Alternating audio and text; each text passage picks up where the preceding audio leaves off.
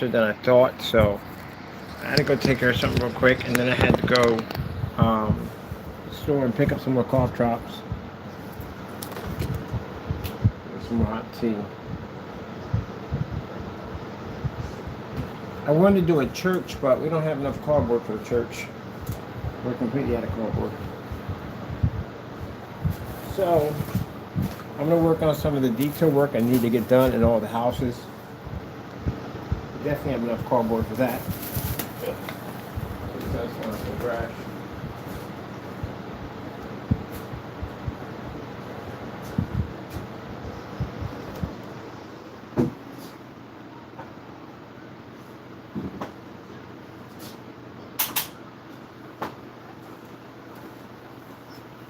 So some areas I have to build on right now. And finish up some of the detail work with it. Right now, starting with the deck here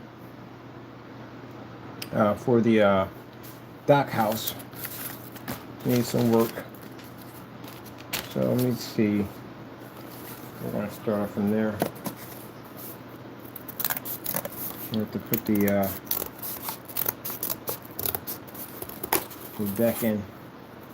So we're going to need strands of cardboard to do it.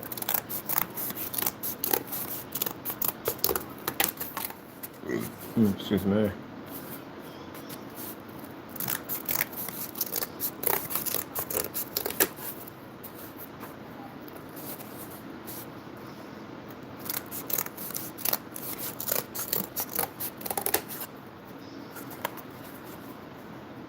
This music. Let's see where we're at. Something.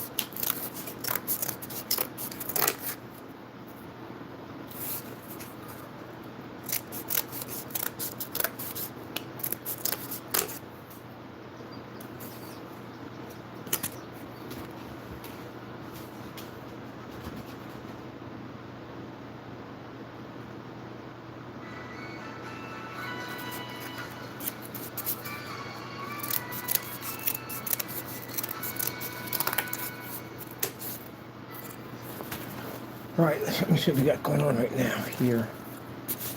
Is it unplugged in? No.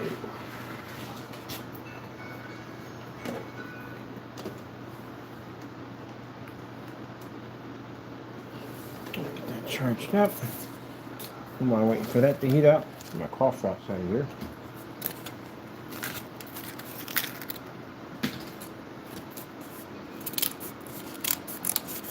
And the good thing about this one is I get to switch up from build to build because I'm doing something different in each one, so you're going to have to do the same thing over and over again on one build. It kind of makes it a little nuts. It takes hours to get some of these started. We have a church. I definitely want to build back there, but like I said, we don't have enough cardboard to build a church. So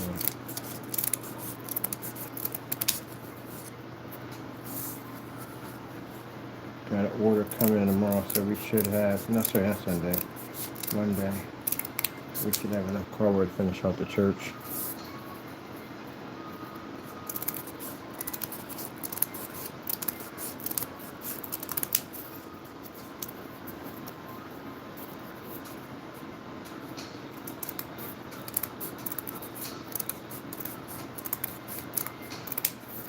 This makes the pier look more realistic when you do individual strands.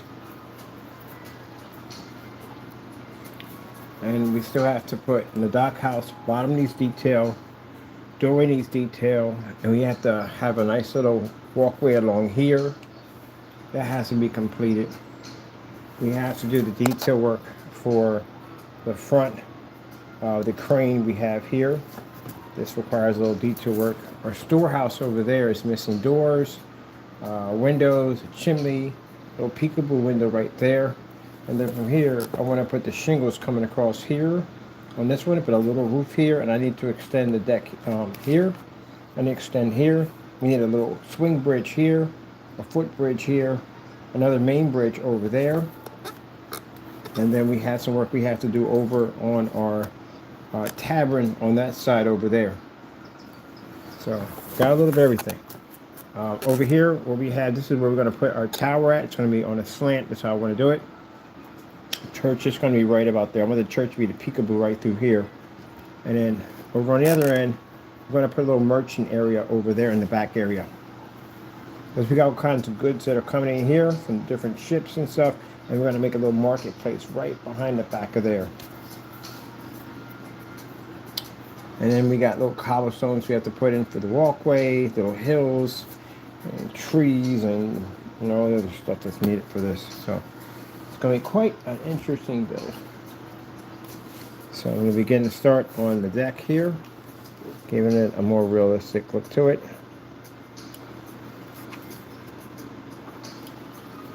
And we built the other tiny house with the Lucky Lakes.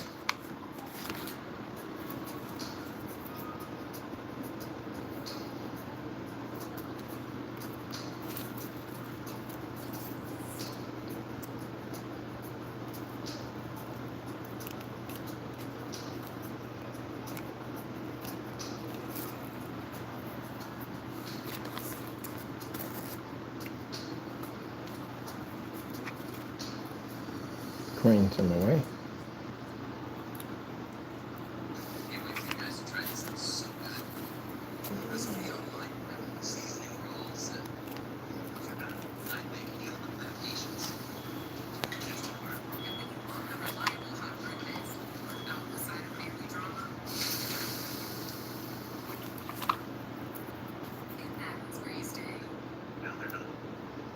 Family contacting me, checking up to see how I'm doing because I got sick.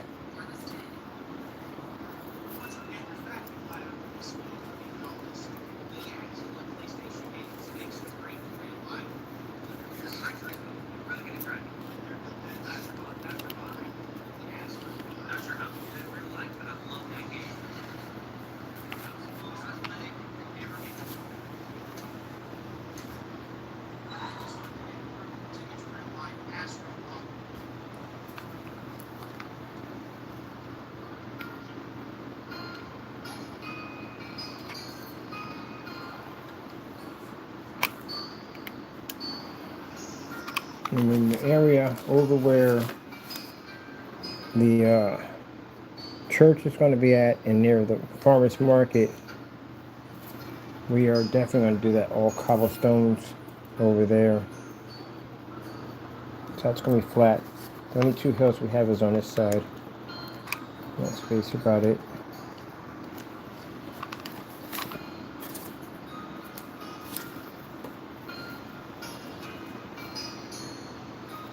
Let's do sticks there.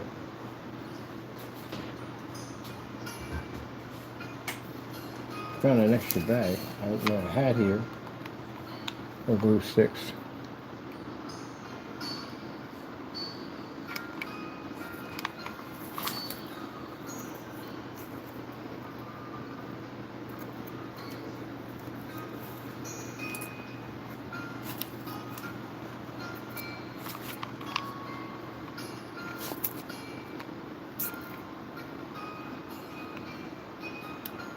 I was looking over at more medieval homes and medieval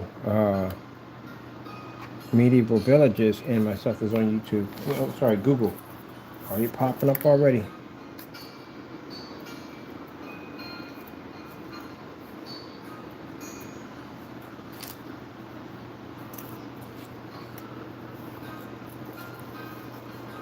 So we got the first one completed right there.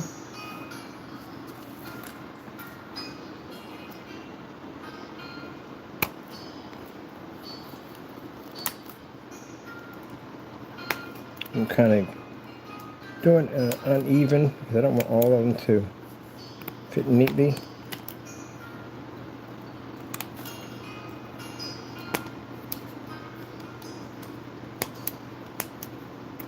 Oh, get out of here.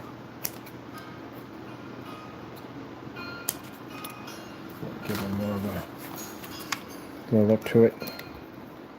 Got any areas we haven't hit correctly. When we dry brush that in, that's going to look really realistic.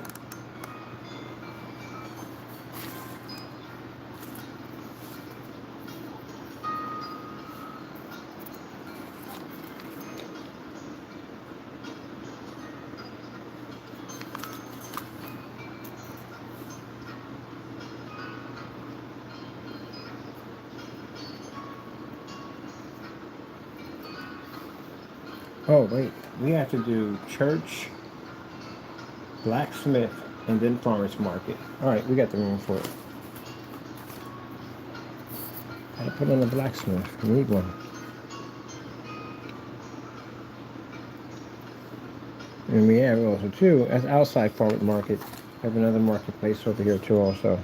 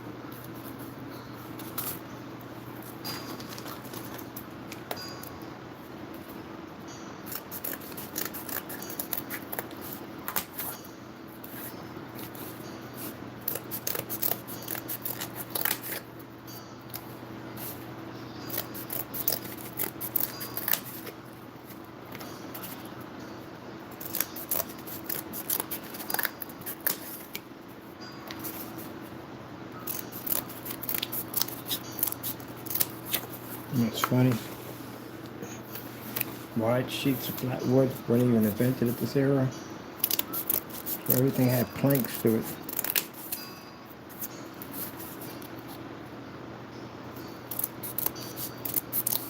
You had the machinery to do it.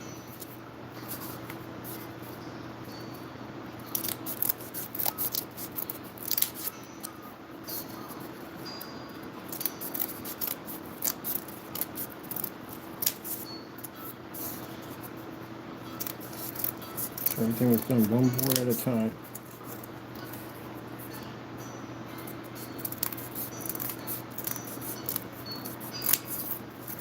Okay.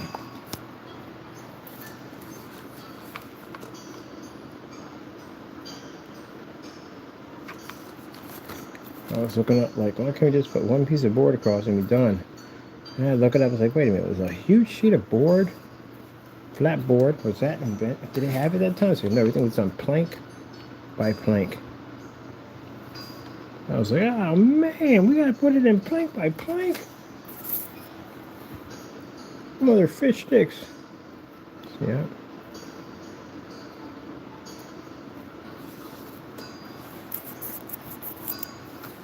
It gives it a more realistic look to it.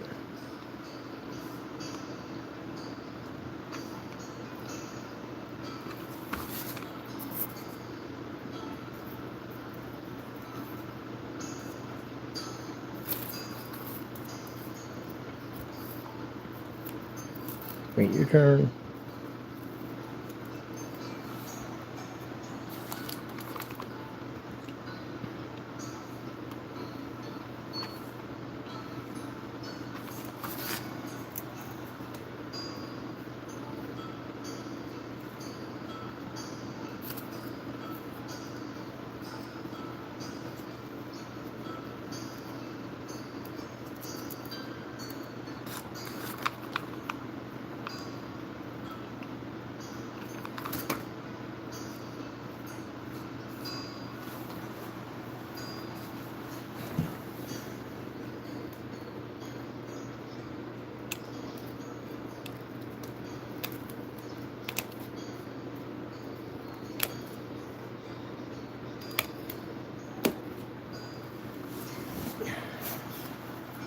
I don't want it to be perfectly neat, but some boards have to be shorter. I want our deck to have a little wear and tear to it.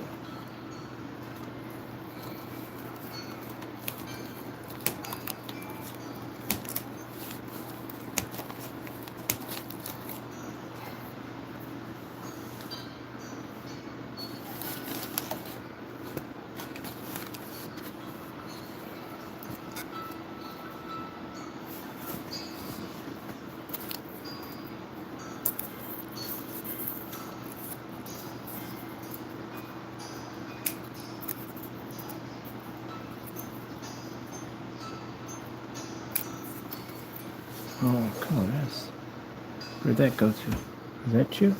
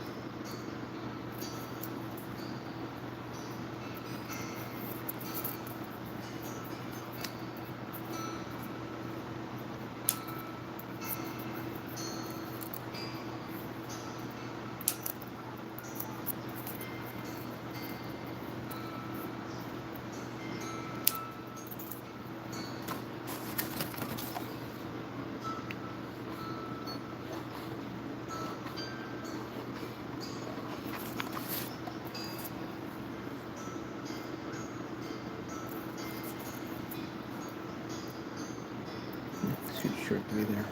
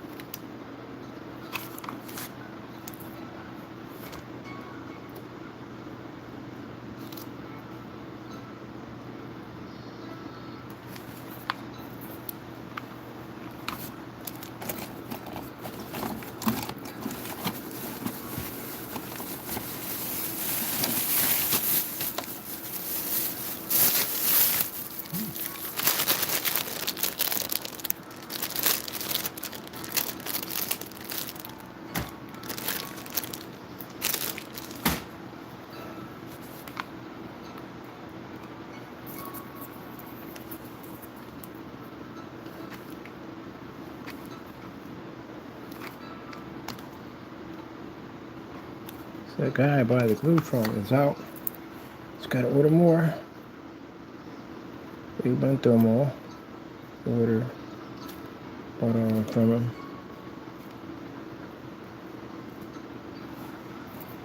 So he wants to order some more from me.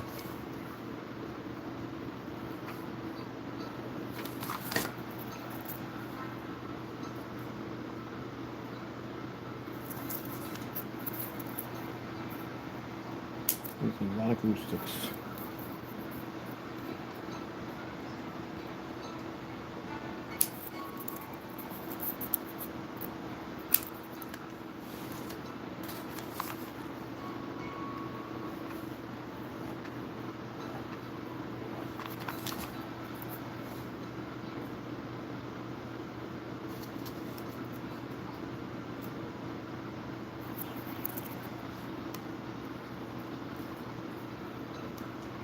There we go.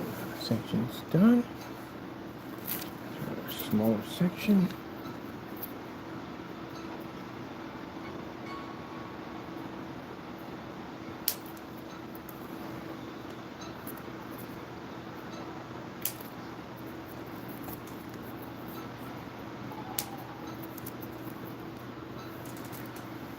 Does this fit on the far end? Oh, it does. Thank God. Whew. Maybe that section over there too.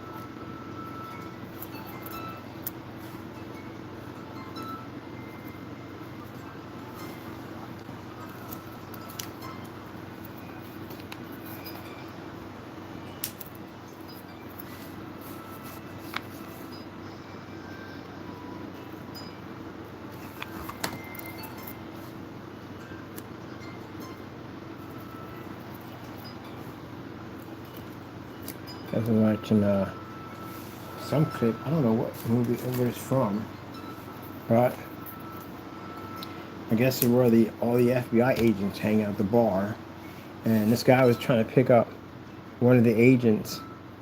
Her and her girlfriends were there drinking after work, of course, and guy's dressed up in his suit and is claiming to be this secretive FBI agent, which is he could have got locked up. They could have arrested him, but they didn't. They just embarrassed him. But anyway, so he called himself being this undercover, everything's top secret, I can't show you my badge, can't show you my gun, all that stuff at all, period. Usually an officer, they will pull back to show he's carrying a firearm, and they will show their badge first. Of course, you might want to do that one first. So the guy was talking about he's a secretive operative and all this crazy stuff, not realizing that the three women he's talking to are actually FBI. So the girl was like, "Do you have a badge? Do you have a gun? Do you have a badge? Can we see it? Can we see it?" The guy was like, "Oh, no, I can't show you. Top secret." Said, "Interesting. Does it look something like this?" When they pulled out their badges, oh man, the humiliation on his face when he realized he was actually having a conversation with three people who work for the FBI.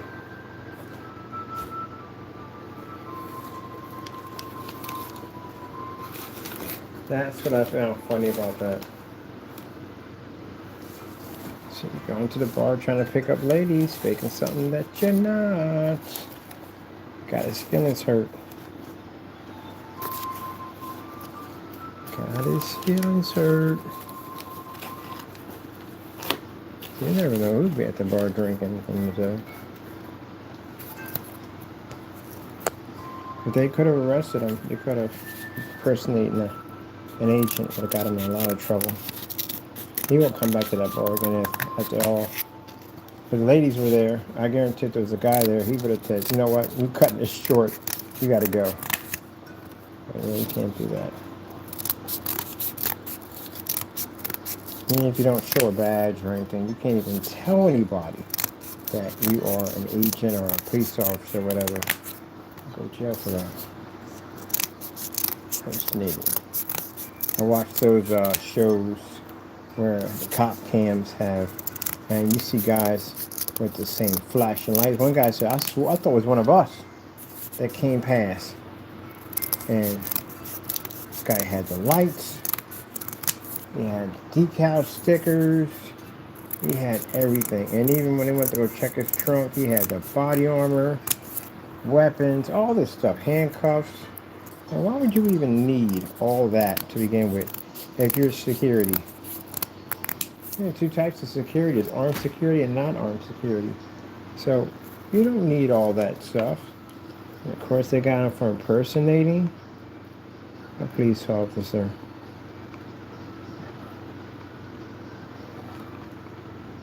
He's probably running around pulling people over, stuff like that.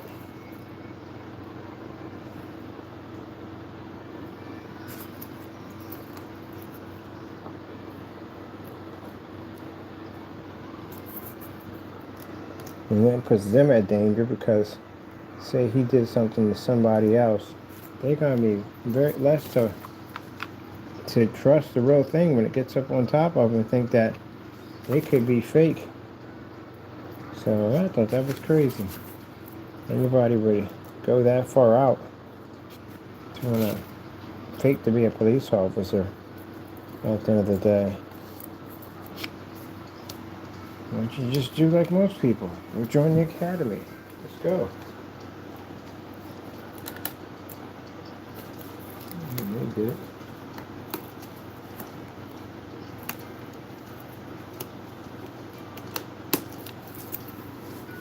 I have a couple friends that are police officers. He dated a couple of police officers.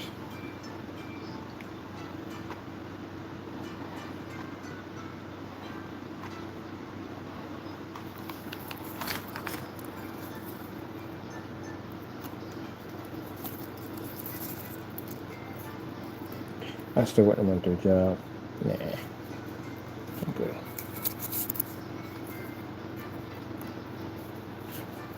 That's not for everybody. Majority of most people I meet are police officers or ex-military. They're used to far worse. So that is interesting. Still didn't get my police lights yet. I better get my police lights, darn it. I keep asking that. I want the real police lights. I want the ones you got, because I want to set up a racing simulator with a Need for Speed, and I want those police lights they got up there. So you ain't even got the car. I don't need the car to activate your freaking lights, man, at the end of the day, man. Just need the freaking lights, man. Give me the freaking lights. So go down to a... Am I allowed to have those? I think they tell me I'm not allowed to have them. Those particular lights. Oh, man, that'd make a great Need for Speed simulator. I just go out and buy the flashing lights you get on the top of your car. They have for clubs and stuff, and I convert those for my Need for Speed setup. I had everything set up. I went and had my PS1. I went and bought myself a chair. I went and bought a chair for a car, and mounted a speaker underneath of it so I get the vibration and the bass and everything.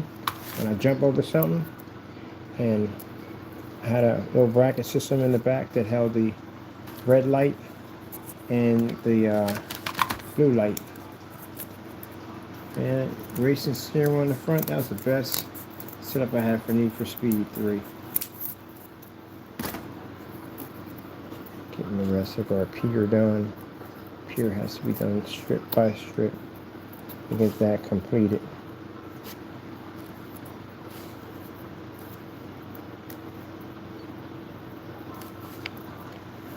There we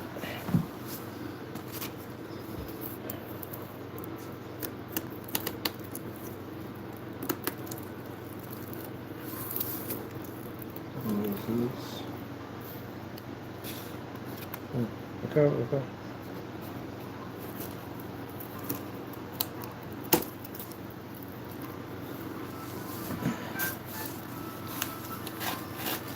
Now, I don't want to get it underneath the house. The house is on sitting on a platform, and I don't want to be under the house and throw the house off center. So that's why we have to build it around the house. Up there, please.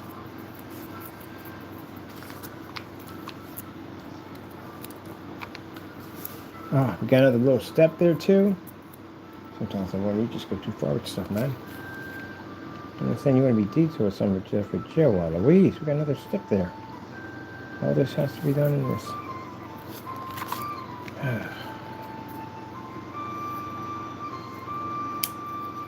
This is the more tedious, hard stuff to do. It's just this thing right here.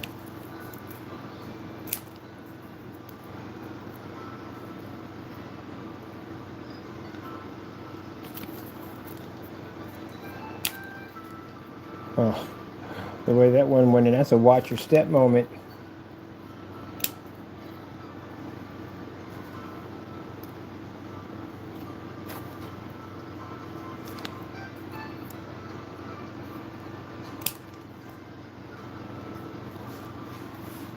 That's definitely a watch your step moment.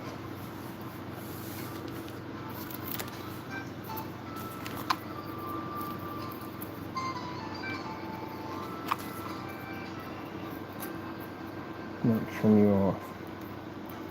And now away from that section right there. Let's trim these off.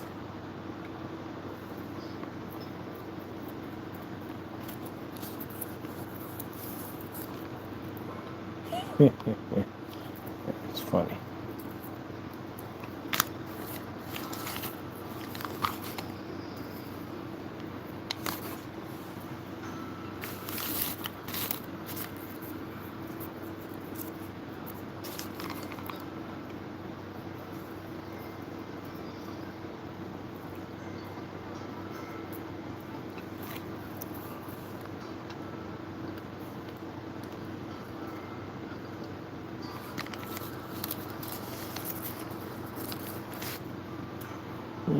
Nice, here we go.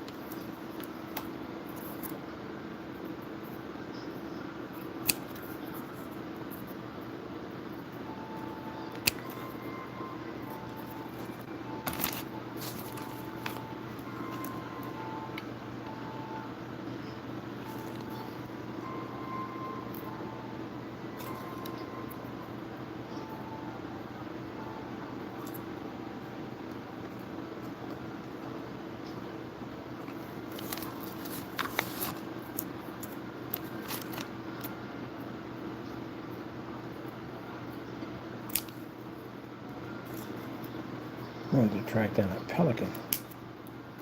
Not an emu.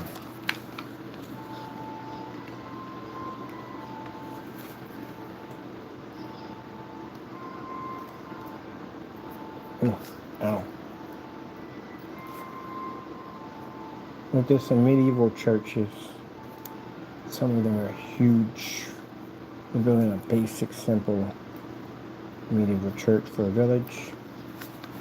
So it's a pretty easy one to put together. And I keep saying that. I never learn. We do know it's going to be detailed. We got a cobblestone it. Oh wow, I just went 6 different ways from Sunday. So yeah, the church structure has to be made different. It has to be cobblestoned. So we have to cobblestone that in.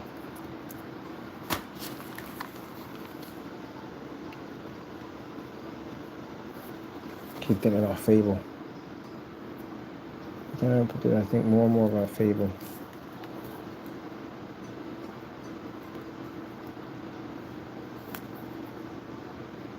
I think one of the builds, I'm going to build that bridge from Fable.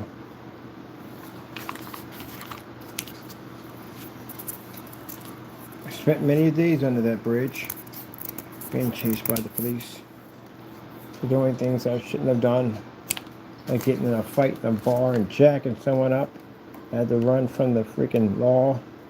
I spent time under that bridge. I found a little glitch underneath there. They couldn't find me.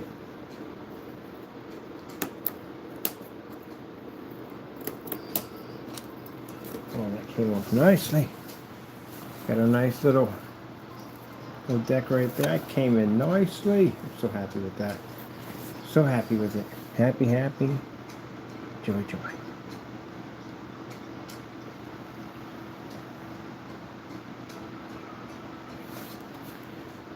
Okay, old house, here we're going to have to go in and get you settled in and look better. So let's get your work done. We come across some pieces and we built it piece by piece.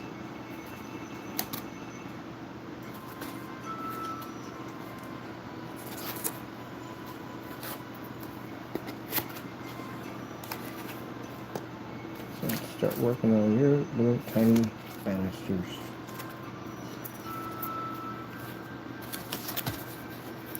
Before we do that, I gotta do a trim on you.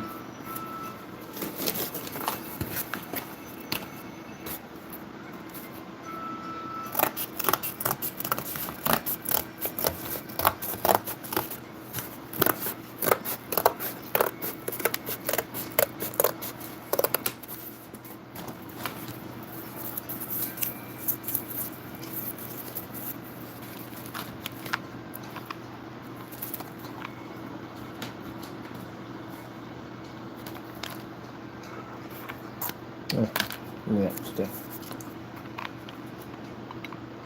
So I'm thinking about, why am I sticking my hand inside these buildings, put windows in? Like, I didn't think it was so obvious that we can install the windows on the outside and build the framework around it. Which again, thank you, Jesus.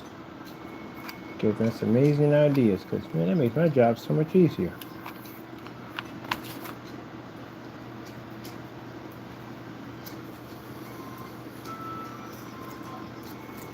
Right, we'll do this over here. Look at this one here a little better.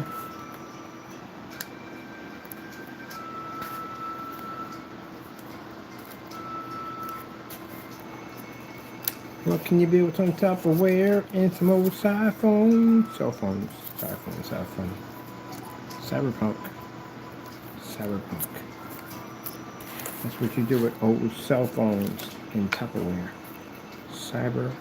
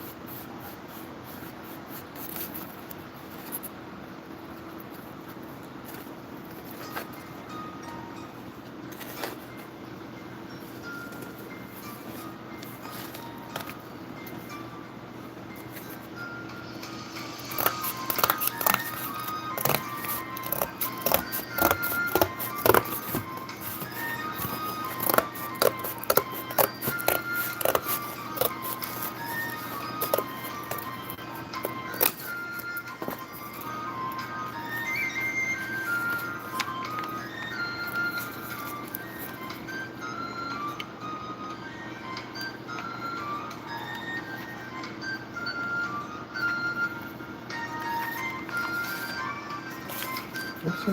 Be nice.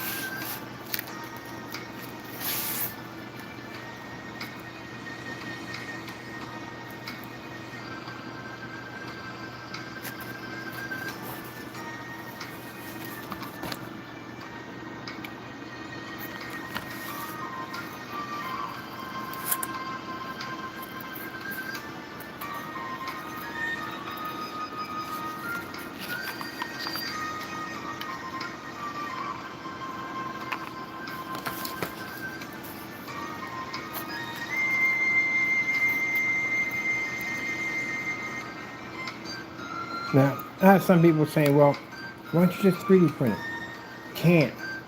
You look up cardboard medieval kingdom, there's a ton of people who do this. No, can't do that. Has to be all made by cardboard and by hand. That's the craft.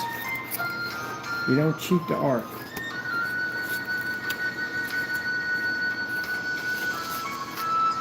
And in 3D printing, unless you're printing each piece one by one by one by one by one to put it all together, which would take a long time to do, because you got to print that thing out. Ours we just build it out of cardboard and we're done in no time at all, with no toxic chemicals to poison it.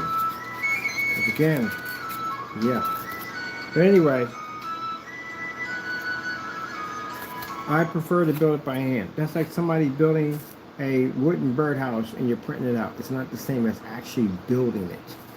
Now, some people who build at the end of the day with wood, they prefer to basically buy the wood. Some people go farther than that. They literally chop a tree down and basically treat the wood and everything and then build it from there. That's crazy. That's insane. That's actually awesome, to tell you the truth.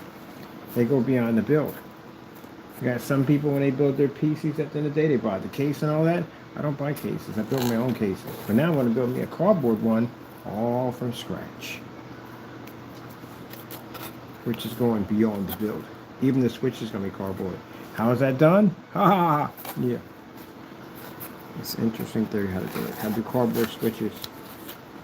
Cardboard switches. That sounds insane. Insane. It's not hard to do. It just sounds hard to do. If you make it hard, it's just going to be hard to do.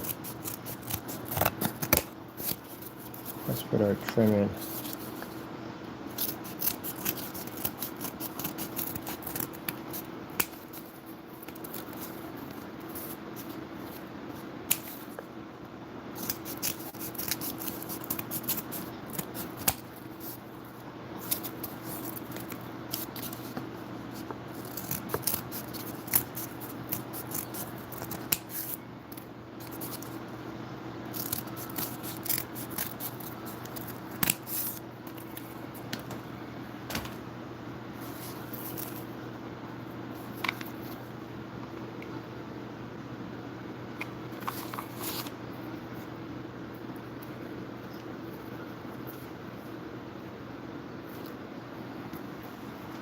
That's actually a pretty good question.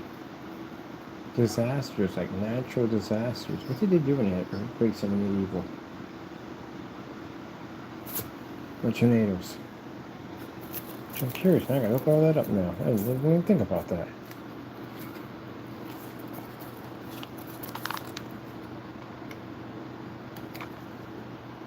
Or if anything, they probably named it after a god. And Greeks did it too. Greeks named everything after a god. Roman Empire era. As a worshiper of gods with an S, not God.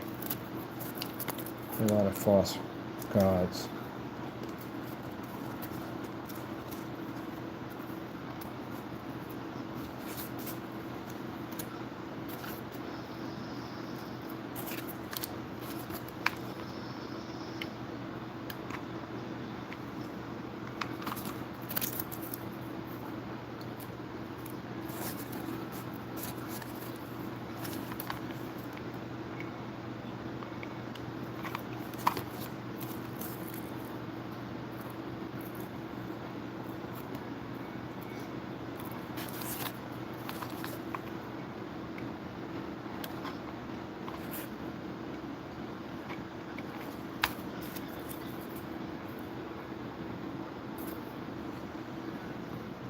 Oh, yeah, I think we're up. Yes.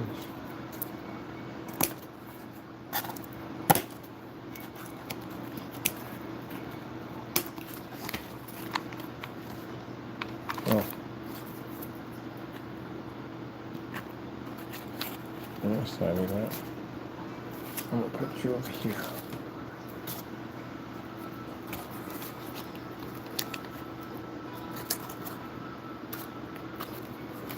That's there.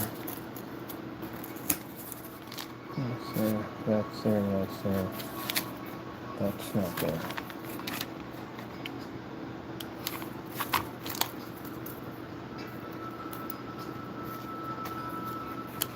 There. Okay, let me see.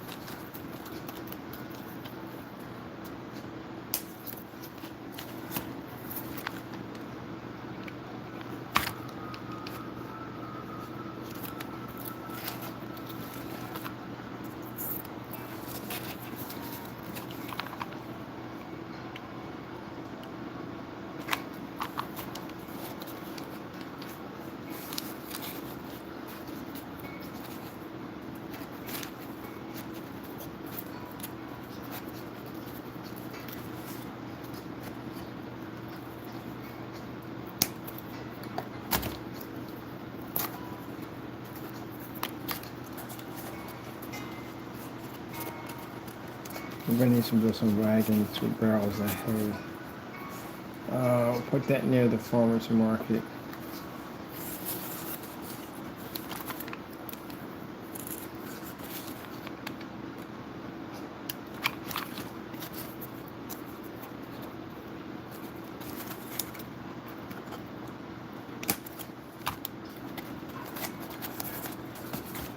Okay, getting there.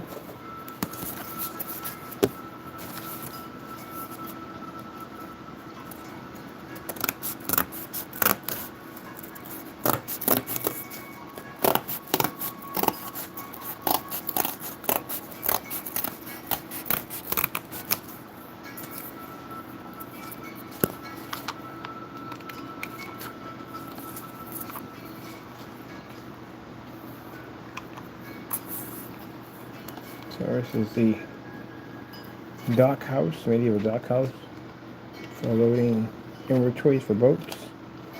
We're doing touch-ups on this one because I'm going to get the other ones built. And the only two structures we have left is a church, blacksmith, and we have the farmer's market we have to put in. Those are the easier ones to do. Blacksmith and I don't know what the church. I doubt that was going to be hard. It was going to be a pretty interesting one because we have to cobblestone it. That's why to give a more realistic effect. What we got? Isn't that nice then?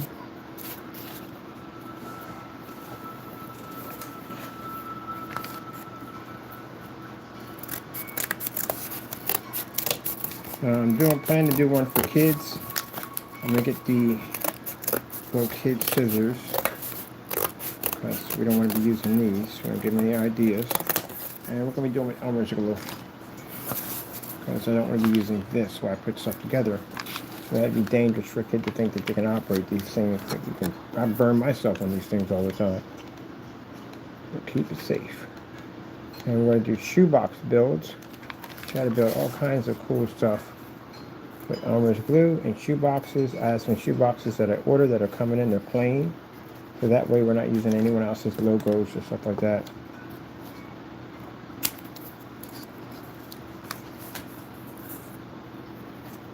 And also too, some pretty cool PC builds. Can't find a case? She had to build one using a shoebox. Peekaboo window, all that 9 yards, the whole thing. And we can even drop our fans in using bolts and nuts to install on our fans and everything.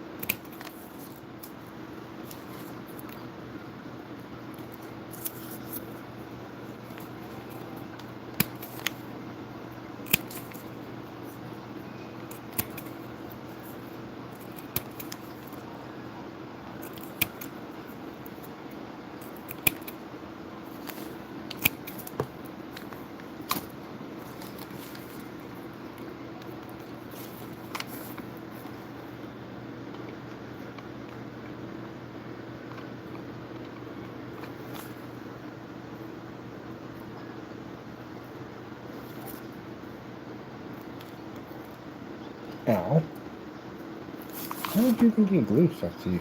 Like, really, honestly.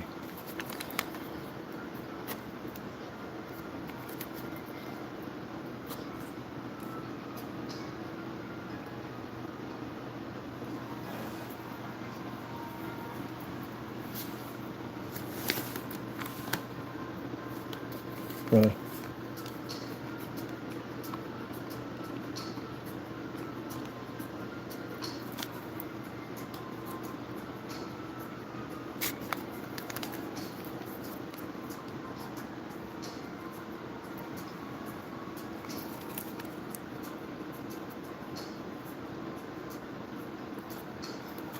Oh, that explains a lot.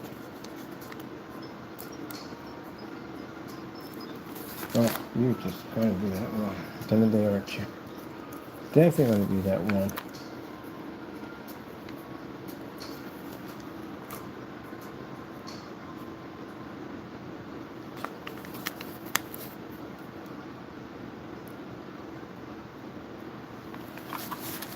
First set of banisters.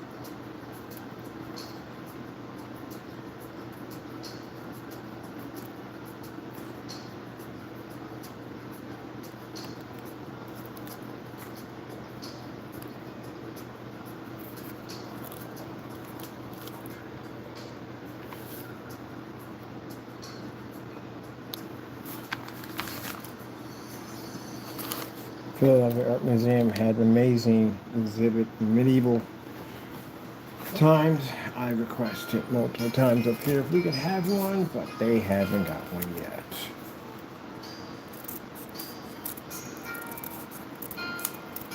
They have it down in the basement somewhere. But no medieval yet.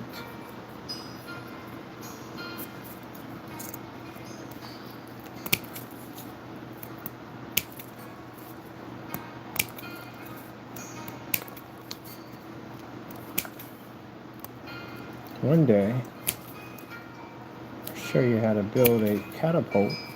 Like I said, the size of a Volkswagen Beetle. It actually does work.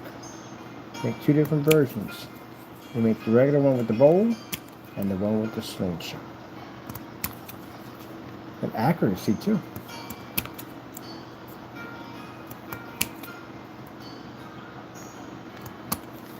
I built one in COVID. So when you get bored, you start building weird stuff. Had the lumber shipped in.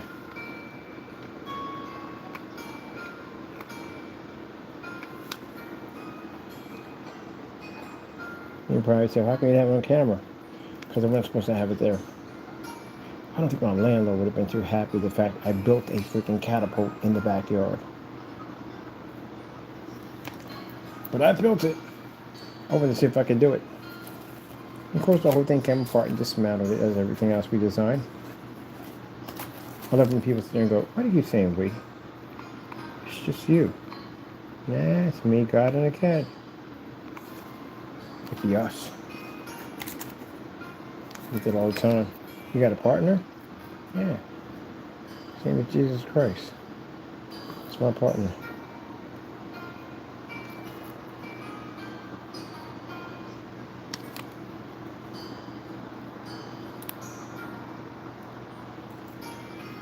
Oh, spreading my fingers.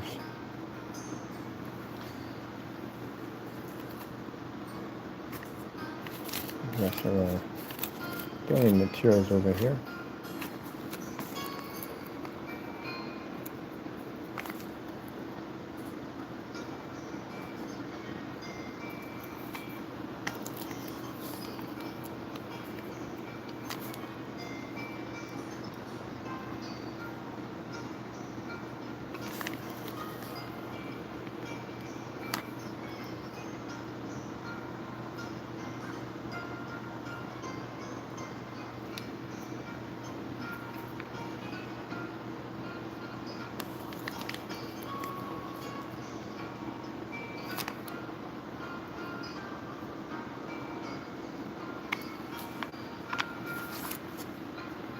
remember we was at Home Depot, and somebody asked me if I had anchor cabinets. I can anchor cabinets. I can also build them too, and also repair them and all that stuff. I love woodwork. And build your own cabinets. And build your own cabinets. Yeah. You can even make your own stained glass too. The stained glass kits. Show you how to do it. Very easy to do. I'm always make stained glass bottles. That's how I learned how to do it.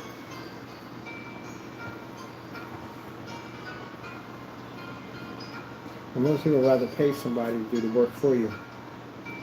You gotta learn that stuff, you know. You should know how to anchor your own cabinets. It's not that hard. It really isn't to anchor your own cabinets. Get a stud finder, and so, you know, you can find a stud and anchor those things in correctly. It looks like it'll come out on you and hit the floor.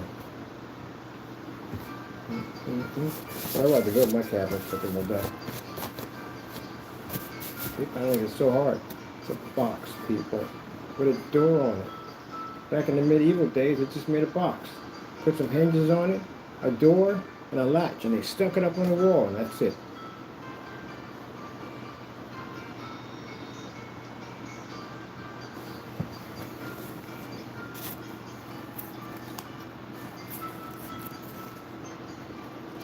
You go to wood class, you'll be like, oh, man, that's pretty much it. The machine that you run across, I forgot what they call the machine. You run across, it smooths out the edges with all kinds of designs in it. Heck, you know how to work the other machine, you can make your own freaking table legs.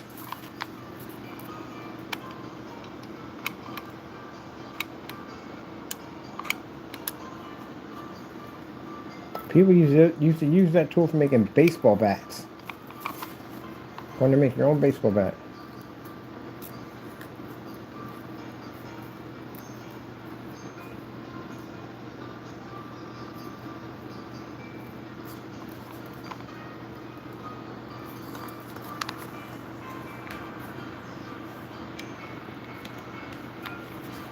I know some that don't even have toolboxes. And you know how to operate a power saw, a hand saw. A hand saw's so easy. It's a hand saw. Back and forth. There's a different way yet on top of that, yeah, because you don't, your saw will get jammed in there.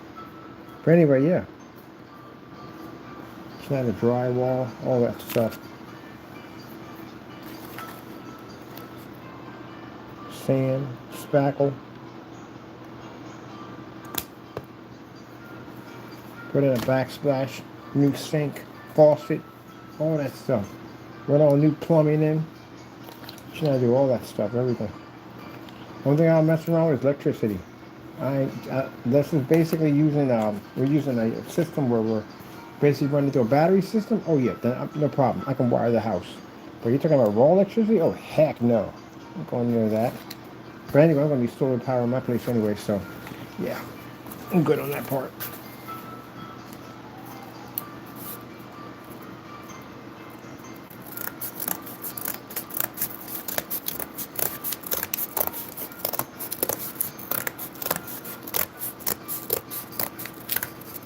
You know the guys that can build, those are the guys who go to Home Depot, they'll be in there for hours. Most likely ladies looking at power tools. Oh my goodness. The power tools section. Like a kid in the candy store in there, man.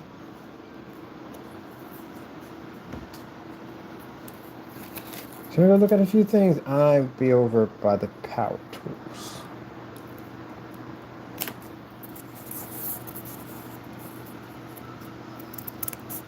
And you over there, girls would be turning and be thinking about all the cool stuff they can build with this.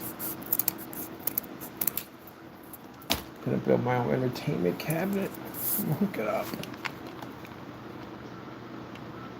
Add an extension to the deck.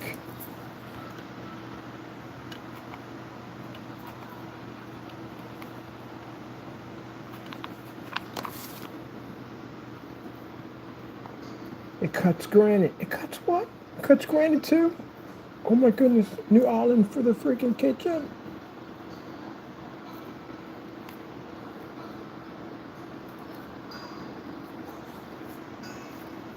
They're over there in the tools. Don't rush them. Let them have their moments. Anybody rushing you when you're looking for shoes, right? My ex used to be like that. I'd be over in the tool section just looking at all the cool stuff like, man, it screams I could build with that thing at the end of the day. I was always thinking about the projection screens, like, man, you know what I can do with that machine over there? There's stuff I can build with that? Man, not only do I build my screen, I build the deck with it, speakers involved with it, seating chairs, everything, the whole 9 yards, all of it. Yeah. Building a deck with speakers on it on top of that, put in my freaking barbecue set, all that, everything in there, man. I'm like, man, I have a ball with this thing, man. You should know how to build a deck. That's not hard to do, you're not right. But anyway, so yeah, I would have a ball with that, man. I would have my speaker system wired in from the front and back into the deck system where the barbecue set is at. I have a sister just landscaping. Her barbecue pit is a beast. It's a beast. She designed it. It's a beast. All cobblestone built. It's like a pit. Basically, she can barbecue wherever she wants to. She got a pizza oven there. She put in there. She basically did the masonry job on it. Hooked that thing up. And the smoke is designed to basically go underground and pipe somewhere else, which causes a net barrier that discourages bugs. Oh man, it's sick. It's freaking awesome. She built the whole thing. Yes, I built this baby myself. She did the landscaping and everything. Somewhere on that property, way back, she's got a little Japanese tea garden back there too, all hidden behind real bamboo. She hooked that whole place up.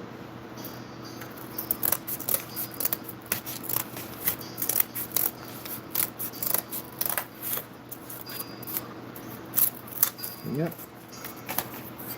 And then once in a while, I'll see a woman in there wearing knee pads, covered in dust and dirt. Most beautiful sight I've ever seen in my entire life. See, that don't get me at the end. Women wear all the glamorous stuff. That don't do it for me. I like a woman who works with her hands. Somebody come in wearing freaking like the knee pads on, they're wearing the freaking work boots and stuff, and they're covered in paint and everything.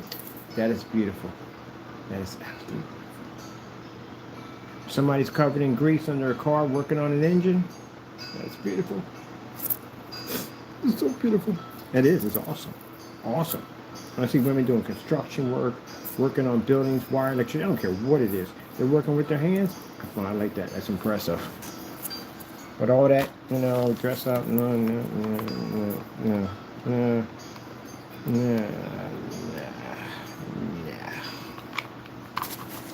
don't do it for me.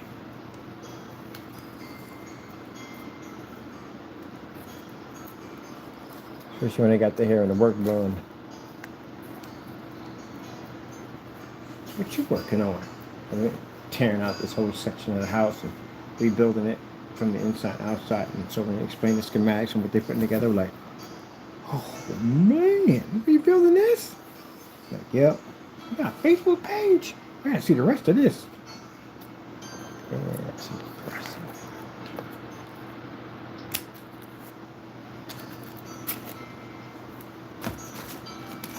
But the ones that are a little dainty, trying to get their nails, to get dirt on their nails, no, you bore me. You're boring. I thought you're boring. And everybody else might be boring. Other men like that. Men like the women that are dainty and stuff like that. I don't. I like women who basically are more aggressors. That's why I date police officers and military and stuff like that, like aggressors. So that whole ability to be able to build and work with your hands, covered in grime and dirt.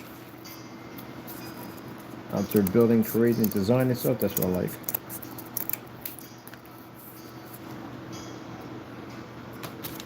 Here we go.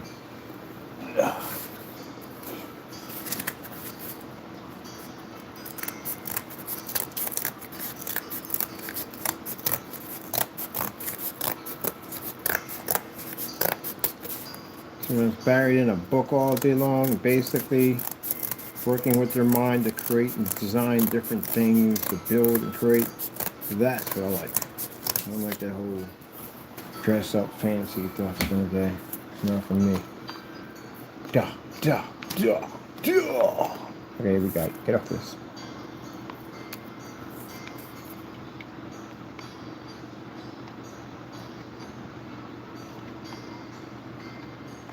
And she said, you can operate a chainsaw.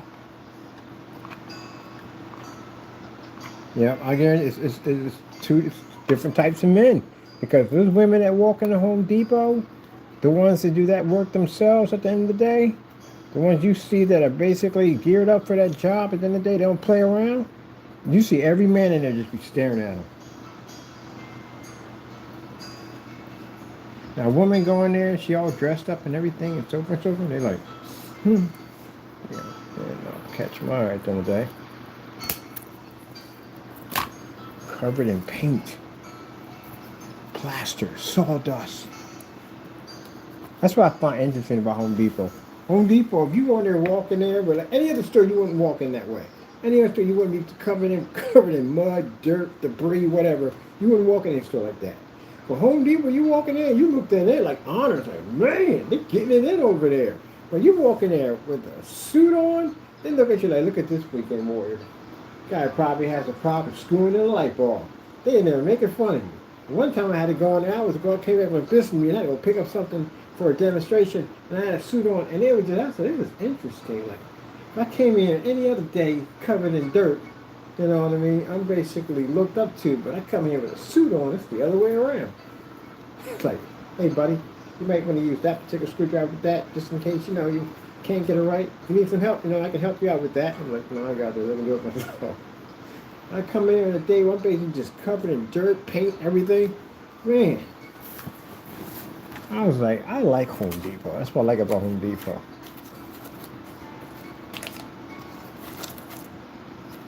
And then people get all cleaned up before they go in. Maybe you out some paint. You're already covered in it anyway. Now, let me get cleaned up a little bit. Let me go in a Home Depot, man. Who the freak cleans up a Home Depot? Yep. Being a pansy. Together. Especially when you see guys really covered in it. Like really covered. I was halfway through it all and I don't have the parts. Like some of the parts are missing or I need this particular part. You gotta have respect for that. I like my little house right here.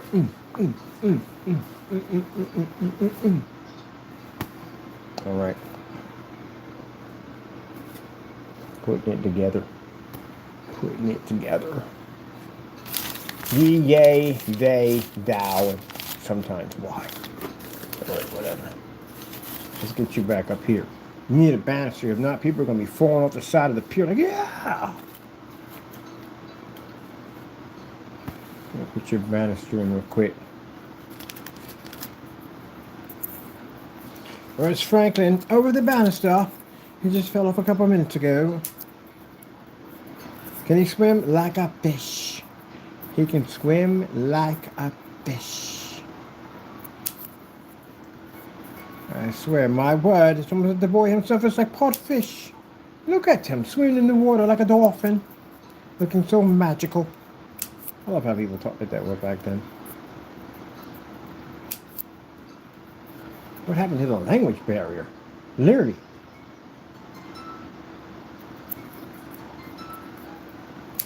And now we're this language.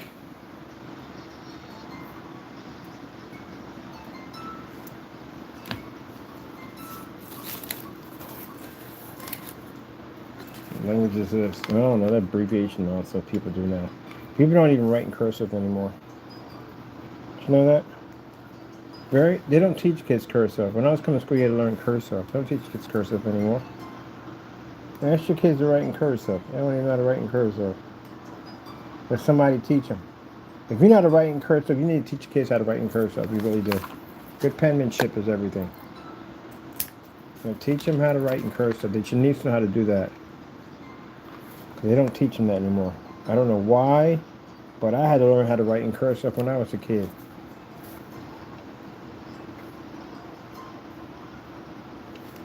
I can teach them how to write in cursive. My ex had freaking incredible handwriting.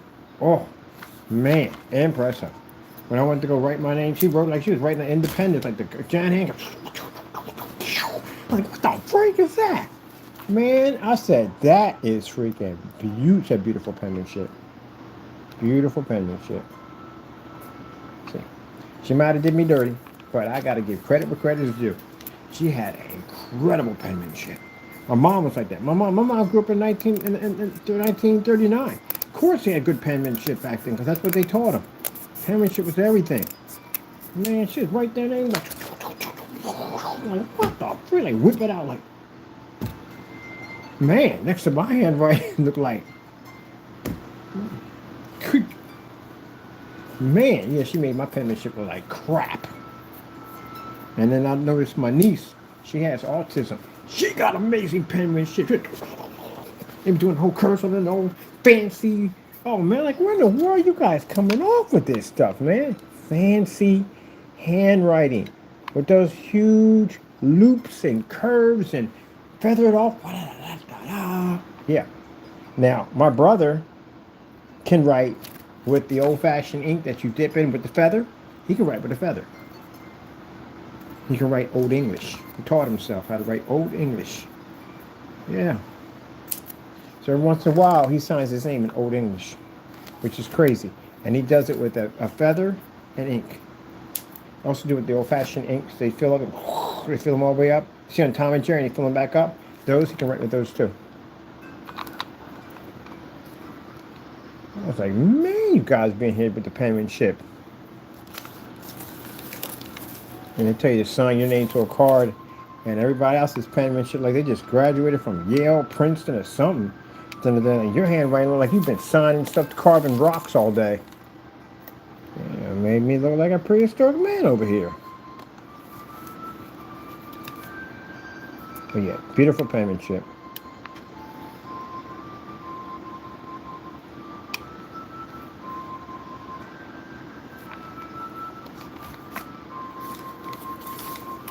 We got a back gate. So men don't fall off the side of the pier and swim like a fish like Jenkins. Jenkins swam like a fish. You be sitting out there talking to your friends. Like, I remember the day when Jenkins fell off the side of the pier. He swam like a fish. Never seen anything like it.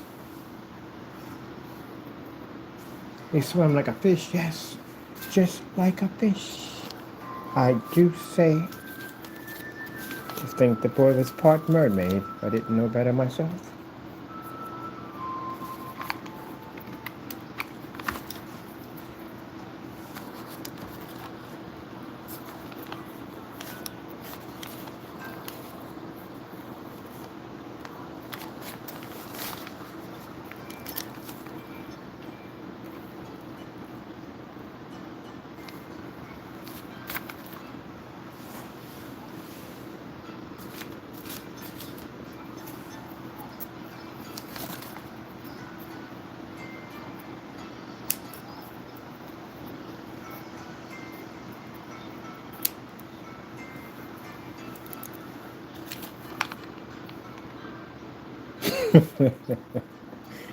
Oh man, I'm using that line. That's my line now. I'm definitely using that line from now on. That's mine. It's interesting to be entertained with oneself. You'll be sitting there and just start laughing out of nowhere because something you said something funny to yourself.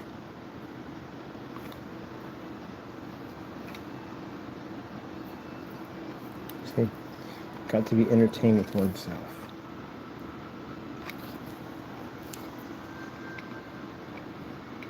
I'm watching somebody right now, good friend of mine, going through the breakup process. Oh, man, I ain't got to go through that crap no more. I'm so, thank goodness. The breakup process, I'm watching it. Great. We'll get through that nightmare. But, yeah. Going through the breakup process. Hopefully he learns his lesson. Don't do it again. But usually most people never do. Hey, go back.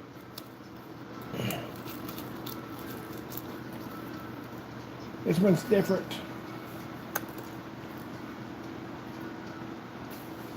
You know, when you're not in that field anymore, you're good. Like I said, some people need that companionship. I don't get it. I don't understand it. I don't. Oh, that's what I got free. I'm free. Free to live my life the way it is. Free. Not enough. With that 5-year span, I did 5 years, didn't like it, never doing it again. There's nothing that can ever change my mind. I like my freedom. Come on. And I still have friends that are single. I'm sorry, friends that are married and everything. Like, Ken, you must find someone. There must be someone you want to share your life with. Yeah, a pair of scissors and a glue gun and a stack of cardboard. I'm happy. Matter of fact, that does make me happy. Scissors, endless glue sticks, endless cardboard. The kingdoms I could make. Oh my goodness. That's the ultimate right there. That's the ultimate for me. That's the ultimate. A room full of nothing but computer parts. Oh man, that'd be fantastic. Nothing but computer parts. Freaking endless cardboard, endless glue sticks, and a freaking wood shop that I can build whatever the freak I want out of wood. All the tools, everything I would need to do it to put the whole thing together. Oh man. That definitely right there. That right there. And a good piece of land. Oh heck yeah. That'd be amazing. I would have so much fun with that. My buddy's teaching me how to operate a torch. He's teaching me welding. Man, when I get done and I learn that skill, welding really good, I'm building me a freaking rail car. You think I'm joking? I'm definitely building a rail car. Yeah. See? There you go. That's the reason why we can't be bored. Impossible. Impossible! We always building something crazy. Build my own furniture, put computers in my furniture.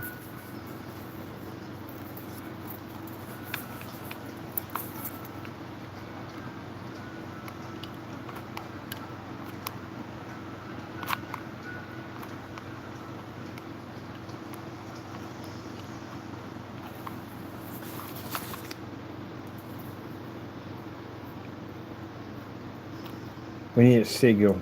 Seagull? Seagull. A pelican. We need a pelican. No, everything's close to the shore for that, right? No, they still land. There's water. Ain't one out here. Seagulls are relentless. I say those are the thugs of the air. Or seagulls. Seagulls ain't no freaking joke. They got no chill. You can't push them away. Because if you do, they come back with packs of them.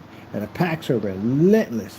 You have any food? They will scout food from a mile away. You can be sitting up there eating. I watched the one in the video where the woman was about to open up the sandwich, and you literally saw the bird fly over top of her. A couple of seconds later, yeah, it took her right out of her hand. She was counting her fingers. They are relentless. They have no fear of nothing at all, period. And they'll come back in packs to jack you up. Ain't no joke. I call it, that bird is a thug. It's a straight thug. You got something, you ain't gonna have it long. They'll snatch it right out of your hand, think nothing of it. Usually most birds don't want to get that close to you. They don't care. You on a boat? Well, you definitely gonna jack you up. You see them come out the boats are doing fish. They're fishing, and you see freaking sea lions come right up on the boat. And yeah, they don't have no fear. And then you have freaking a bunch of seagulls flying behind you. Oh yeah. Wait, just smile and wave, boys. Yep. It does. Go out there and have a picnic on the beach. See how that works out for you. Oh, I was trying to figure out what the frick was that swinging over there. I was like, what the heck is that? That's part of what's more. Isn't that a cool angle from here? Our medieval days. We're building the medieval days. But anyway, yeah, they're relentless. Yeah, that'd be a good YouTube experience. Try to have a beach. Try to have lunch on the beach. I wonder how long it would take for a seagull to swoop down and try to take the food.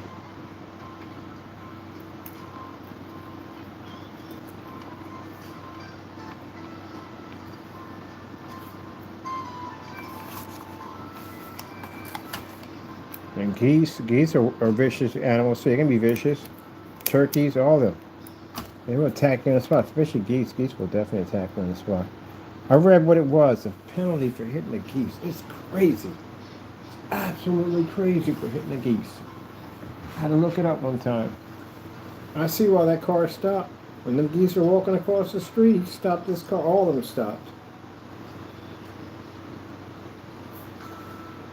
What's the penalty for hitting the geese? The goose. Yeah, I knew it was up there. It's way up there. But yeah, you hit one of these birds, your life is over. Your life is over. You know how much money you gotta pay if you hit one of these things? It's a felony charge to hit one of these birds. So you can get up to $250,000 fine and imprisonment up to 2 years for hitting a bird. Why are they an endangered species? It's up there. I thought it was crazy when I looked at that, but no, they ain't no joke. You strike one of those birds, you kill them, you're going to jail. How much money? $250,000 that you got to pay back?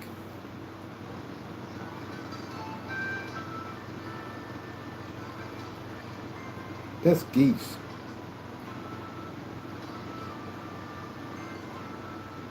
That's crazy. That's why I was sitting there watching these cars like just slow down. And when they walk that street, every single time when I'm passing, every single one of the cars slow down, because there's cameras all out there. Slow down, slow down. So ain't nobody trying to do 2 years in jail and pay up $250,000. I know, for hitting a bird. Like I got a better chance if I slam in the back of someone's car, get a fender better. I'd rather take that than take that nonsense. I mean, the worst that happened to that, I'm just gonna get sued, but I ain't gonna go to jail. Yeah, for touching the geese, you're gonna go to jail. The camera picked it up too. Oh yeah.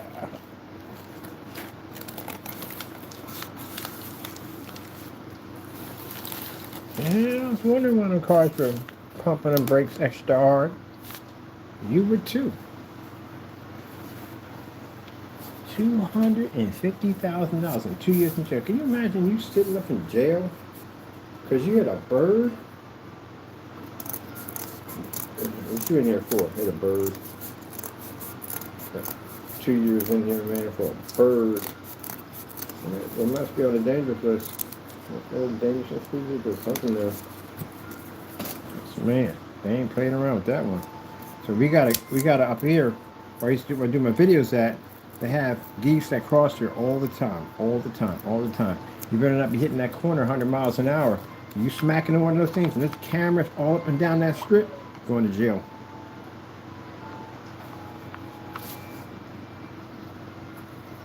So slow it the freak down.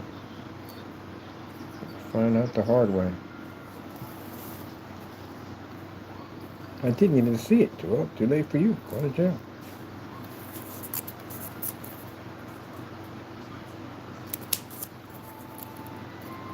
And if you hit 4 of them, is that per bird?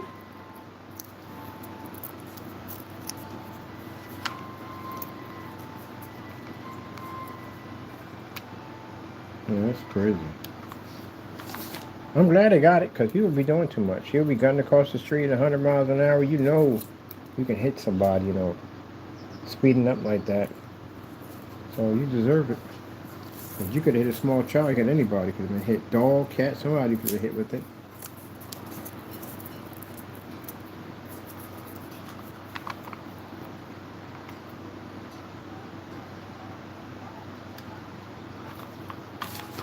He's racing out and down the street for no reason at all.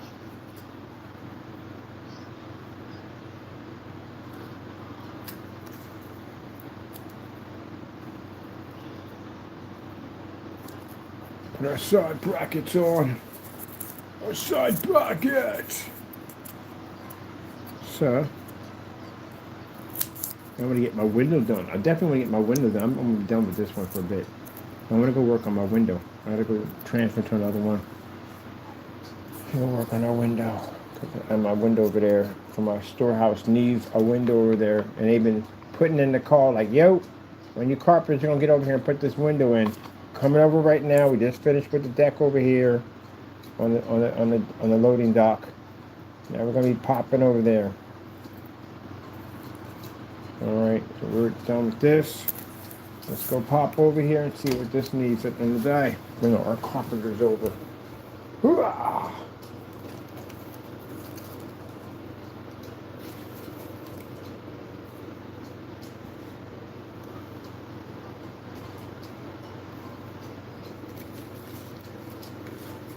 Alright, lay over there. Alright. go put this back together.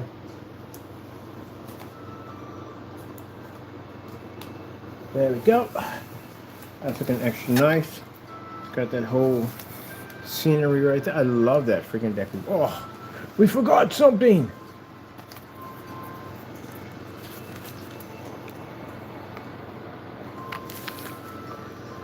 Hold on, we'll be right there in a minute. We have to put the railing on when anybody falling off the side into the ocean, even though they can swim like a fish. Chicken can swim like a fish.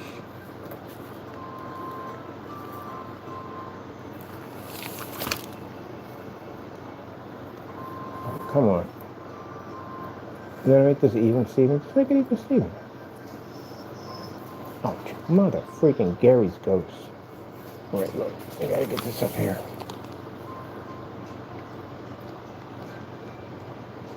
So it's over there. Alright, what's that do? Pop that banister on that side. So that's too far out coming out the gate.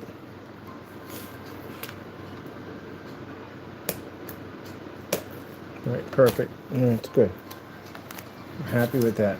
I put the banister in. Alright. Let me see. Gotta come in. I gotta build all that back up again. The ridge area. Put paper down here again. Fresh paper all over again because we built in this section over here. Our farmhouse here. Well, actually, not a farmhouse. Our store. We have a store here. Alright, so let me see. We need a low window right here and it's a window. And that's on this side? And it's on this side. So we don't have a chimney in here.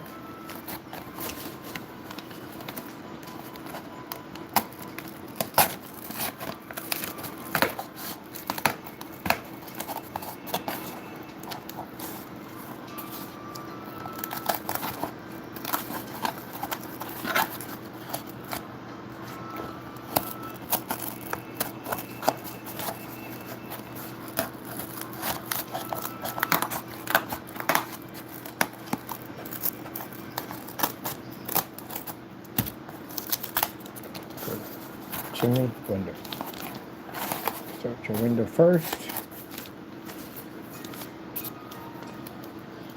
Definitely want it on a slant.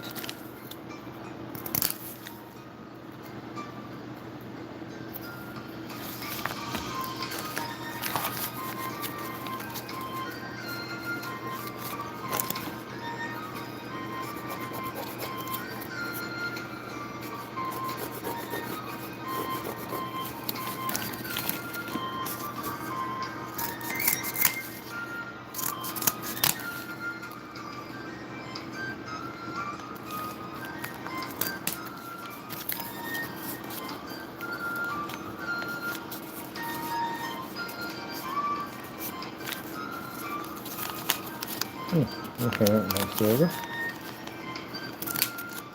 Okay. This is my wad. Are you gonna put it in there? Put it in right now. Hold your horses. Alright, from side to side, you can build it right up the whole thing in for ya.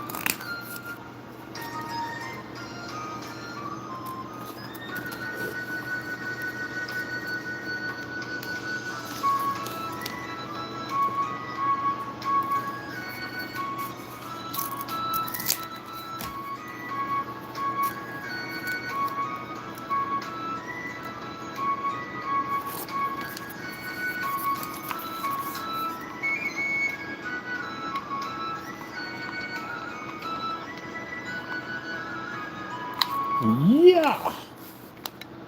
That hurt.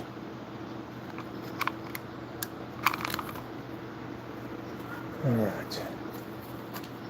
Get in the window for the storehouse.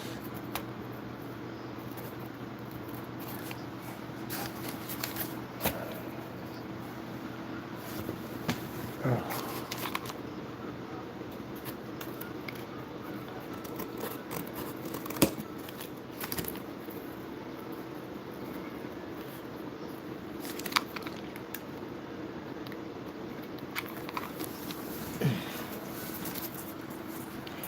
It sticks so far out. It's supposed to stick that far out. It's the craftsmanship of our walk. We give it a look. It looks like so. Just be patient, sir. Put a nice balcony on here.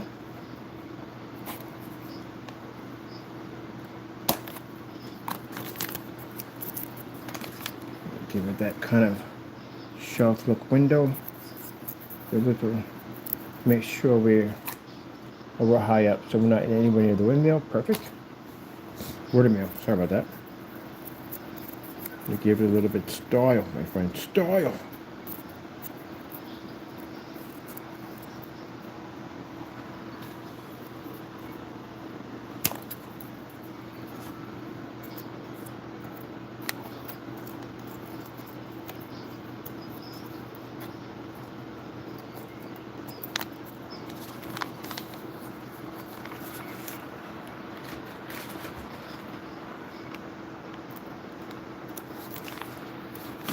You gotta be kidding me. Come on here. Did you just go all the way gone?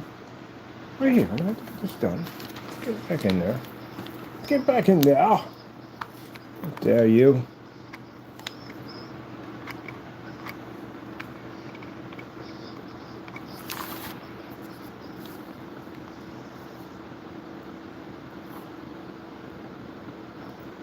I see right there. We have a nice little support there. We can put a nice little vine garden in there that drops off of here and cascades down there. Give a nice look to it.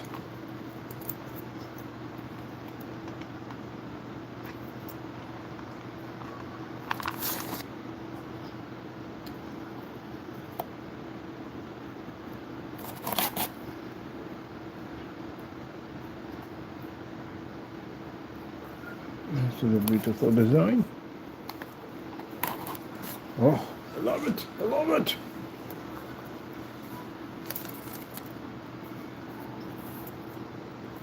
Get this girl from hands first. That would have definitely help indeed.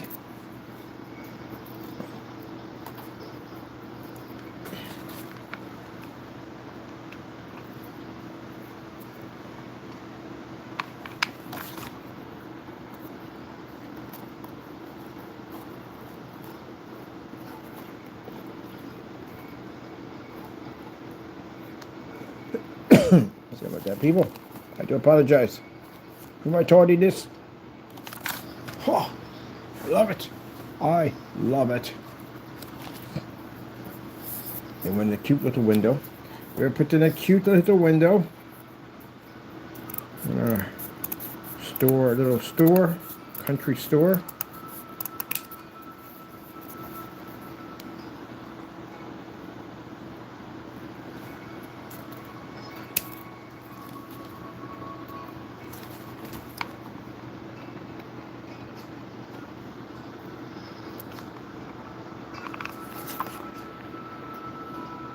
Watch the heat gun burger. Go for the heat.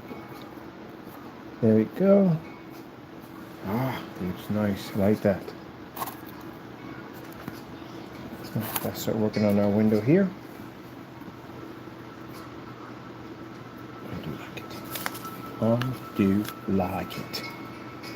Alright, so Spud. Where do we go next? We need a window. This piece right here would be fantastic for our window. Cut it nicely.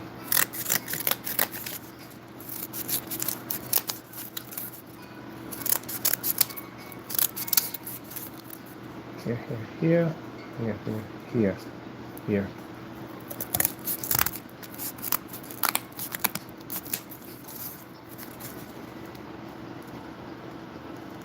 a little bit more.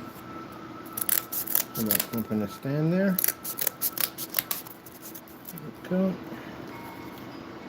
That's perfect. Here for the top.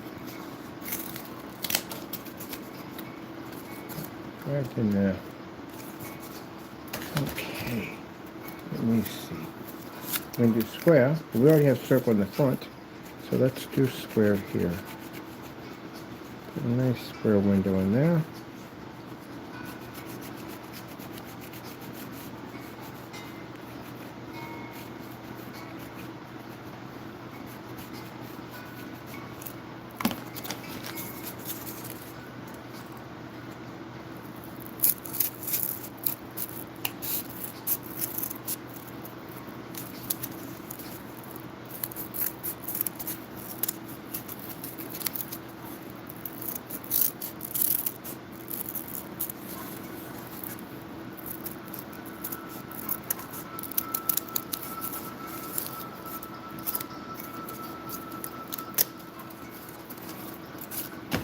Yeah, so that's a window right there.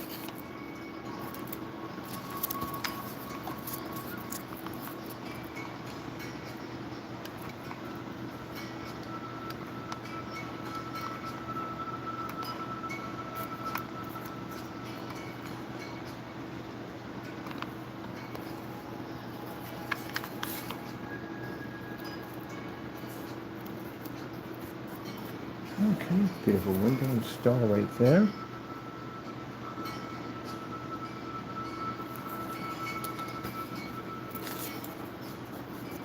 What can we get from this circle?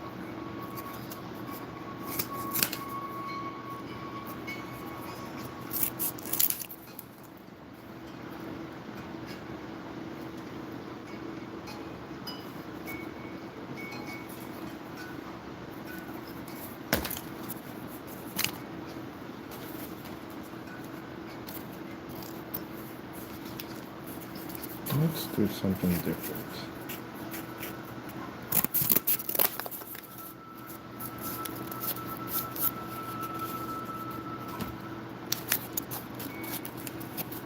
Something over here. I'm going to trim that just a little bit more.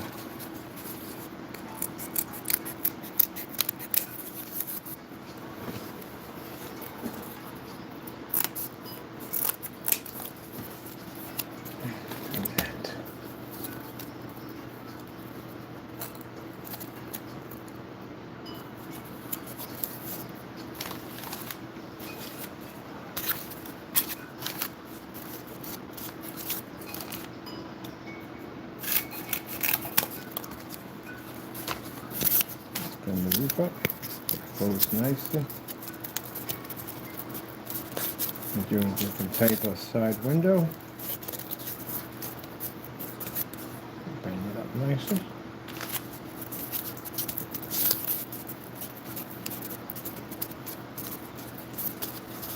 Now, this doesn't make any sense. This doesn't. You don't need this right here. All this is going to be painted inside.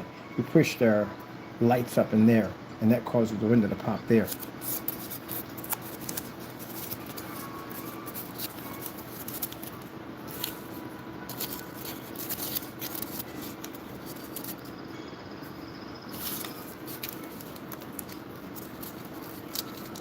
Let's see how this is going to fit. So, yeah, okay, I see it happening. Let's do this way first.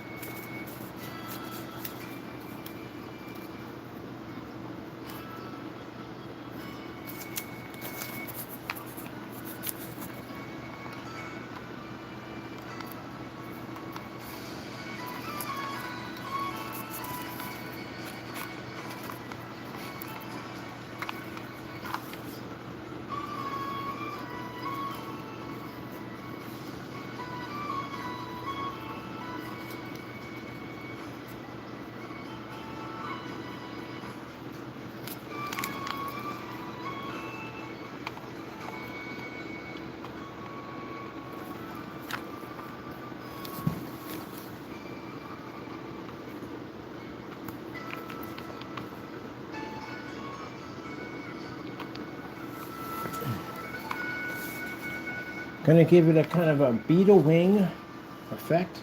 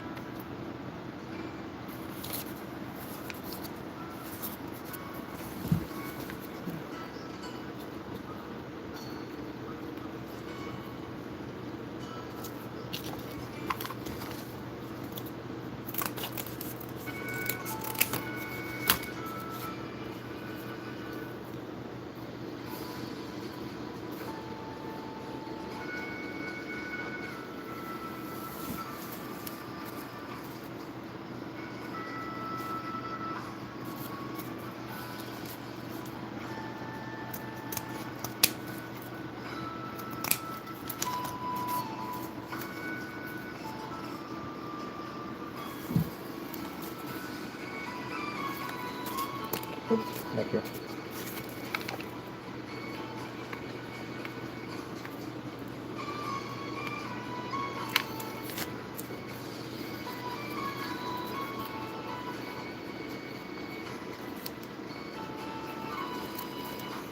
More pens in this one.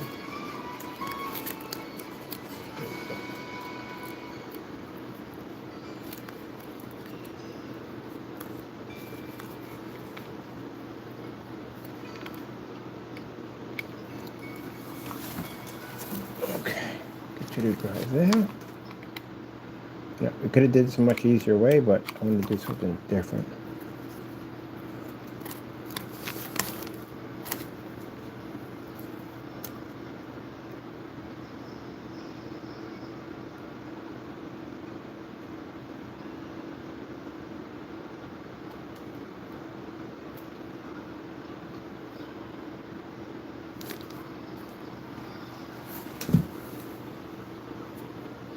Okay, good.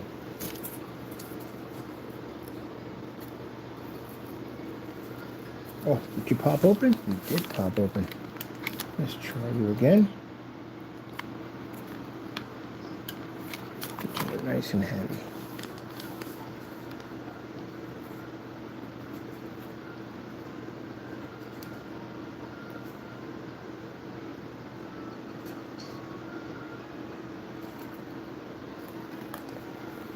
It's determined to do what it wants to do.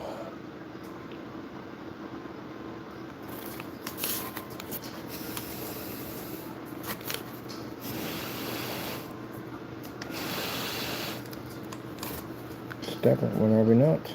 Very stubborn.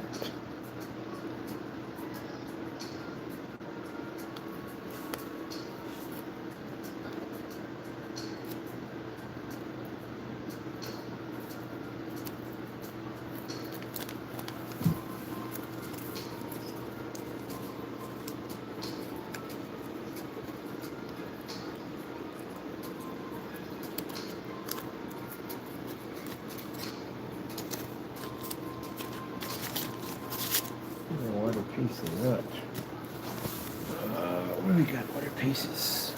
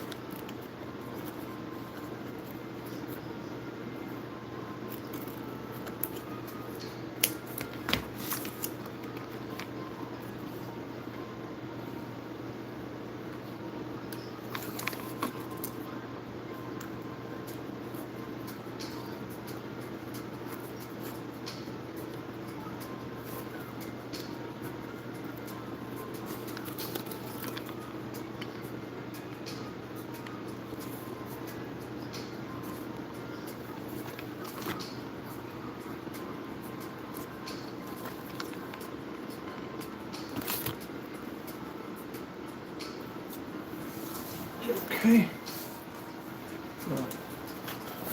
Come here.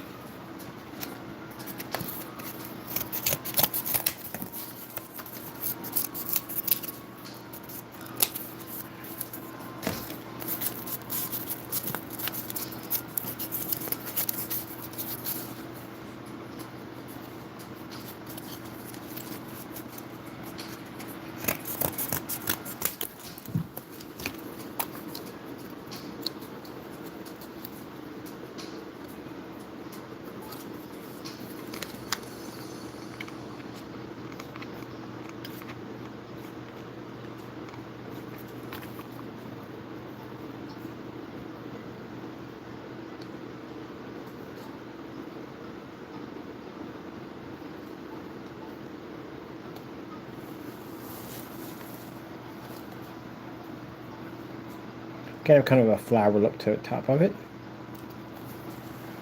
There we go.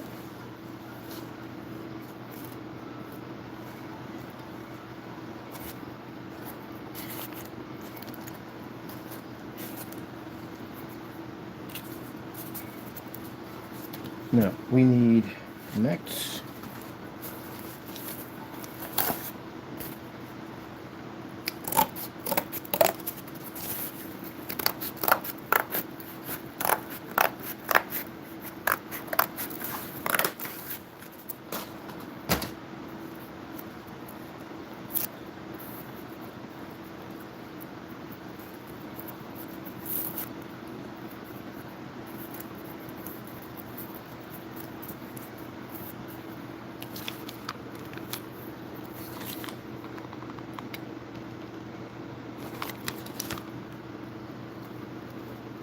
Welcome to the world of insanity.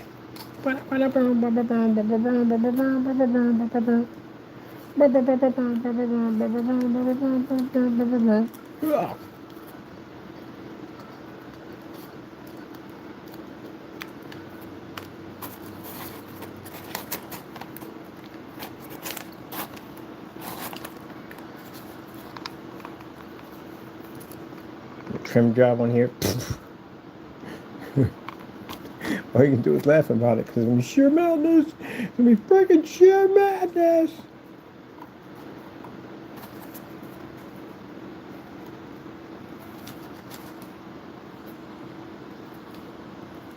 You know it's bad when they start laughing about a task, like, so it's so funny. You have no idea what you've gotten yourself into, and they laugh like for a good half an hour, and you're in a bad situation. Welcome to the world of Saturday. It's kind of like you don't want to do it, but it's kind of like you do want to do it all at the same time.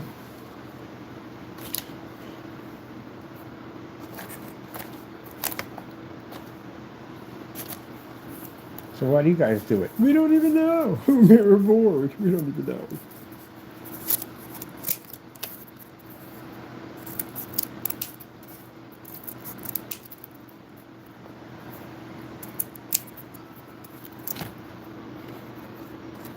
Maybe part of you is insane because you're used to doing that same thing. Like, yeah, I was normal when I first started this whole trip back and forth, and now, well, you got to be a little crazy to do the run. You just have to be. If you're normal, you'll never make it. You'll never make it.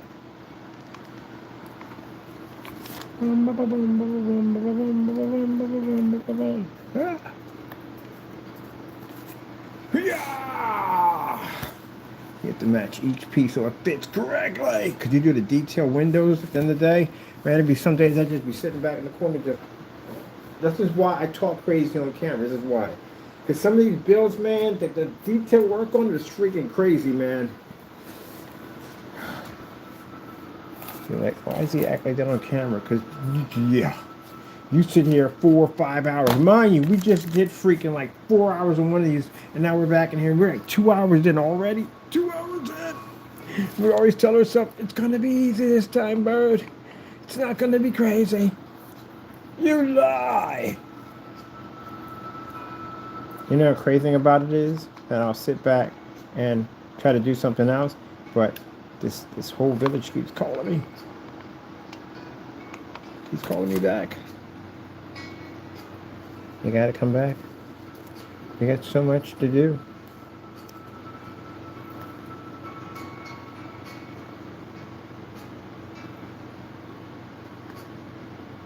Like, why don't you quit? We can't. We love it too much. But I thought you said you hated it. I don't even know what I'm saying right now.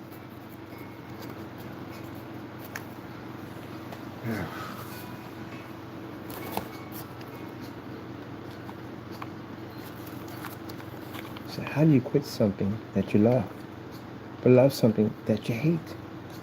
That doesn't make any sense. But yet in a way it makes perfectly sense. It makes more sense than it ever made before in my entire life. And you'll have moments like that in life.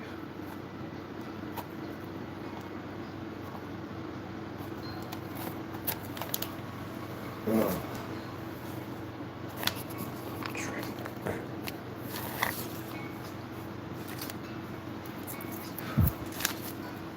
This is why the carpenters had to go to the tavern. We're done.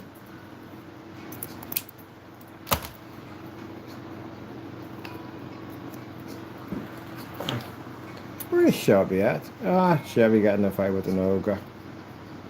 Really? Yeah, he's sitting there working on this project. He was complaining about how insane it was. Like this is the most tedious thing he ever had to put together in his life. And this ogre pops up and he just beats the living crap out of him with the hammer. I'm like, what the freak is wrong with you? You could have been killed. At this particular point, I think he was already going mad already. So what's the point anyway?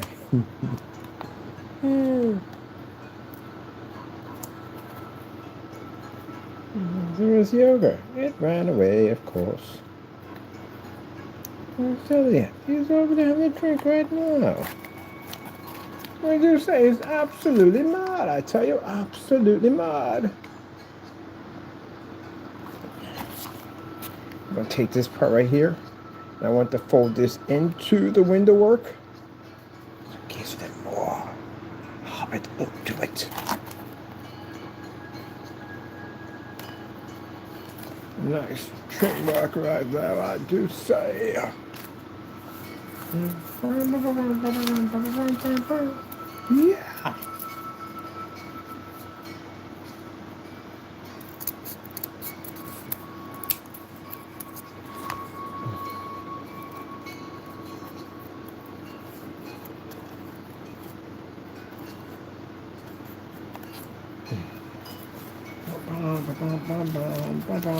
Get off my scissors, please.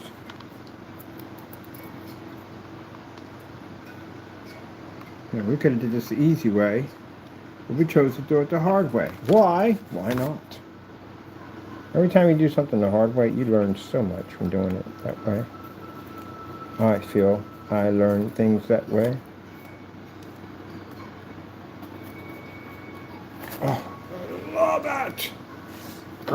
With the small pieces that take forever to fit in there. Whew. This is going to look real nice when we paint it. It's going to look real nice. Got like a real nice design to it. I'm looking at a little storefront here. Well, let's get a nice trim for the front. Oh, by the way, the bridge is going to light up. That's going to be freaking crazy. I told you I have to put the landscape. I have to run tubing through the entire landscape to run all the cables and wires through. Yes. Yes. Yes.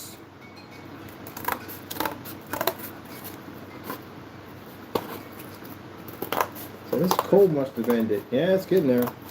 It's getting there. It's getting there. Let's see. Alright, Mr. Bud, we must do the top area. This is way too thick for the top area. Mother George. Where'd you cut that off to? Wait, is this enough for here? No, because that has a line from one. You get the line from one section to the next. So this has to be trimmed out a little thinner. Oh, shoot. So you Mr. Bean, shut off? I got you. I got you, boy.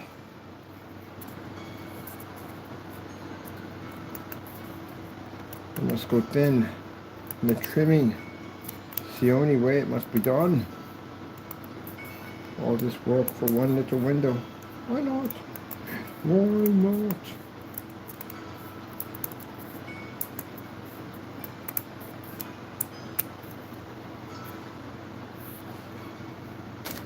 Let's begin our trim from the top area of the window of our half flower design.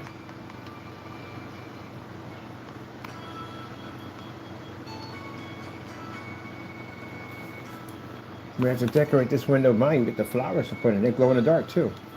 All the flowers glow in the dark. Yes, they do. Yes, they do. They do indeed. Glow in the dark. We can do it this way. I want to go. Oh, you know what? We got to go all the way around. Oh! Why do you make this so hard on me, Mr. Bud? You can do this the easy way, but you choose to do everything the hard way. So now we have to come around here. We have to fold it up. It's not going to stick there. It's going to have to stick there. We don't have a choice. We need it to fold there. It has to have that trim on it. It has to. Without the trim, it will not come to life.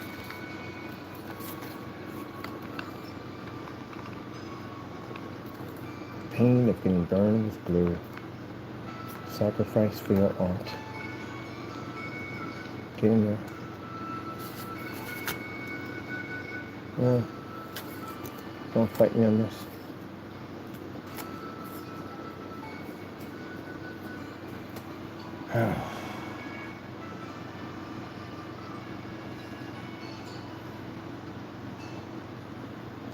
Are we in? We're in. Okay, get this one part here.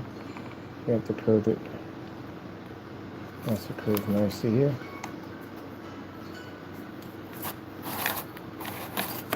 Oh, this is for a window, right? Well, it is what it is, people. It is what it is.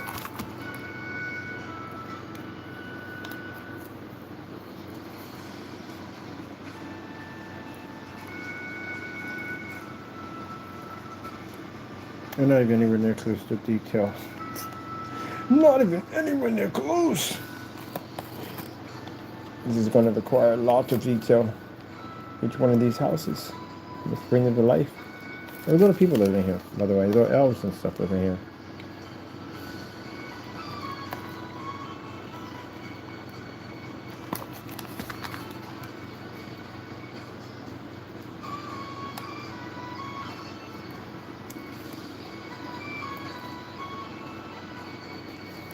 That's why you see me sing that song. Welcome to the sound of the.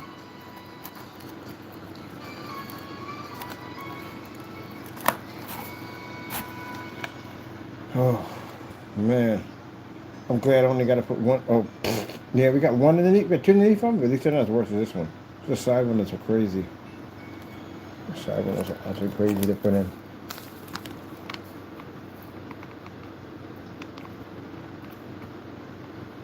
It's almost like you know anybody at programs, and all of a sudden they just get up in their chair and start doing this weird wacky dance, kicking their feet up in the air, whatever. Yeah, because they're going crazy sitting there typing the same thing, whatever, doing what they're programming on and working on, and it's starting to drive them mad. Mad, I tell you, absolutely mad. Not that mad yet, but absolutely mad. And he's got to just get up and do something else, man. But I can't. You know why? Because I keep saying this village in my head. I see it in my head, people. In my head. That's when you become obsessed with the work. You can't stop seeing it. It's in your head. You see our little trace right there? You see the little trace we had to put in for this thing? You see how I'm talking about how insane that little trace we had to put all the way around underneath the window so it all looks nice or blends in nicely? Oh, yes. Now you understand my pain.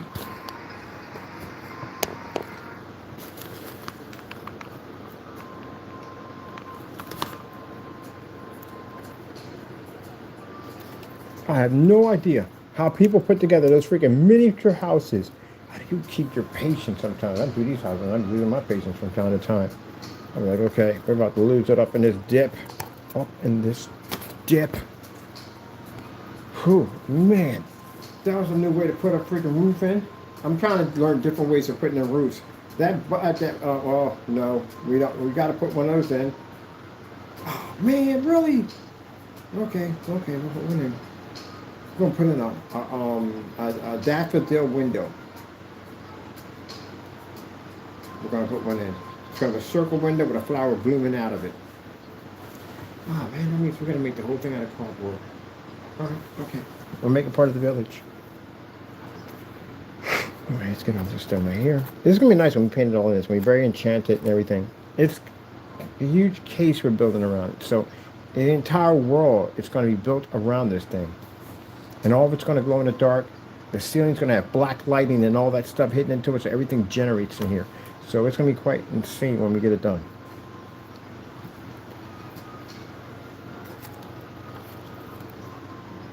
What do you say? They might make me a giant snow globe. That'd be cool to build.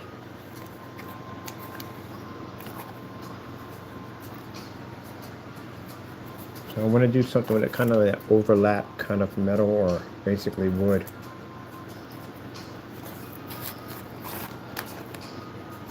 Sorry if I'm on camera and I ramble a little bit. It's just sometimes some of these builds in the back of my mind, like, you got to do it that way. I'm like, can we do it that way? No, you have to do it that way. Like, oh, great goodness, we got to do it this way. So that's girl windows right here. Let's Put in our trim for our windows. So it looks a little bit more professional, the windows.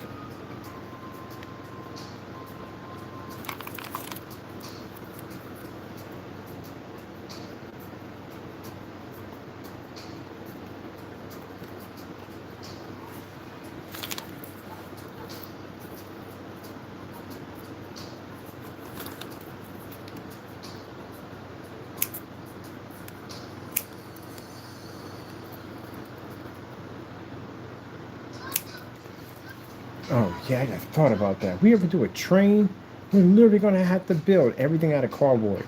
So that means the spikes, the freaking planks, each one of the planks have to be built. All right. That'd be interesting. Wait till we build a boat.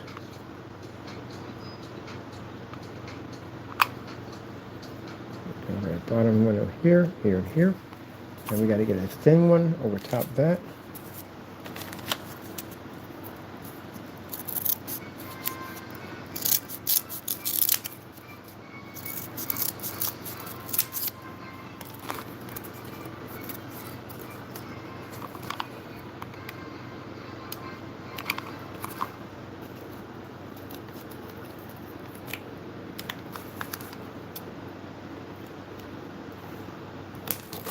Woo! Oh, good thing I got boots on. Shoot.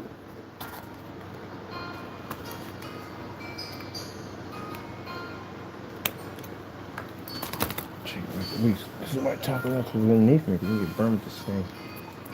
Okay. All right, let me see. Next, we have to. This is getting on my nerves right here because I can't get a proper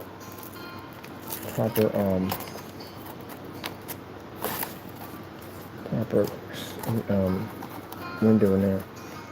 Just like that. That's better. There we go. I have to do it in the line in the back.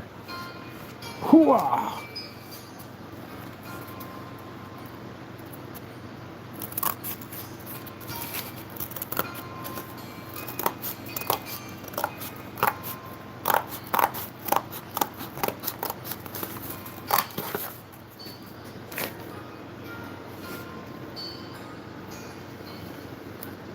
Really?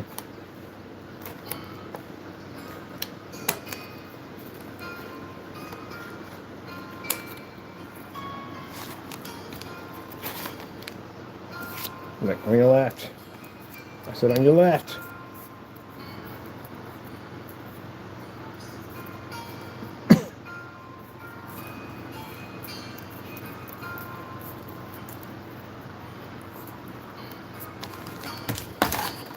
Oh, come back to me.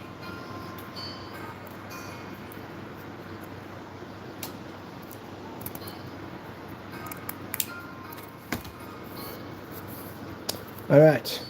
We must go inside the frame to bring it down so it connects to the other frame here and there. Really? Come back here. I need you for work. Right over there. Stop the Spider-Man fingers. So we need to get right in here. Let's connect to this piece, bring it around here, come back around here, connect there. That has to have something to connect to. This one will cut off in there. So let's get that one cracking, Jackson. Let's start from here. Actually, we're going the opposite way around. I usually go from left to right, but you know, whatever. Bring it in here. Oh, no, no, no, no, no. I need you to stay right there. Like, where are you going? Seriously, get back over there. Oh, geez, I gotta fight with this thing. Nope, I need you to stay there, not there, there. Oh, you're just gonna be this person at the end of the day, aren't you? It's literally gonna be that person at the end of the day. Like seriously, it was not even all that. I should just made sure I planted you in there first, and then brought you around. I can make sure that's glued in there because I try to move. I can't have it move. It has to stay in that one spot. All right, now let's go in. We should be able to get it now. If it's, are you there? Give me this.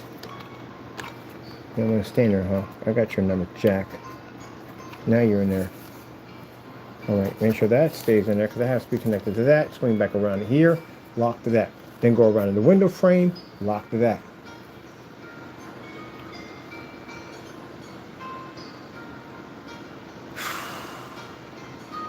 Then we paint this thing. That trim has to be done completely different than any place else. Has to match differently. All right. There's a pain in the neck. Oh, you've got to be freaking kidding me. Really? Seriously? Oh, this is going to be a headache. Oh, it's fighting me. It's definitely fighting me. It's definitely fighting me. I technically did nothing there. Absolutely nothing. All right, we'll let you wait for a minute. Jeez. Tape ship work. That definitely moved out of place. Trying to keep that in there.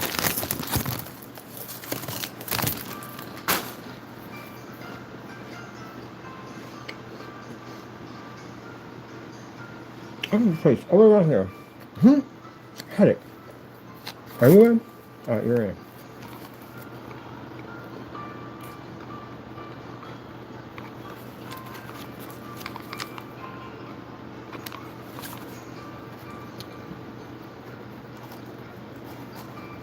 Oh, you're definitely a headache. Wow.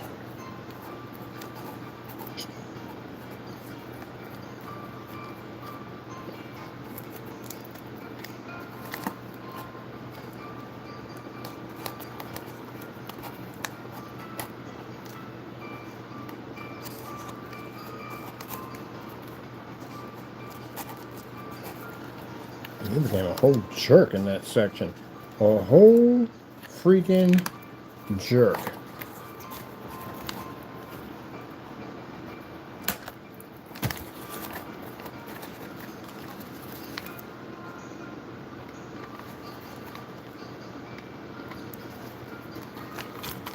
You don't play with me like that, right? I don't care. I'll burn my fingers for this. There we go.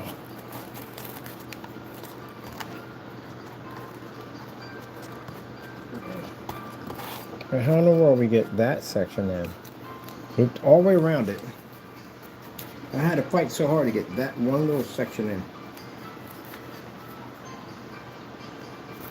We're gonna make sure I get this thing in here because it's fighting me, and I got Spider-Man fingers going on right now. That's where we get glue stuck to us, and it doesn't want to let go.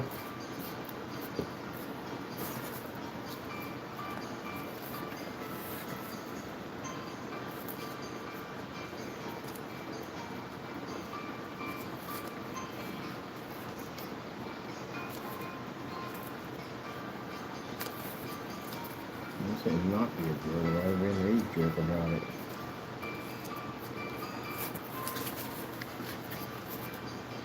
That's a pain in the butt to get your butt in there.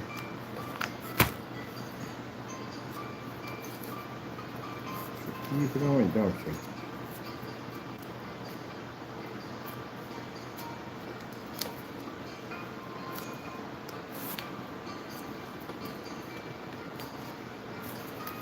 Yeah! That's what I'm talking about. You're going in! I don't care what you say, you're going in one way or another, whether you like it or not, you're going in. That's right. Submit to the power of the build. You're not denied the power of the build. Sheesh. It's a freaking headache trying to get that trace in there like that. That was a freaking headache. It did not want to go. It just kept moving this way, that way. I'm not going in there. You can't make me do it. You can't make me do it. Yes, I will make you do it. All right, let me see. What do we need next? Oh, the trace in the window, right? Yep. Trace in the window. That's going to be easy. Oh, don't jinx it.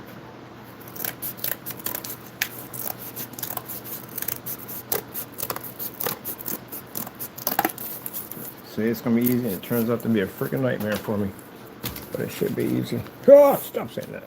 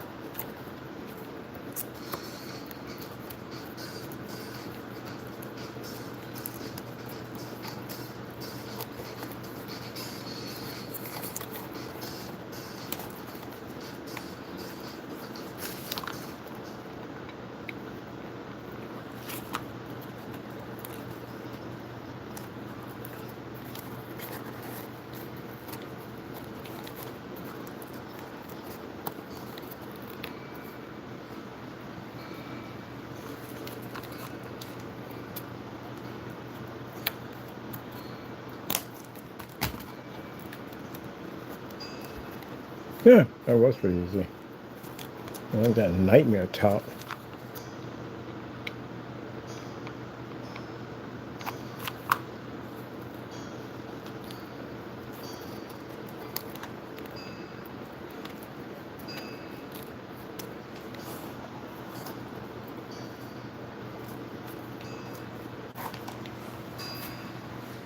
Oh.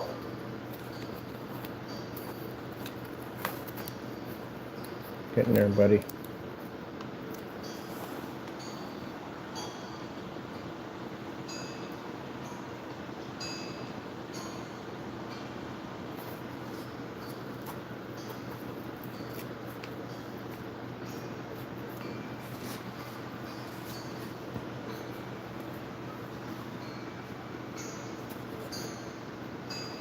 All right, time in the bottle.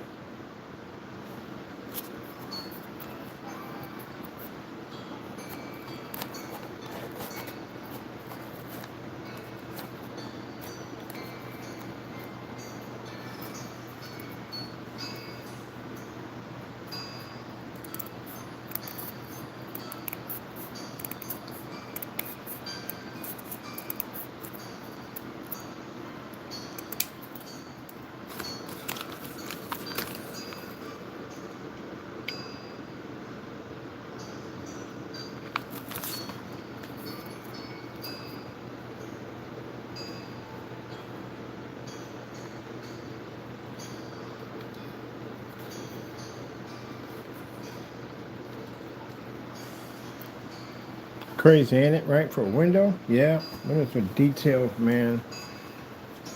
Oh, no details.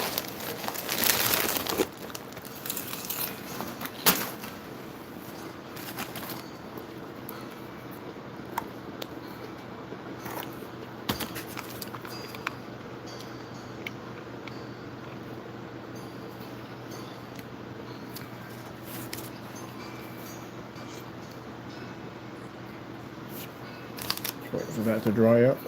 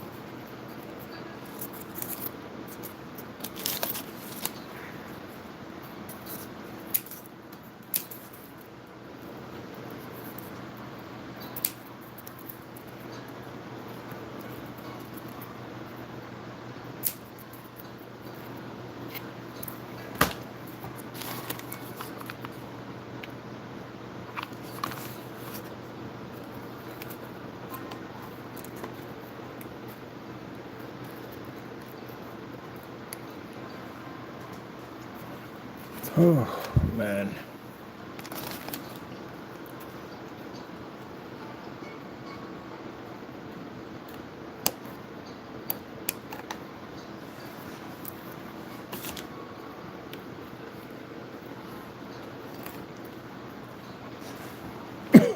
Hope you feel like your window. People basically, these are people that came in and asked us to do the window. Like, hope you like your window. How was it easy? No. But we're gonna go to the tavern and get stinking drunk. We'll be back. All right, let me see. All right, got that crazy window put on. Let me see. Let's do some trim work on here. Teresa, that's an easier part than doing what we just did with that window.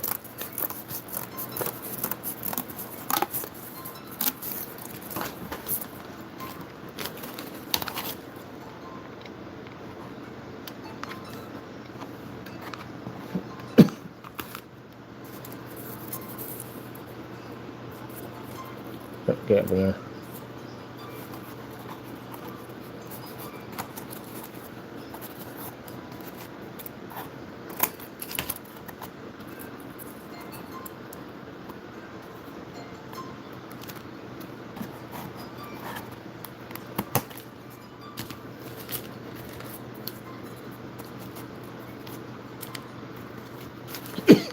Sorry about that, people.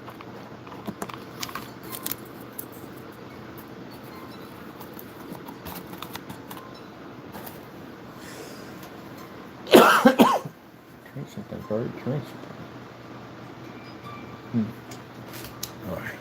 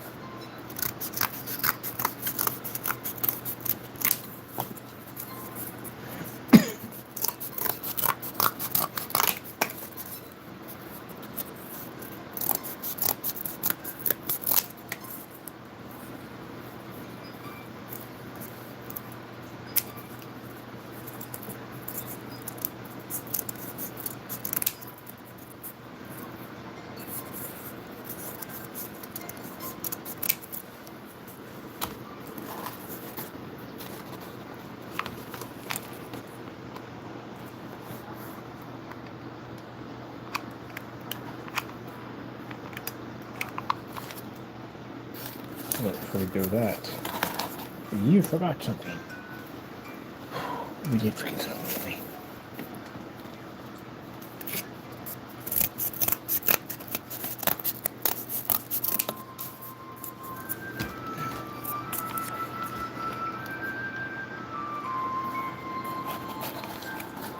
Oh.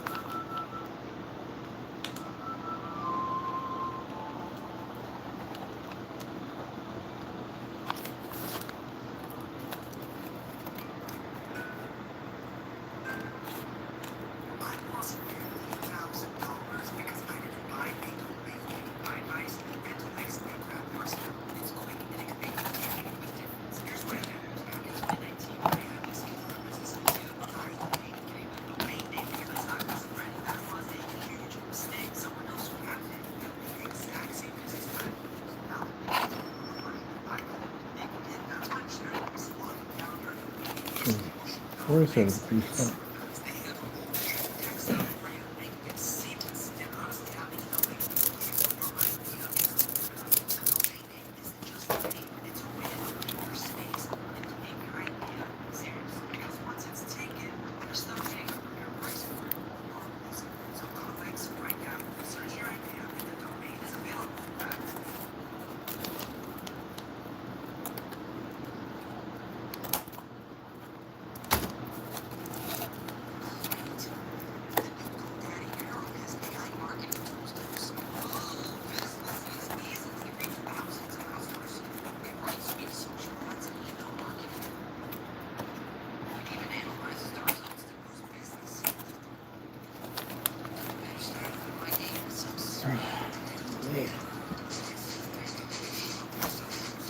Alright, let me see.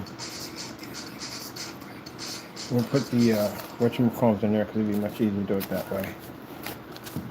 The window, like we did with the blah blah blah blah blah. I can't think of the name, but the tower. It's so easier to put in that way.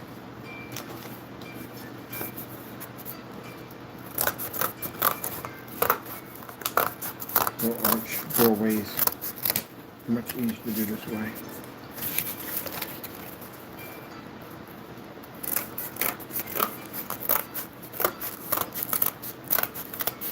Now, our paper we're going to be wetting it. We're going to weaken it so that way we can give it a little more flex to it. And use that for our signs, our banners, so to speak.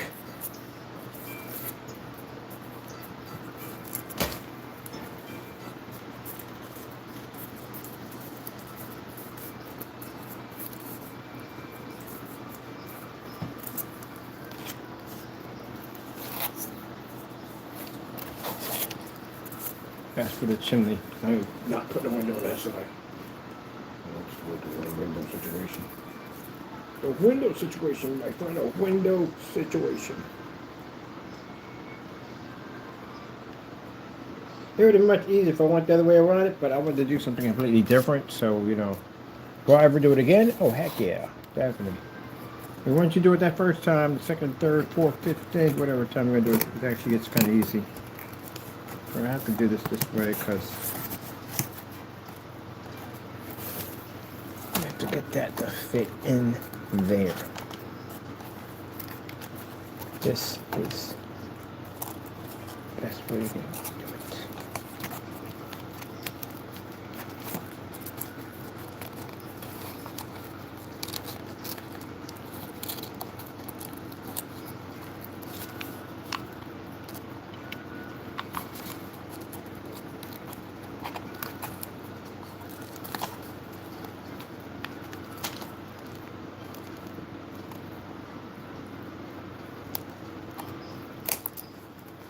Oh, perfect hit. Yeah.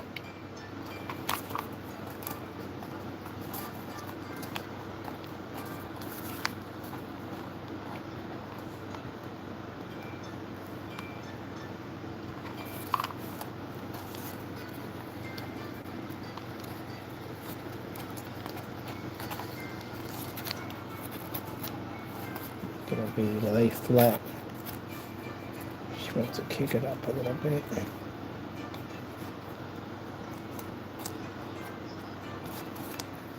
That's one.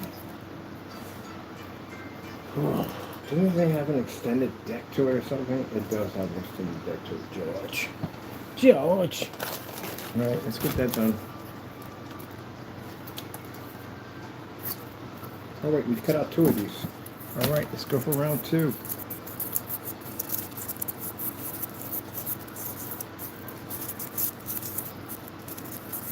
So they called us over to finish up some of the touch-up work for the storefront because it's raining, of course, and they got this patched over, so we have to come in and get some of this stuff done for them. We'll get our windows put in and put in our rest of our frame for them. Winter is coming.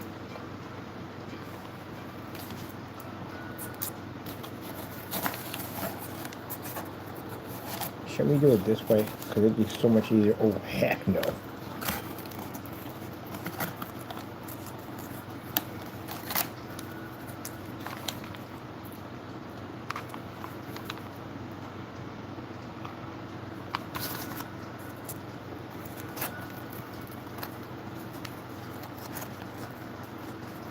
Oh man, this is gonna suck. I gotta get around this lower roof. Really? Why didn't you do this before you installed the roof? That would have made things like a whole lot easier for me. Oh no, we gotta rush to get these things done, right? And it's going in. Sheesh.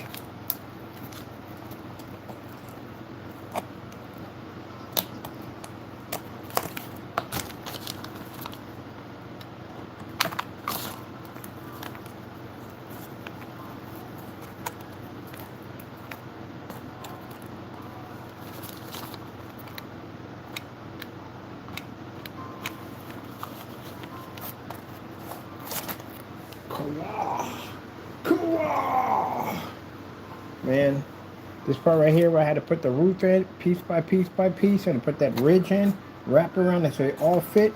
Yeah, it's definitely another world on its own, people. Definitely another world on its own. Let's get some of this stuff cleaned up. My roof.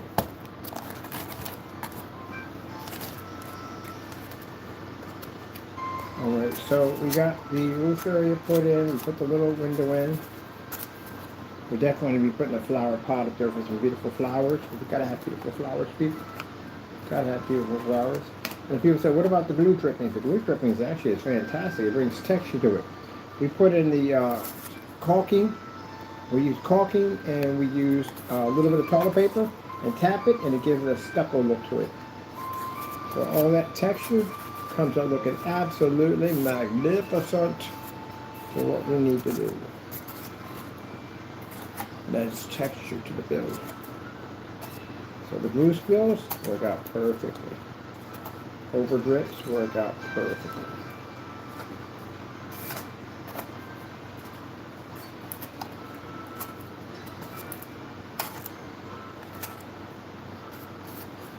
If you have not got a chance, wait, am I going to reach over to get that thing? Ah, wow, that's about right. Yeah. Well, do so much better.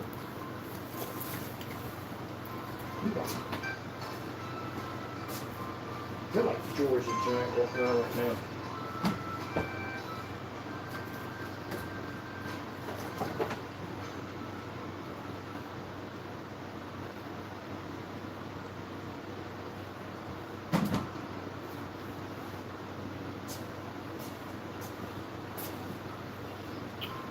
This is one for those of you who have not seen this yet.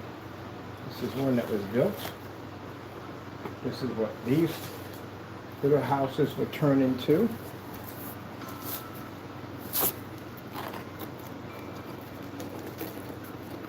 I had to move this because Mr. Taco kept chewing on the plants. Leave my plants alone.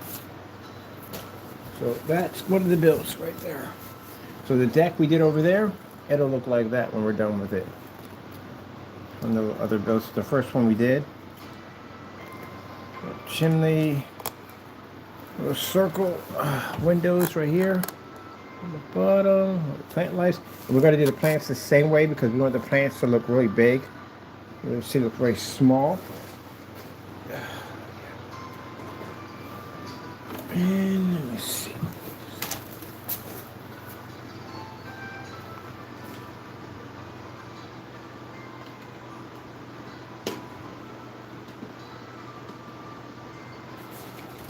Let's see, don't knock over my stuff, man. I appreciate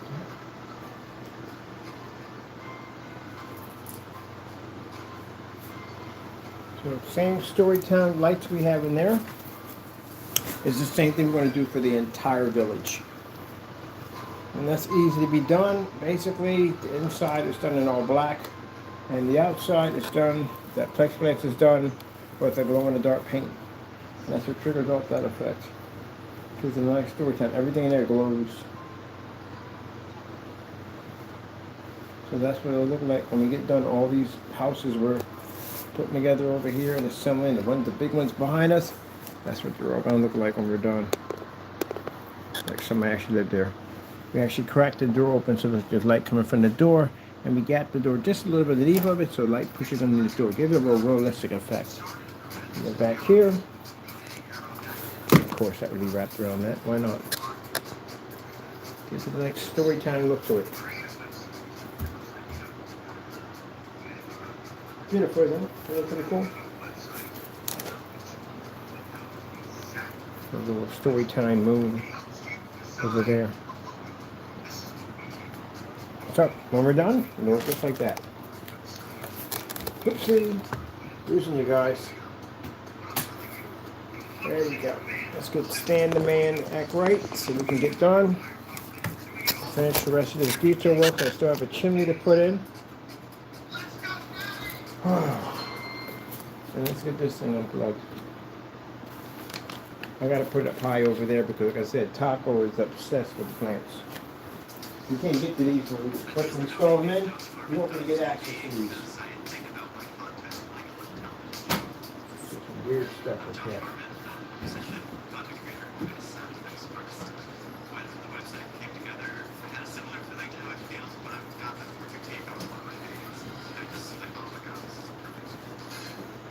The big ones we're building, I was going to make a village out of those, but those things are humongous, they're big.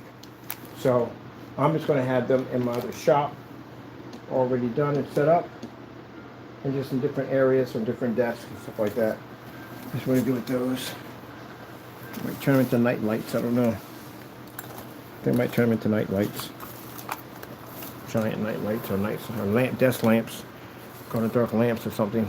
Do something crazy with them. Alright. Let's get back to our little enchanted house.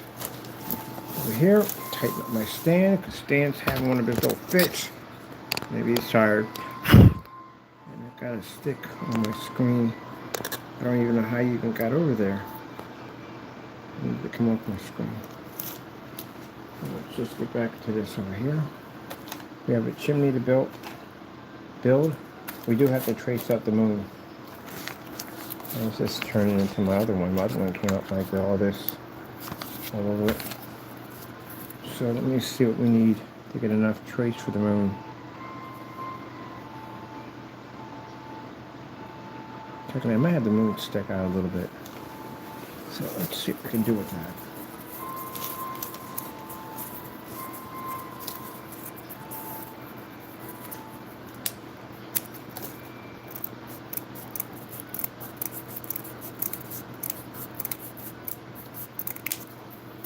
While we're getting that ready, and we'll work on a chimney. Right here, a small chimney.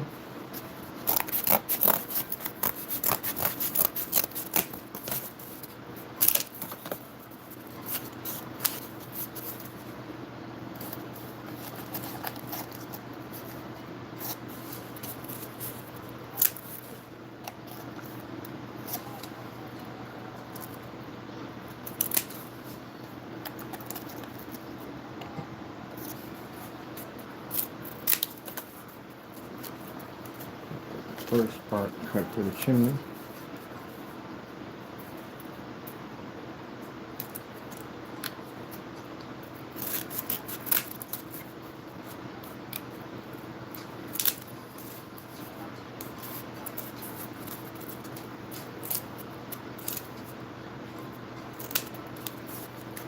Alright, so that's 2 parts for the chimney there. And let's get how wide we're going to make the chimney. Chimney's going to be about, okay, that's not really much.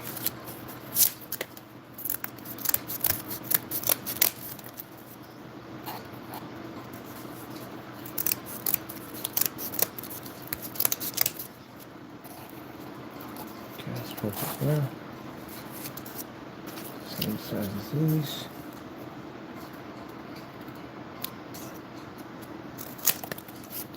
That's all the way. Oh, no you don't. Stay up there.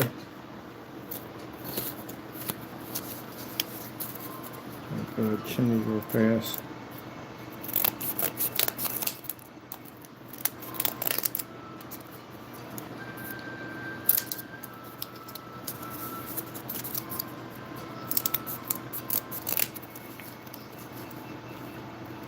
Okay, let's see.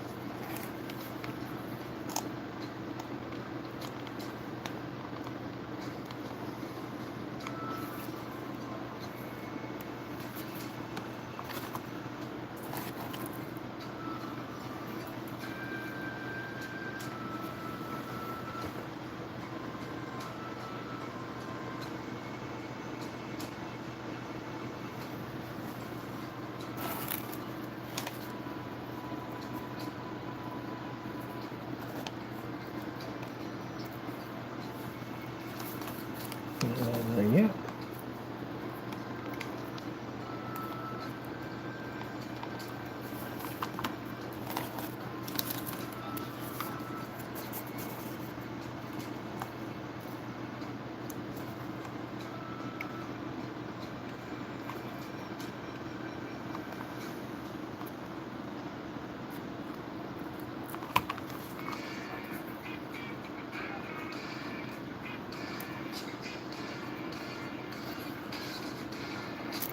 Well, this does not want to marry well. He's fighting a bit on that one. Alright, I've got sticky fingers. Let me get this thing over here married well, because for some reason it's fighting me a bit there. I don't know why it's still fighting.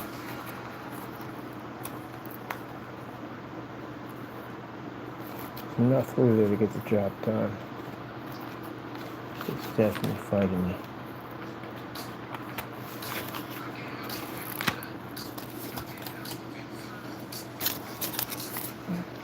Come on, out of the way. This thing wants to fight. Definitely wants to fight. And then you're going in. There you go. Now you're locking in. There we go.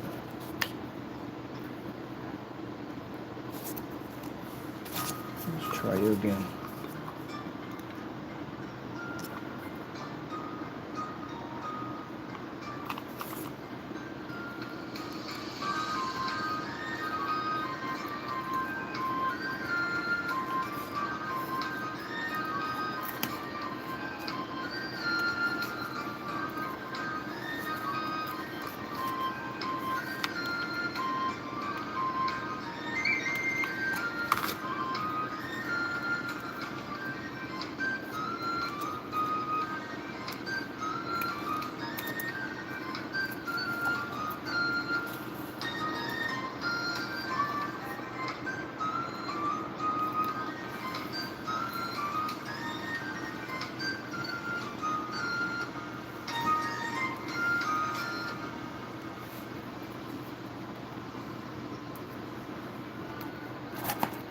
Oh, you gotta be kidding me. I did not Spider-Man hands that.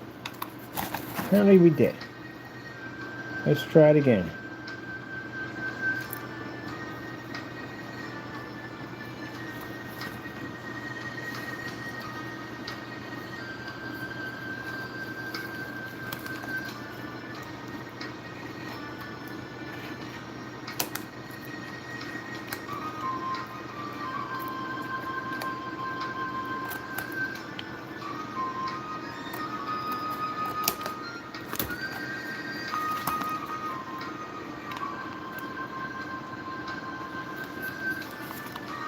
Okay, now we got you.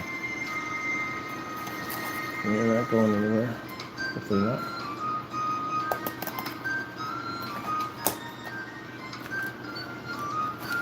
Chimney's going in.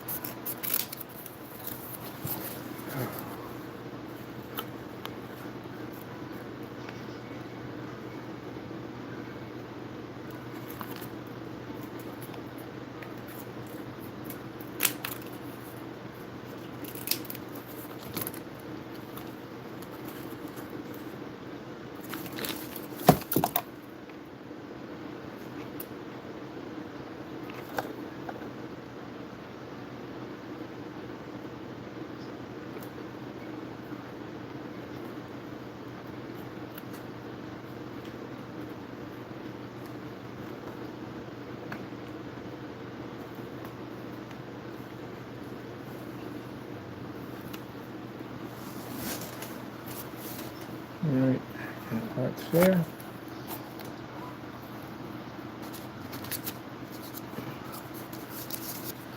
Let me see.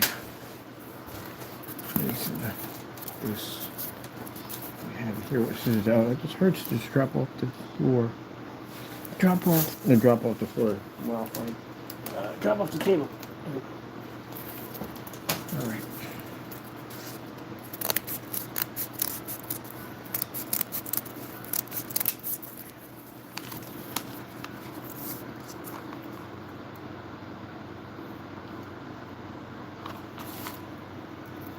Ah, that hurts.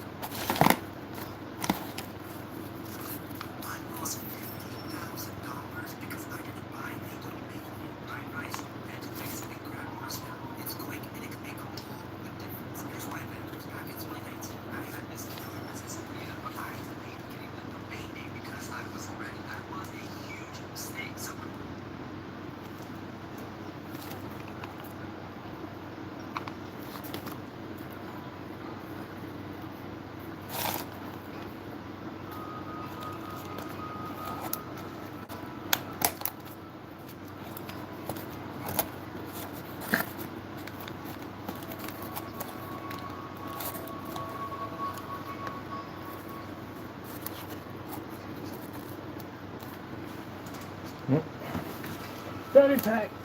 Batteries. It is charging in it. Oh, on the floor, of course. On the floor, of course. Come on, get out of the way. Freaking paper bag or plastic bag for some reason. Magnetic charge, like it wants to stick right there. And not want to move.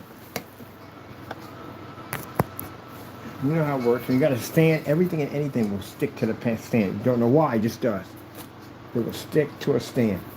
I'm sitting there fighting with it, like, what the freak? How is this even possible? I guess about done here. I gotta finish this chimney because we promised we'd get this done for them.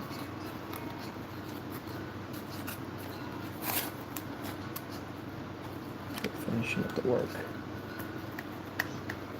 Getting the chimney completed for them.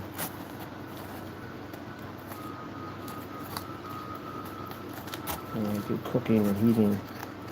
Can't do much if the chimney's not functioning.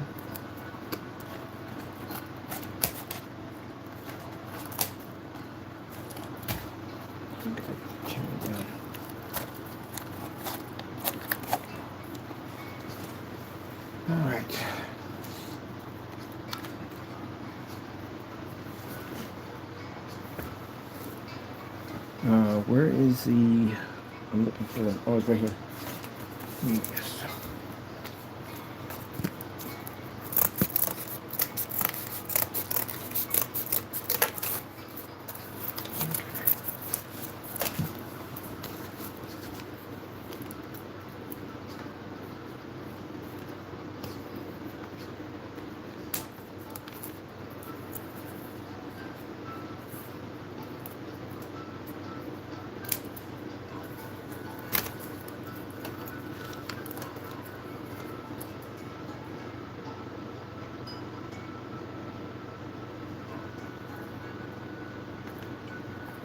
Yeah.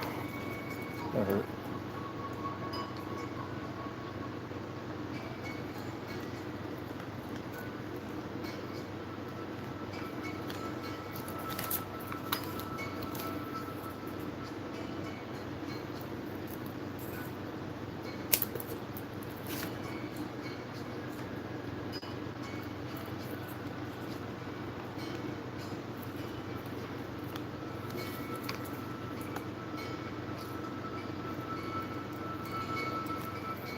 Oh, come on. Enough with Spider-Man photos.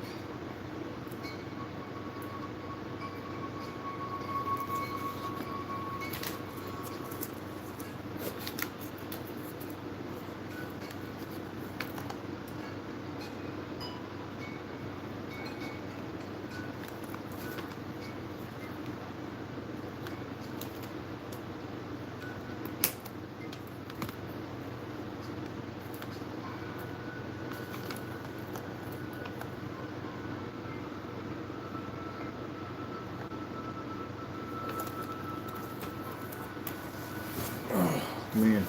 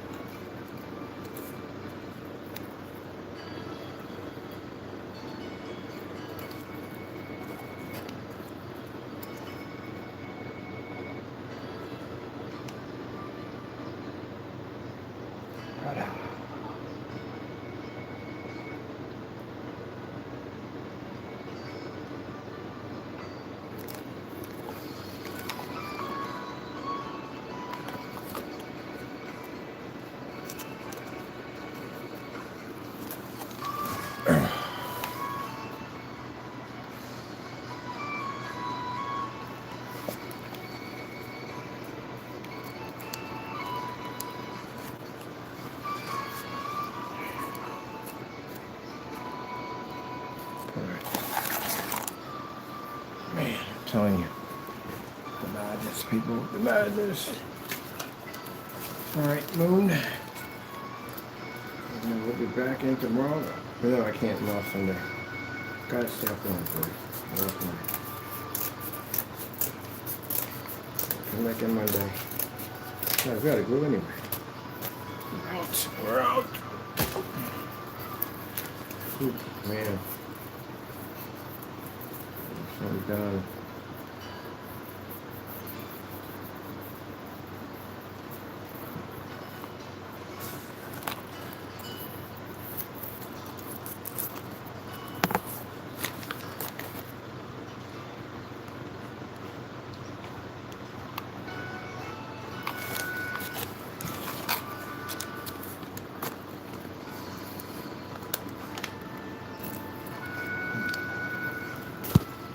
Can we stand?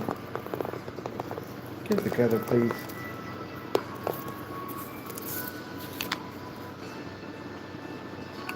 That's what I call my stand. Stand. Not like stand, like stand.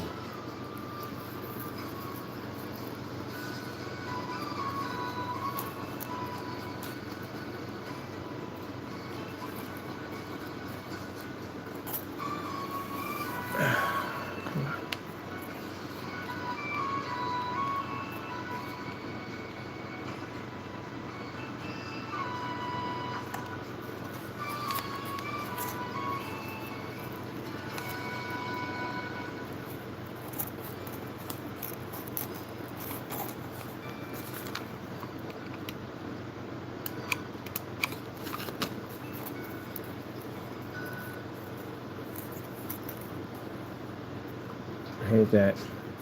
What was the mission was that? No, it was GTA 5. The GTA 5. No. GTA 4. GTA 4. Where you gotta meet those people up top. And you're looking around, like, where the frick are these people at? And then realize there's overpass over top you, and they're over on the other side waiting. I'm like, okay, yeah.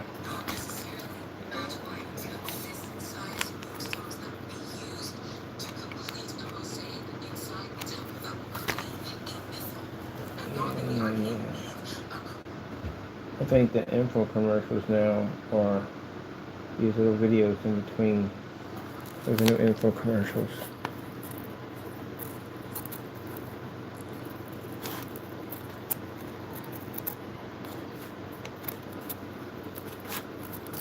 You know that cinnamon and butter can cure, man, y'all gotta stop that dumb nonsense. It cures what? What is the cure now? What is cinnamon butter cure? Mix this a day and you're gonna shave off so. No, stop it. Just stop it. Stop it. Just stop it.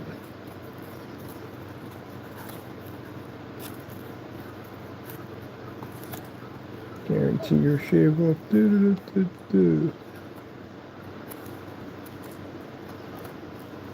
is difficult. Yeah, it's freaking very difficult. Trying to get cardboard to bend. You want it to bend. It's a bit difficult. You gotta glue it. Cools down. Basically, dry in no time at all. Hopefully we hit that on the mark. Hopefully. Looks like we did. Hit it on the mark. Oh man. Okay, that was a small trip to madness. Definitely a small trip to madness. I've seen the edge of madness. Where have you been? On the road to madness. Good gracious, man. Yeah, we said it's going to be an easy one, right? This was an easy one? It's going to be an easy one. Ken, yes. This was supposed to be an easy one. Yeah. Yep. It's always that way. It's going to be easy hard. It's going to be hard. I got to put my landscape down again because I got it all covered in glue. At least we know where everything's mapped out, so we're good on that.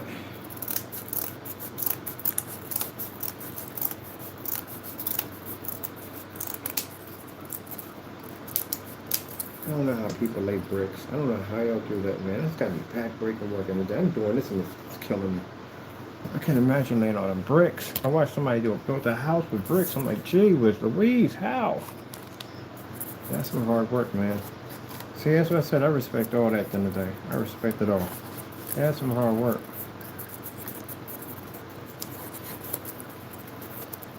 There gotta be just some music with that. It got to be. Oh, boy.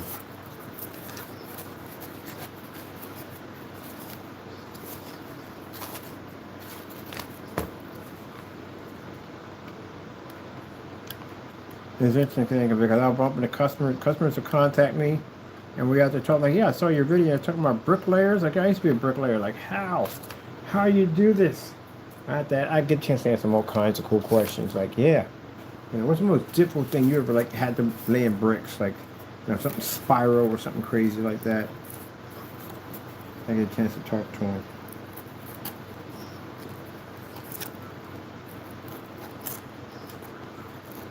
Well, that's craft, man. That's a craft. Masonry work with stone, that's a craft. You know how far your craft goes back? Have any idea how far your craft of stone, the history of it goes back?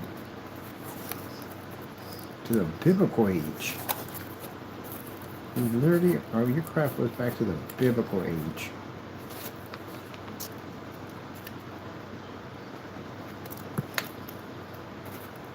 Stone carpenters too. Go back to the biblical age. Your craft goes back to the biblical age. Carpenters and all that stuff.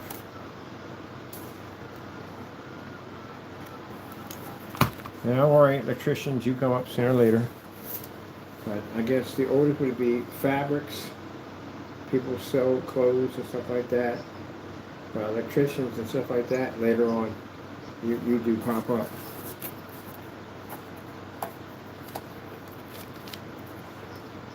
there would be no electricians in the Middle Ages. But you do pop up. I find electricians fascinating too.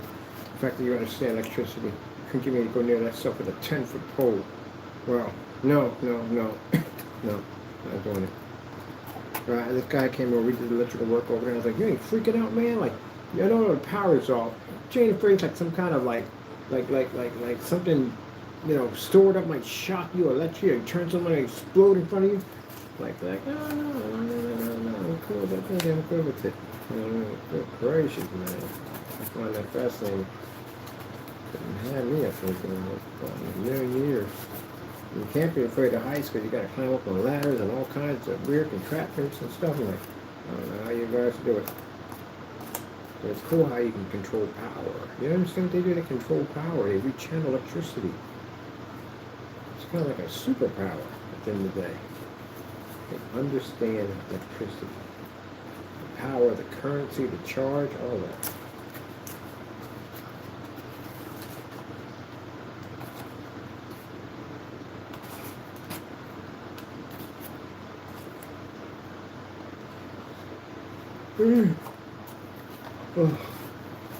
Oh, little house. Why did you fight me so much? All I wanted to do is build and craft for you, to design beautiful things for you. Why? Why, beautiful house? Why? You didn't fight me too much. You did a great job. Let me see. Wow. We chewed through all our resources. Yeah, we did. We chewed through all our resources. Yeah, no more resources. Everything is now nothing but little bits and pieces of carpet that lay beneath the chair. And it's all strands. Nothing but strands, I tell you. Nothing but strands. It's all been recycled. Can you imagine the life of a cardboard box? They're thinking that, hey, you know, they're just going to recycle me and just going to come back as another cardboard box. And they wake up and say, oh, shoot, am I building? Oh, this is freaking cool. Like, yeah, we are recycled into a building. We'll bring light to you soon. We'll have lights. Like, hey, Charlie, they turned me into a building. Isn't that freaking cool?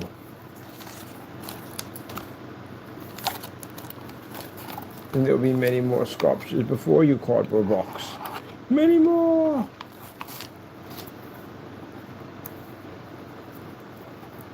This guy turned us into buildings. That's cool. Because all a cardboard box wants is a purpose. Just wants a purpose. It's so happy when it's carrying your stuff at the end of the day. So happy when it's housing your cats at the end of the day. It just wants to be used as being important. Empty boxes are in the street. You ever think about them? They have no one to put stuff inside of them. They're just blowing out there. No one cares. They're just an empty box. The lucky ones get recycled and they get new life. So why not we do a movie on boxes? That'd be a nice movie. Y'all watch that. On boxes. We got a new purpose. Look what he turned me into. Wait till we turn them into robots. Oh my God, we're going to bash to the future, build our own machines, our own robots, have our own robot wars. Oh, you're a robot? I'm a robot? You gotta be freaking kidding me. Turn me into a freaking robot. This is awesome. Yes. Tupperware, cardboard, and popsicle sticks. We'll build ultimate warrior machines.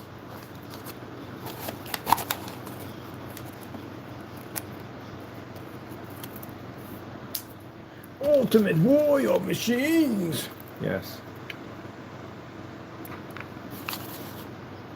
I'm gonna use a whatchamacallit, a chasing system on their guns, like they're powering up, ready to charge, energy charging up and all that. Watch them all charging, it'll be pretty cool. Show you how to build your own robots. Your own robots, people. Your own robots. We don't mention the haters anymore because I'm not glorifying Satan. I won't do it. And that's what someone just contacted me. Good friend of mine, good church man, said stop talking about the people who are going to be negative. They'll be negative. Pray, put them in God's hands, and move on. And that's what I'm going to do. Because this channel is about glorifying God and the wonderful things that He does. Oops, wrong side. All right, so owner's going to be out here pretty soon to take a look at his house. He told him we'll have it trimmed up looking nice for him. Now he's got his chimney installed. We put that in already. That's done. So now he can do cooking and heat the place up when he wants to. So he's good on that. Now we're putting in his trim for him. So let me set up in the back. We're going to plaster in. Plaster in, but oh, that's the part for the whatchamacallit.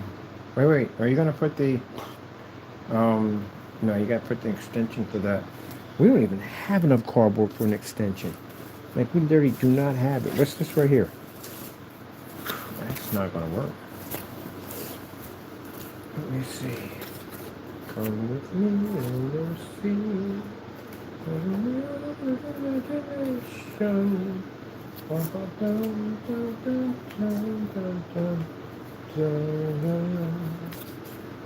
Yes, it is enough.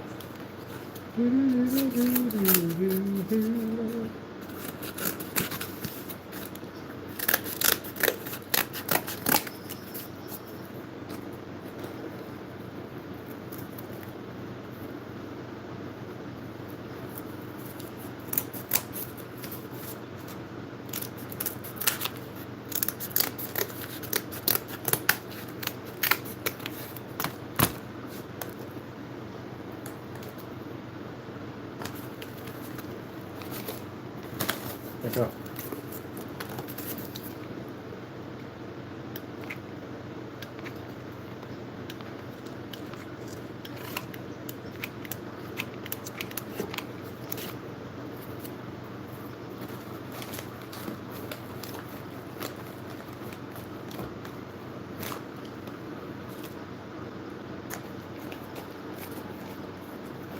Oops. One section.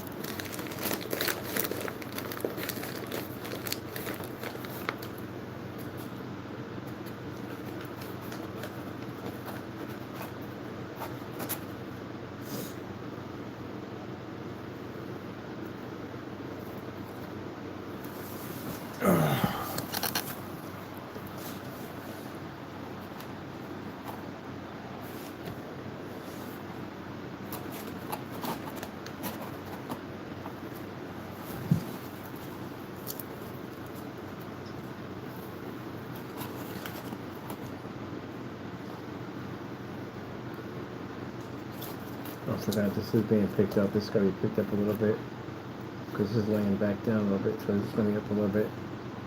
So yeah, that clears it right there. That definitely clears it, and I definitely want to put that on a tilt more.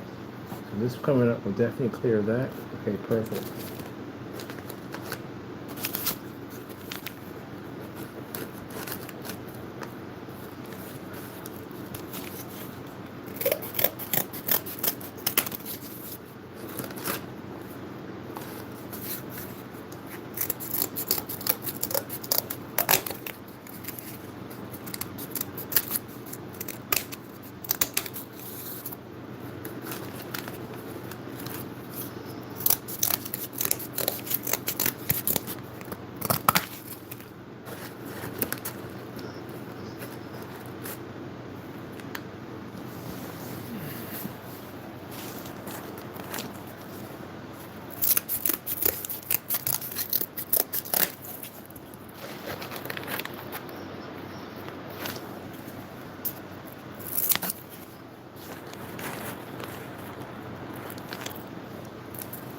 There we go.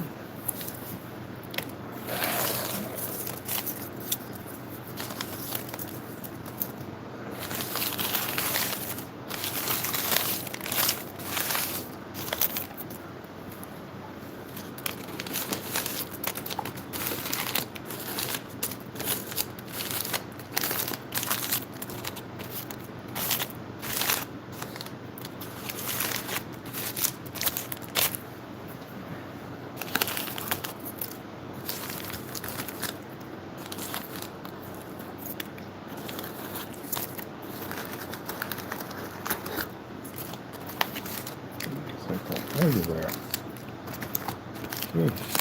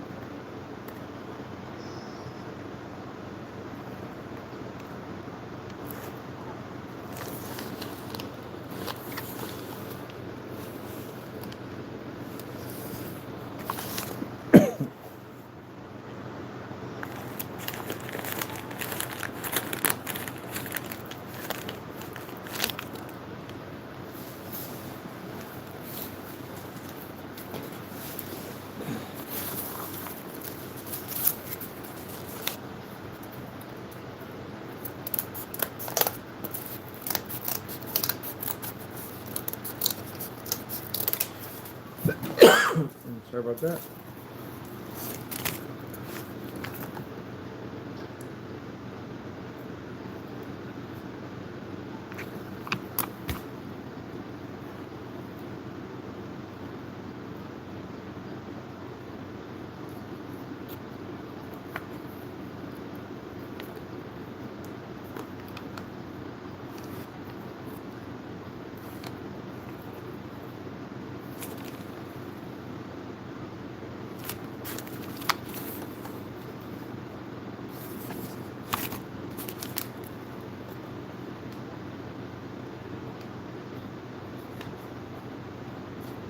Ouch.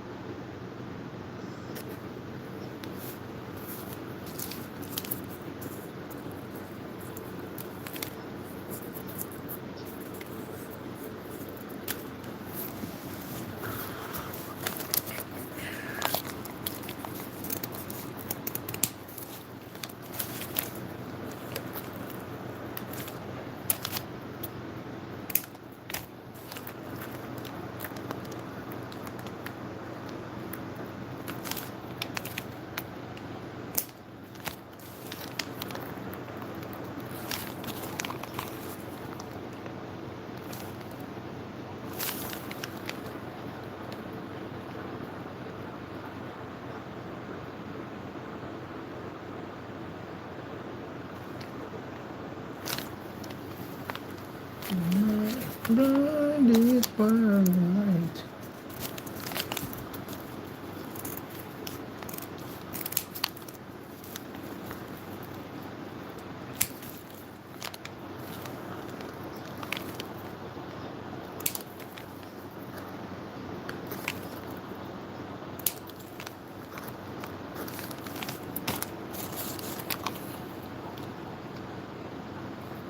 Oh, that's just fantastic. I'm going to pick that up again.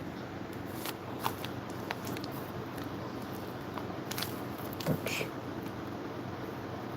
Don't get off it, please. You gotta be kidding me. And Spider-Man fingers. Let's try again. Got up in there nicely. Spider-Man fingers took it down.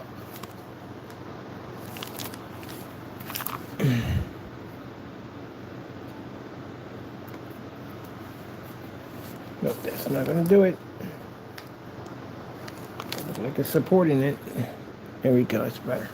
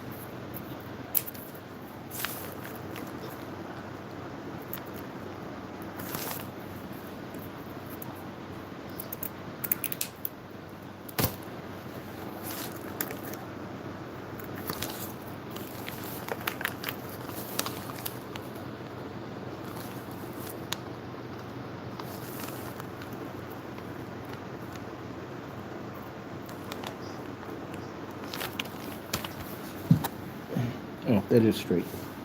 Jeez, do that enough times, man. You landed every time. I was like, geez, that's straight. That is straight. Oh, man.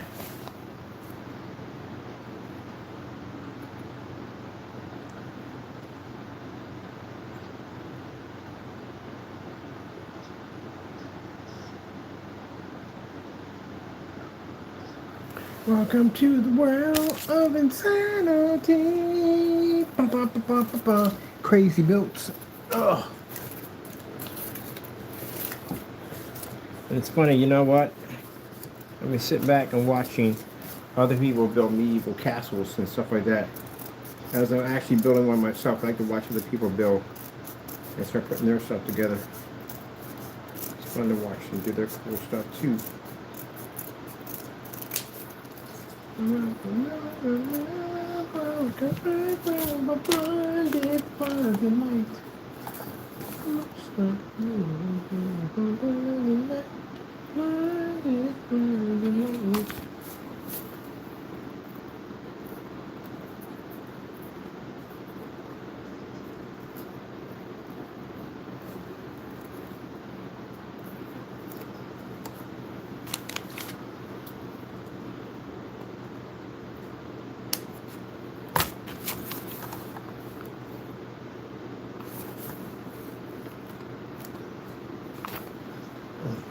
Man.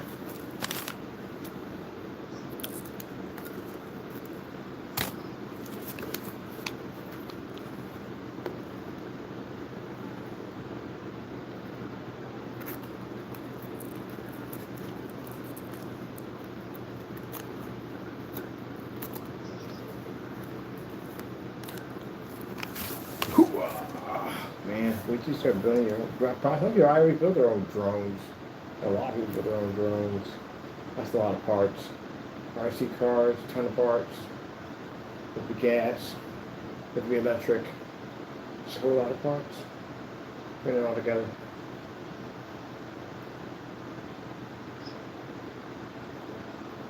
Yeah, I could see that'd be a cool reason for a 3D printer. Somebody print their own RC parts and stuff like that. That's gonna be pretty cool. I gotta look that up now. Where someone's doing it? Someone's got to be doing that. They've got to be doing that by now. You just make your own parts. I won't cover if anybody else is patent design, but that'd be easy to make your own parts. That'd be pretty cool. Make your own chassis and stuff like that. Right, we look that up now.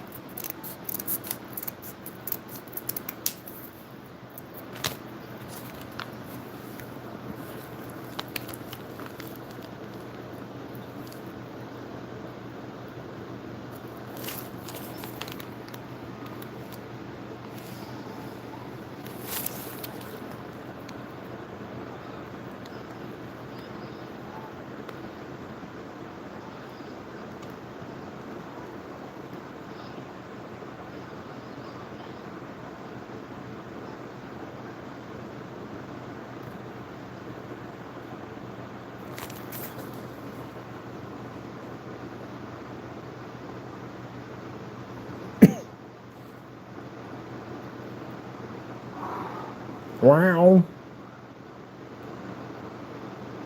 Hey, give me a minute. I'm almost done. I kind of said that a couple minutes ago, right?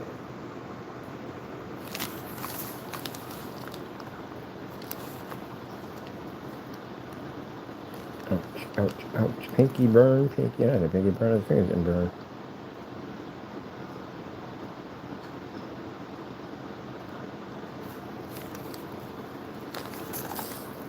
Oof.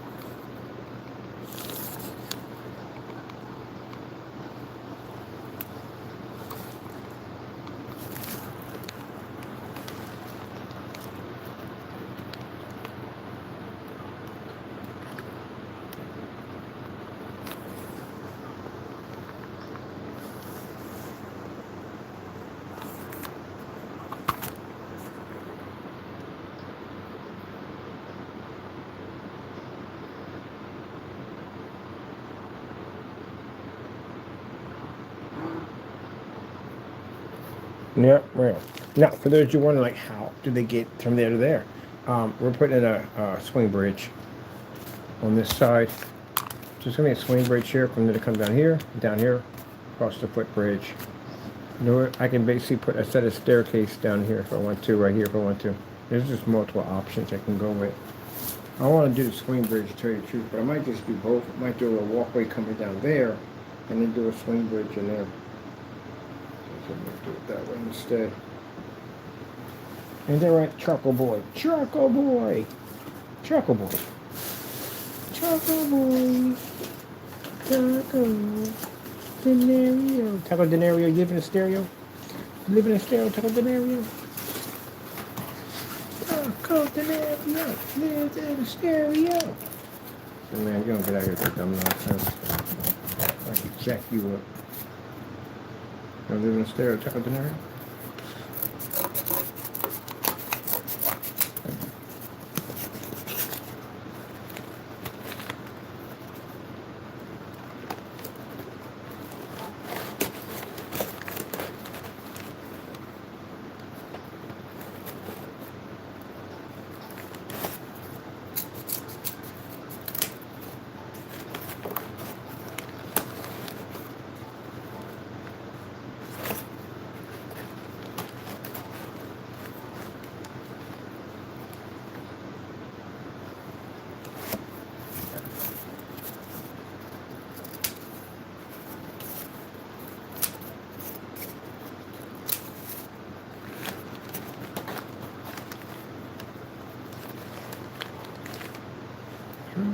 The night,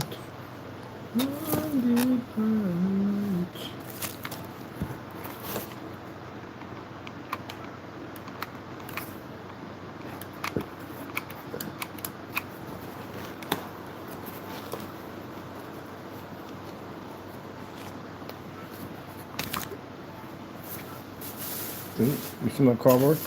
You smell cardboard? Oh, shoot, there's big pieces in there. I didn't even know these pieces were in here.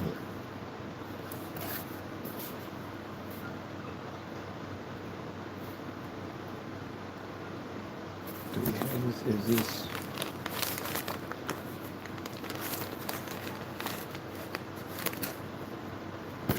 Well, look on there. I ain't bothered by that taco. Go knock yourself out. You want to see what's in there? Go see what's in there.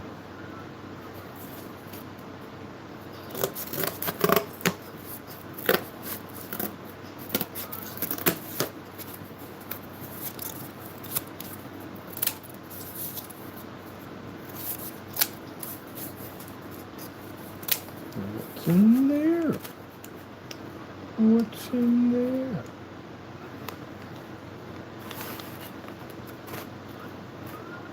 What's in there?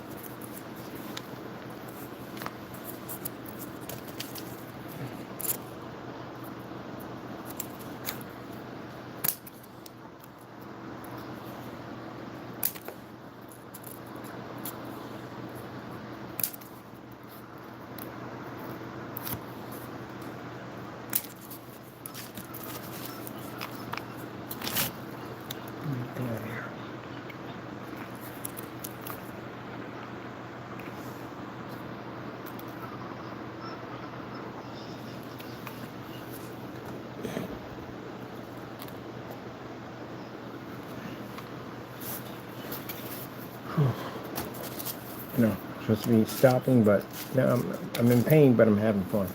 And you know that kind of crazy, but yeah. Let me see.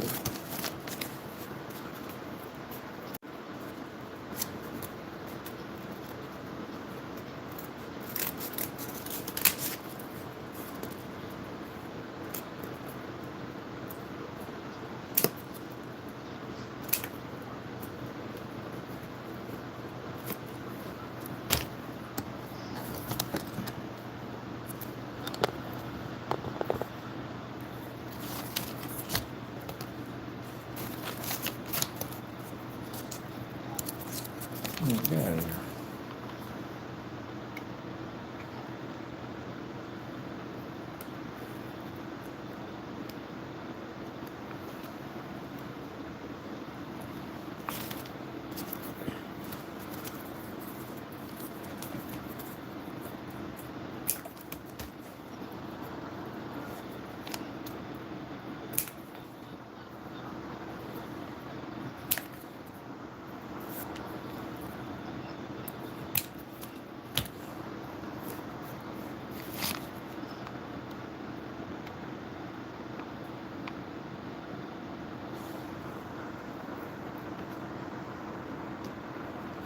Yeah.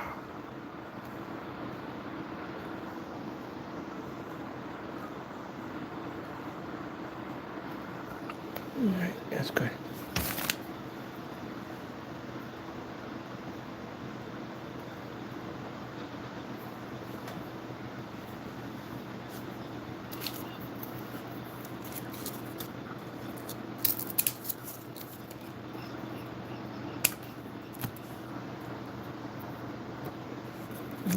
Too short.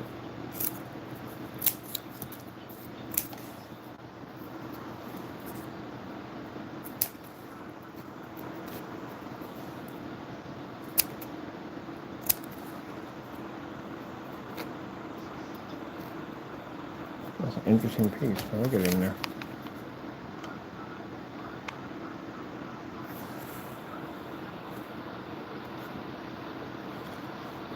Yeah.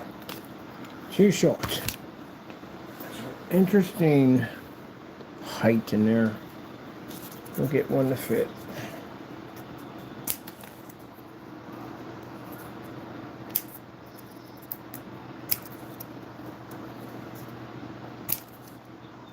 Can't be too much.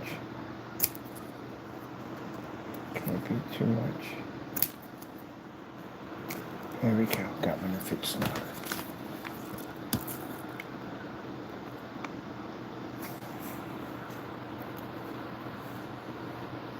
Yeah. Burn, burn, burn. All right, good.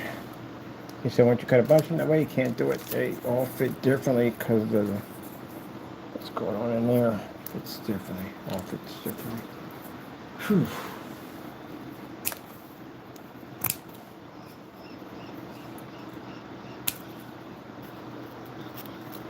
That's not. Ouch, that sucks. My finger.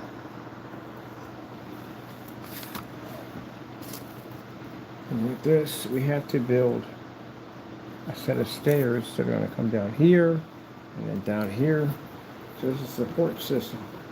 Because ain't nobody this high is going to be jumping from there to there. That's just not going to happen.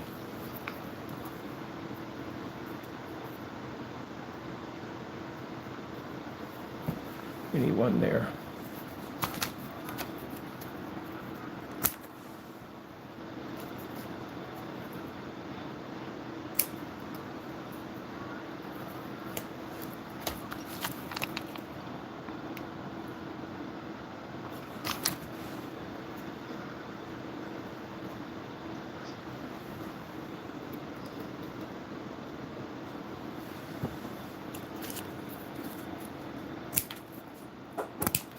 Yeah, I think it's all good in the How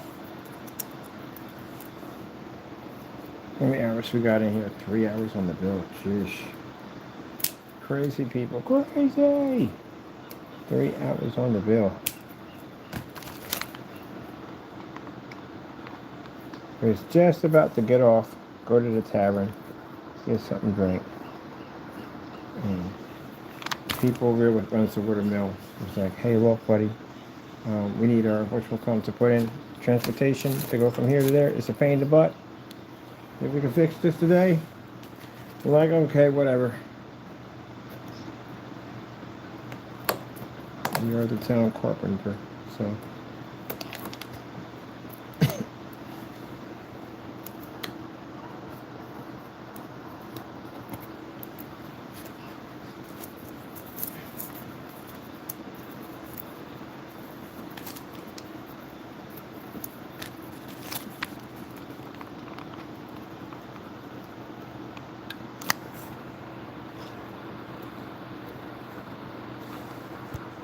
Okay, it's not gonna work, buddy. Maybe down there it'll work. That's way too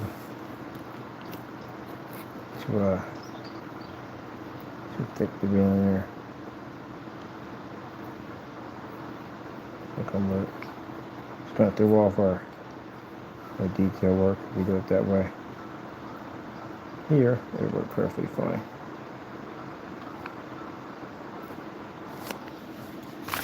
Man, it's gonna have to be a little bit thinner.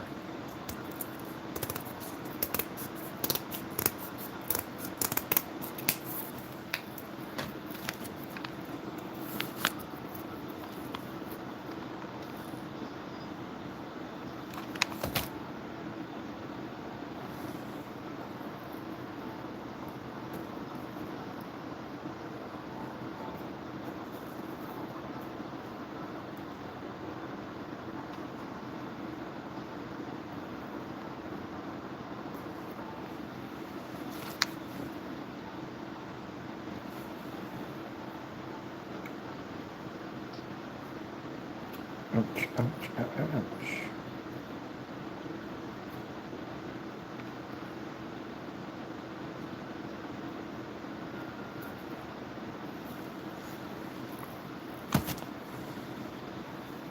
Somebody did a 3D simulator for what happened if the Earth stopped. Sheesh. It wasn't pretty, by the way. It just wasn't pretty. No way whatsoever was pretty. Oh, thank God.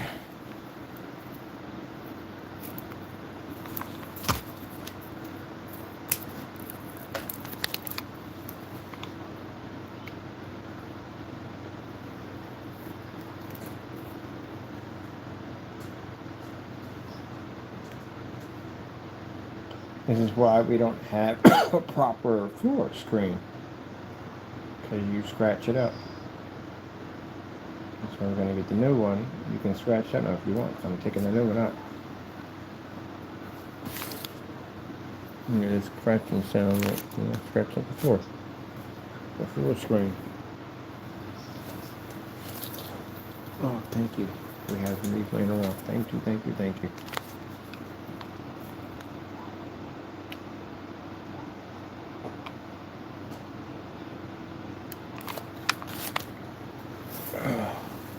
Let's get into the crazy detail trim.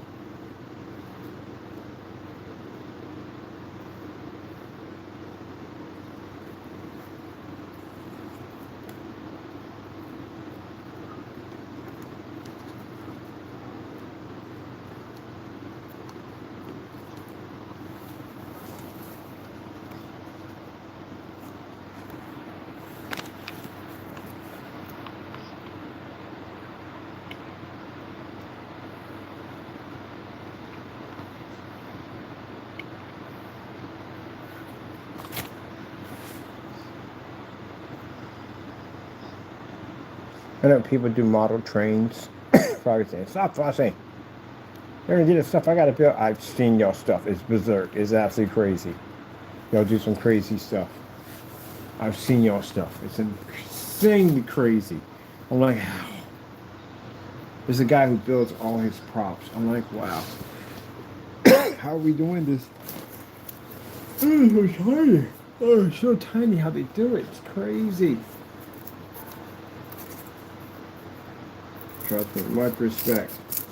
Matter of fact, I go to your channel to watch y'all to relax. Because, man, Oh, actually, there was a guy when I had panic attacks. I used to watch his channel. I still watch. I go back and check out some of the stuff he has. But man, them train builds are insane. There's just so much stuff going on in them train builds, man. They have haunted houses in there and freaking UFOs and Bigfoot over in the field. Like Bigfoot, you see Bigfoot in there. They got so much stuff going on there. It's so crazy. Got myself a train. So I got a line though. Big steel smoker. That's ones I like. It's my favorite trains. You got the fake ones. And the fake ones don't have they got the fake ones, but I'm just saying the lower model ones, let's put it that way. The lower model ones don't have the steam that blows out from the side. Mine has the steam that blows out from the side. When I stop, it goes like shh. And that's thick.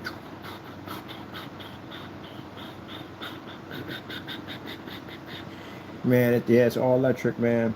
It's all die-cast metal too. It wasn't cheap. It was not cheap at all. And very expensive train, man. I love trains. I love them. I love freaking the old-fashioned smokers, man. They're my favorite. The Pennsylvania is one of my other favorite ones. I'm planning to get that one when I get the chance to. But man, that those ones I like. The high-speed ones and all them. I like the trolleys. The trolleys are pretty cool. I like the trolleys. That's why I do like the trolley ones. But the smokers, man, those are my favorites. Always will be my favorite. I like the way they're built. That transformer that turned in one of them, man. I was like, oh, what the freak? He turned in one of them, the retro trains. But yeah, I like them. Got that. Oh yeah, I love it.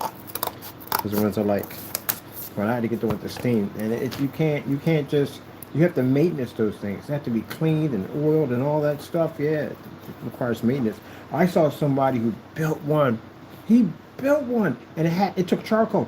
Had a little flame in it too. It had scooped charcoal in it. Oh man, that was amazing. That was freaking amazing.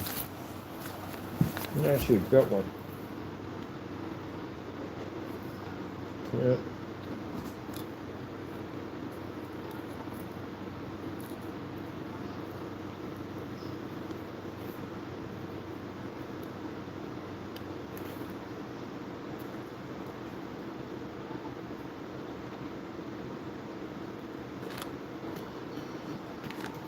Yeah. When people sit there and say expensive, what you mean by expensive? Well, in my world, expensive is a little different. In my world, I'm a person who gets things for good deals. So, expensive for me is like, I was to say, if I got to spend $1,000 for a projector, that's expensive. If I got to spend $800 for a projector, that's expensive. If I got to spend $500 for a projector, that is expensive. I don't want to spend that much money for a projector. I really don't. My deal is to get a projector for like under $200. That's a good deal for me. Buying my boots, I get my boots for $40. I don't buy anything above the $50 mark. I don't want to spend $50 for a pair of boots. $50. I'm sorry, $40. If I can get under 50, I'm good. If I'll spend 50 if I have to, but most likely I don't want to spend 50. I just want to spend $40 and I always get a good deal. Yeah. When I told you about my feet, I wear a size 9.5 triple E. My foot is literally that wide. So I have to have a special boot because I have a really wide foot.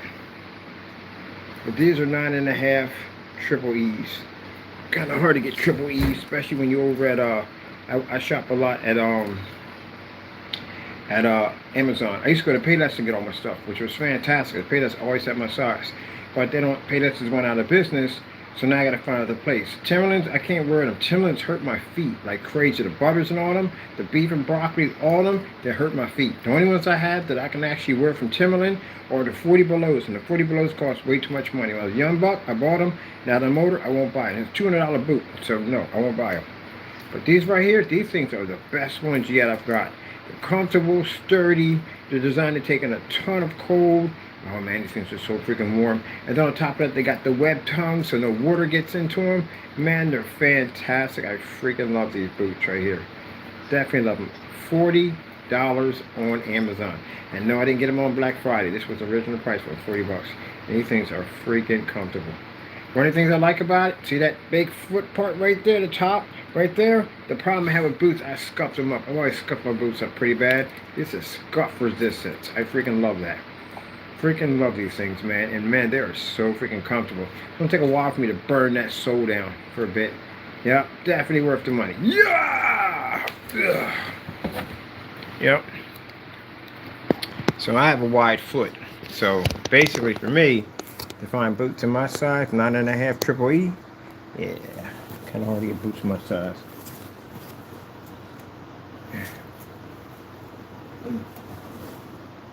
My buddy was like, geez, your feet are that wide? I said, yeah, they're that wide.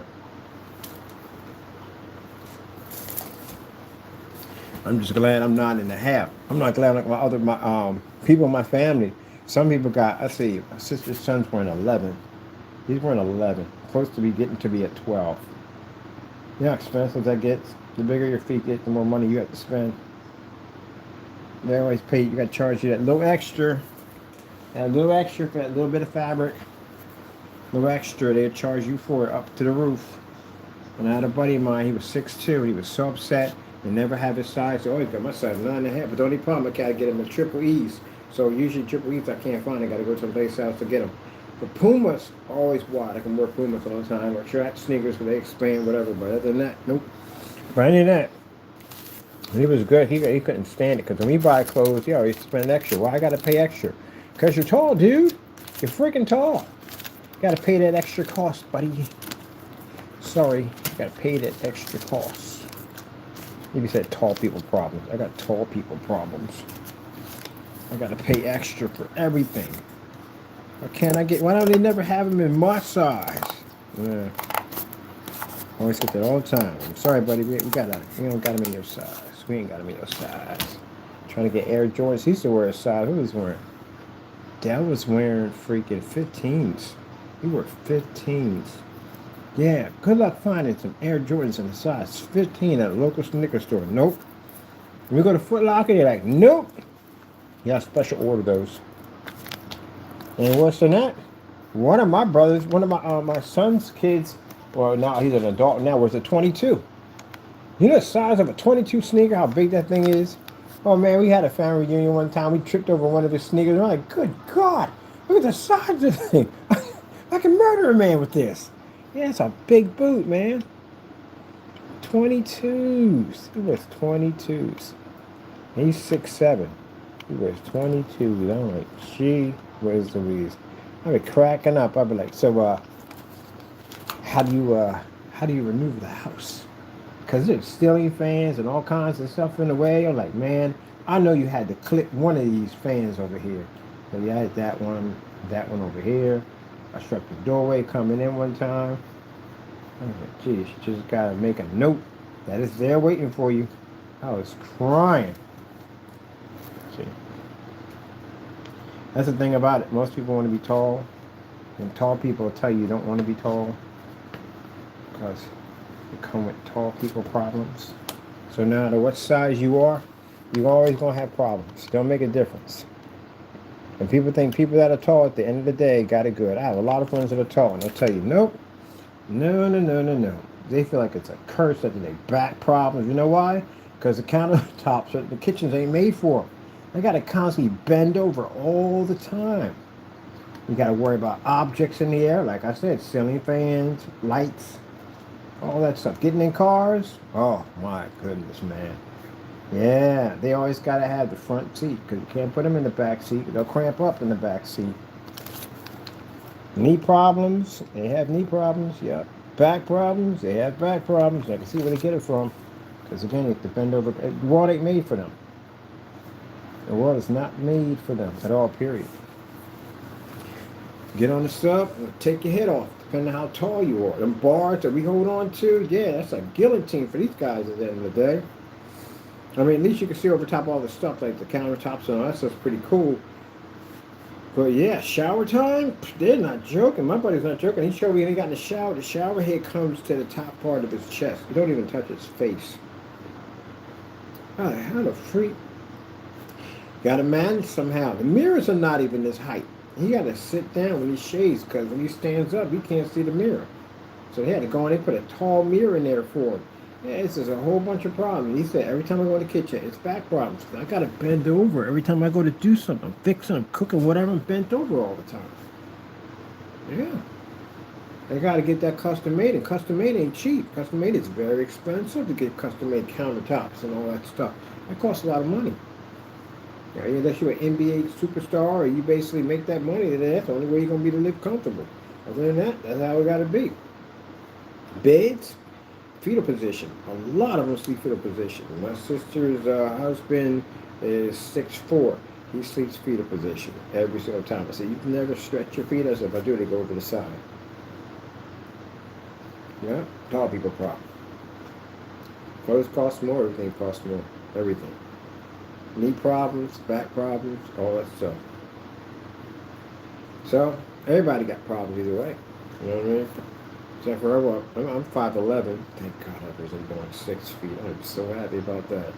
Because I got a brother who's 6 feet tall, and all he does is tell me, yeah, it's nice, women like it, da-da-da-da, but it has its downside. You know what I mean? I pay for this, pay for that. You get on an airplane, good luck with that one. That's a real nightmare right there for people on an airplane. You got to make a flight for 6 hours, and you're freaking folded up like a piece of origami paper.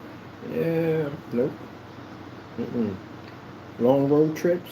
No. So, I was born right in there. 5'11". Perfect. I don't got to pay a lot for my clothes. I'm not too short. I'm not too tall. And I got friends of mine. Well, actually, I got brothers that are short. I never stopped them from getting married and having kids, so I don't get that one at the end of the day. I really don't get that one. I don't understand that one about short people at the end of the day. I know a ton of short people. I don't get it. Dominicans, Mexicans, Puerto Ricans, they're short. You see them have any problems? They got beautiful wives and married and kids, and stop them at the end of the day. I don't know why people find us has a hang up at the end of the day. I really don't see it. Nope. You gotta be proud of who you are at the end of the day. You gotta be comfortable with who you are. It doesn't make a difference if you're short, you're tall, whatever. You gotta be comfortable with it. That's all to it. Comfortable with who you are.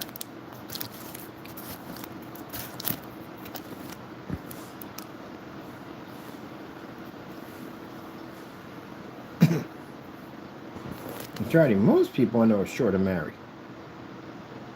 Yep. Well, my friends, I got a lot of Dominican friends.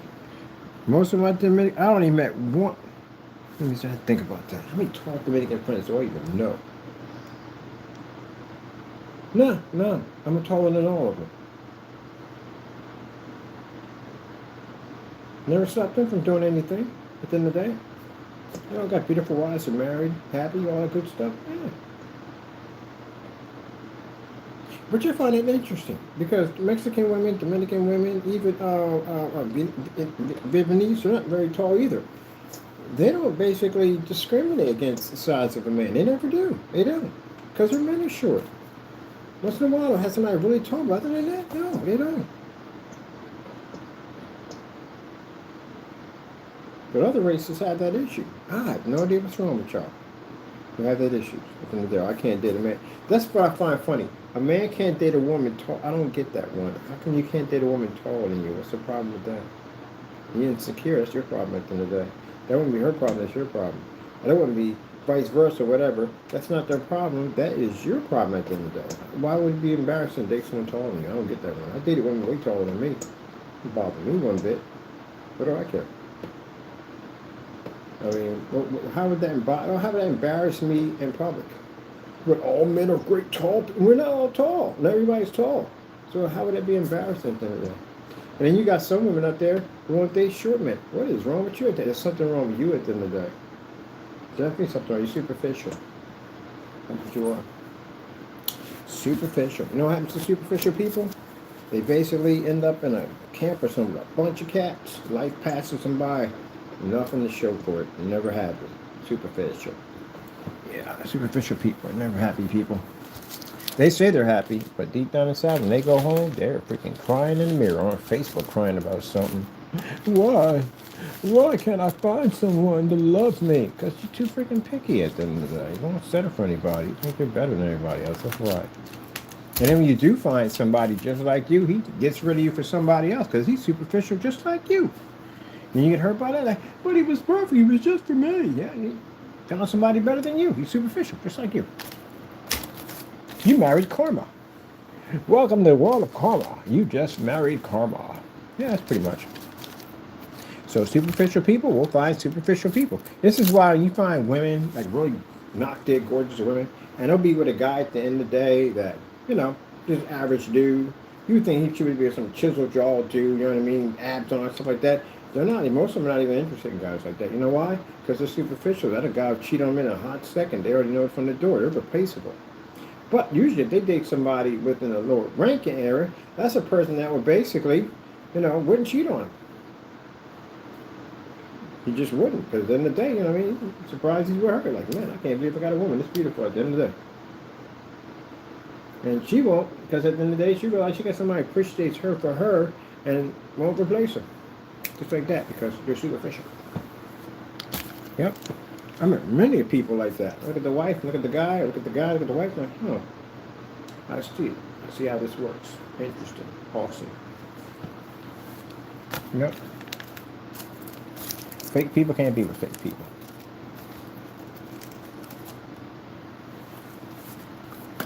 Superstitious.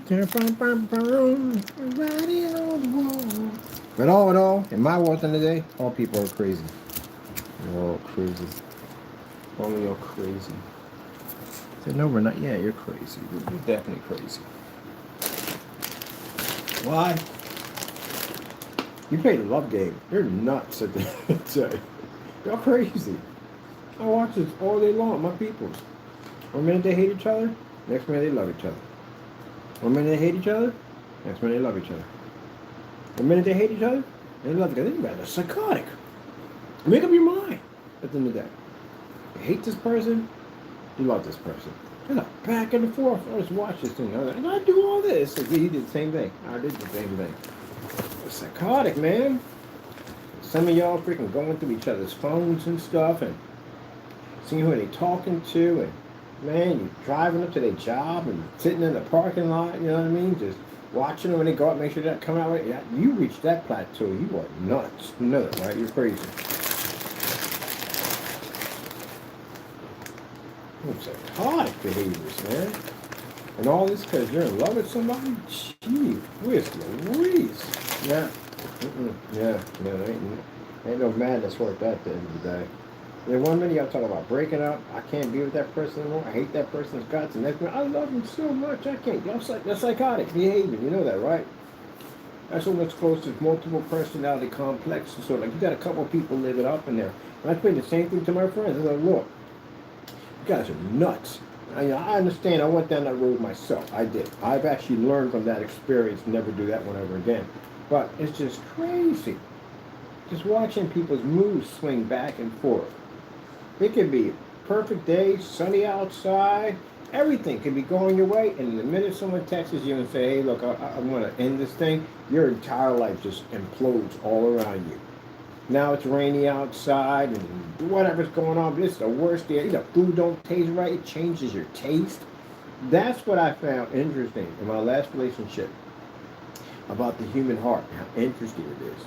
Well, basically, the emotional roller coaster that you go through when someone is attached to your emotions themselves. It's like y'all play off each other's energy at the end of the day.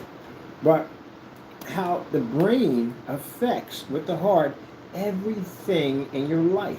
Like I said, you can be eating the most best meal of your life. And someone can text you, she can text you, he can text you, hey, I want to end this, I want to be with somebody else, blah, blah, blah, blah. And that'd be the worst tasted meal you ever had in your entire life. You don't feel like doing nothing, you don't want to go anywhere, you don't want to do nothing at all, period whatsoever. It's insane that someone can have that much control over someone. That's insane. And the thing about it is, the first minute you date that person, go out with that person, and you start having a likeness with this person, you're already in. You've already signed that contract already. If that person separates from you, that'll cause you dramatic pain. Unlike you're a psychopath at the end of the day, you don't feel jack at all, period, for anybody. then that's a different story. Something wrong with you. But other than that, man, the first one you guys basically acknowledge y'all like each other and y'all start dating, oh, it's over. But the crazy thing about it is there's no way around this. It's virtually impossible. People are trying to figure out how to have the perfect relationship, and it ain't going to happen, like Seinfeld. It's not going to happen. Never. No matter what you do, no matter what you try, you're still going to have to go through that emotional roller coaster. Even if you're with somebody who never cheated on you, and you never cheated on them, still, you're going to go through emotional roller coasters. If y'all get in a bad argument, your whole day is shot. Yep. Until when that person comes in and makes up, or y'all make up, now you're the happiest person on the face of the planet. Your appetite came back. You can function and work correctly. Nah, that's scary, man. I couldn't work in my shop for 5 months when I broke up my ex. I had no desire to work at all. No desire to work, construct, build, nothing. All I did was just sit in a chair and watch cartoons. That's what I did for 6 months, yep. That's what I did. And when I reached that plateau where I could lock every single door and shut off and become cold, then basically I was ready to rise up out of that chair, shave, get cleaned up, get ready, talk to a few people here and there, and talk to for a while, go back to work. And when I got past it, now I don't feel jack at all. For nothing.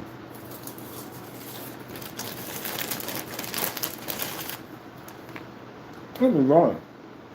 If I see a homeless person, I care for people, and I care.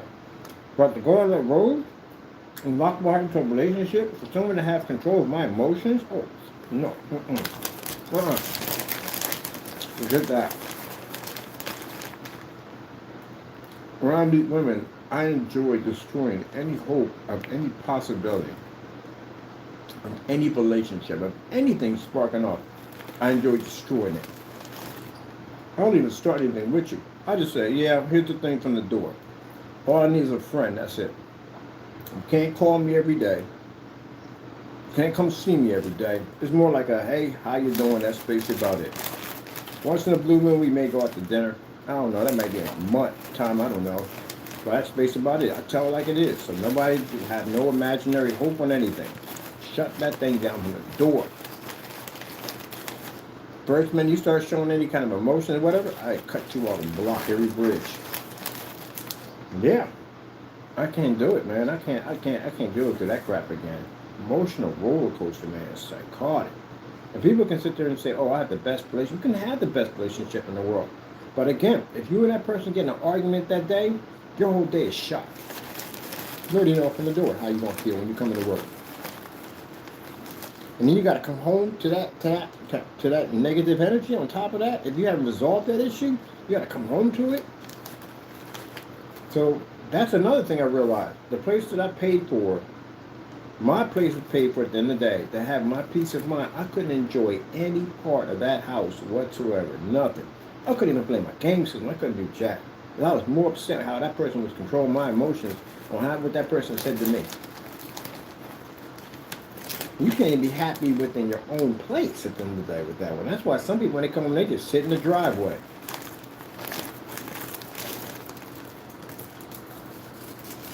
But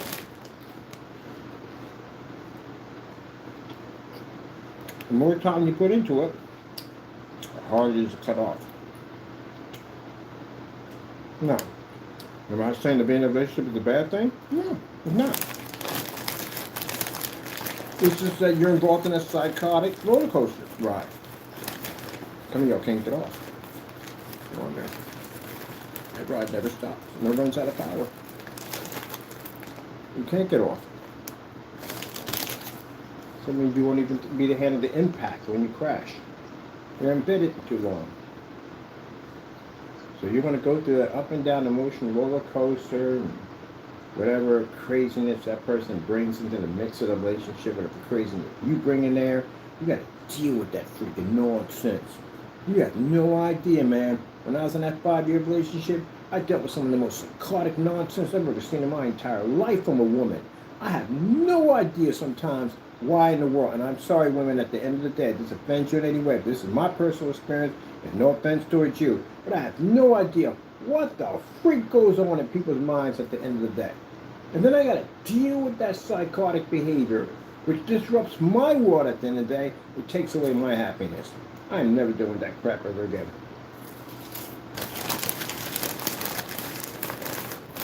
Don't get me wrong, I don't hate her. I don't. I have no hatred for anybody. I don't. I just don't do with that psychotic. I no more. No. No, no, no. No way. And to you young people, God, I feel sorry for you. So many levels is not even funny how far I feel sorry for you guys. Unless you got a person that's not influenced, or they got older people that influence too on top of it. You can't just say it's young people. You get older people at the end of the day, but when people talk in their ear, they listen to them and they bring that nonsense home, and then you disrupt your whole entire relationship listening to somebody else's bull crap. You do know that majority, if the person who's giving you that advice is single, they want to see you single too because they're upset because you're with somebody and they're not. You gotta be careful about that now. You can't even trust your own friends at some point at the end of the day. Yeah, it's just too much craziness, man. You know how crazy that sounds right now, what I just said, how crazy that is? And some of y'all are going through this right now. This is why I cut them all off. I'm in my own little world in the day. I get up every morning, no bull crap. In the afternoon, no bull crap. In the evening, no bull crap. Late at night, no bull crap. No bull crap, no bull crap, no bull crap. I didn't worry about that person coming home with some stupid, dumb nonsense you heard from her friends, and they apply that nonsense to our relationship, and I got to deal with that freaking argument, those mood swings, and all that other crap. No, I'm good.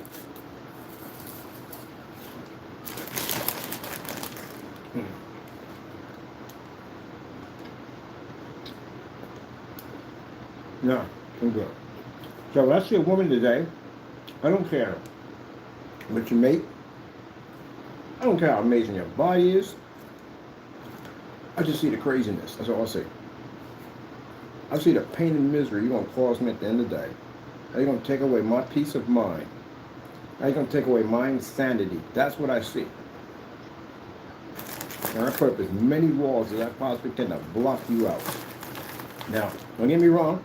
I'll smile and joke with you and laugh with you and have fun. I got friends, a lot of female friends in the day, but they already know how I feel at the end of the day.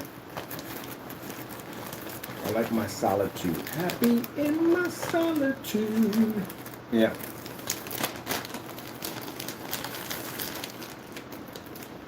Yeah, definitely.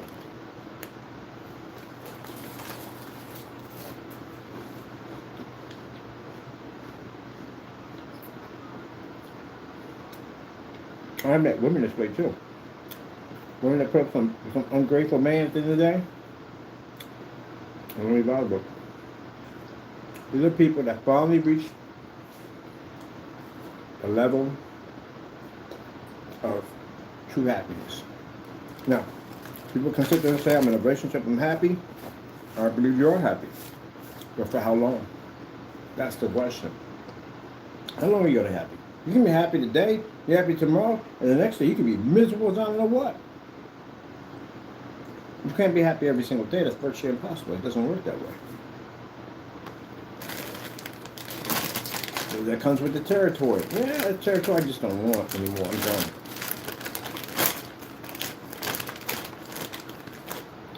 Thank God I ain't got kids either. Good gracious. If I had kids by that person, can you imagine the freaking nightmare? I would have to see that person all the freaking time. Oh, that was definitely watching over me on that one. I'm definitely happy to be well, you know, you people in love and all the other good stuff and all, I wish you the best. I do. I don't wish anything bad. I ain't got plenty of friends who are married and all that. They watch my videos after I get done all this and everything. And they don't question me on it because they know who I am. I tell them exactly what I'm about. But, you know, I wish y'all the best in y'all relationships. So that's the thing about the whole internet relationship. You see people smile and laugh and joking. It ain't like that 24/7. That's impossible. You meet a couple that never argues and always good. No. You back away slow. Don't make any eye contact. I guarantee you both of them are seriously mentally insane. You're going to have arguments. Yeah. That's that one couple that there was some internet couple at the end of the day, and they always seemed happy and so and so and so, until one day he tried to kill her. And there was one who did kill her. He did kill her, and he killed her best friend. He came in and thought that she was messing around with the guy, and she wasn't. He killed both of them. Now he spent the rest of his life in jail.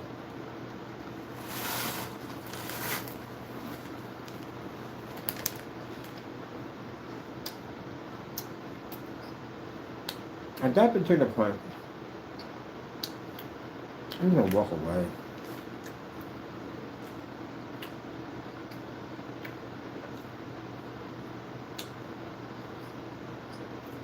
Yeah. This is why I don't like being around people or couples. I gotta deal with your bull. Come over. How y'all doing? What's up? Oh, well, I already know from the door it's coming up. We get on my nerves. You don't really appreciate me. You don't love me. You don't care for me.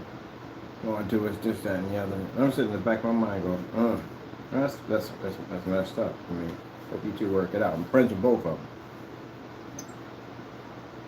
I'm just tired. I'm just tired of it all. I'm just tired of. I hear it so many times.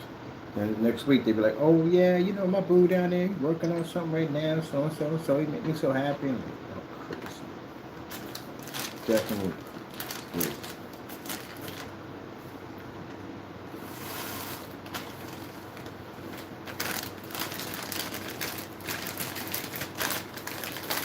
Hello, my people.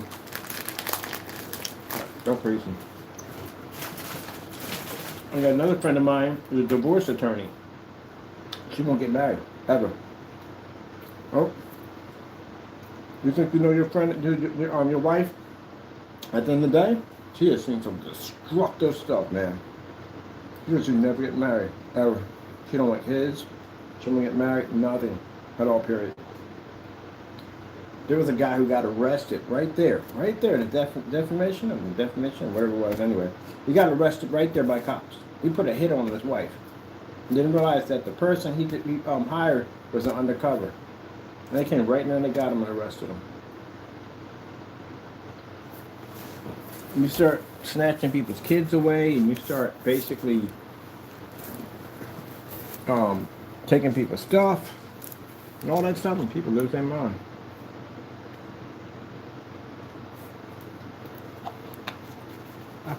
That's what I found so interesting about that whole ordeal. Instead of sitting there and letting it take over me, I learned to accept it and study it and understand it. Why do humans even act that way? And that this whole thing that you spend your entire life, when you first meet that person, you spend your entire time trying to get close to that person and trying to get that person to like you, and then vice versa, blah, whatever. And then later on in life, you hate that person. You can't stand that person. See me? That's what that comes down to. It's crazy. And then she said the divorces she sees some of the worst of the worst come out of people. So what happened? What changed though?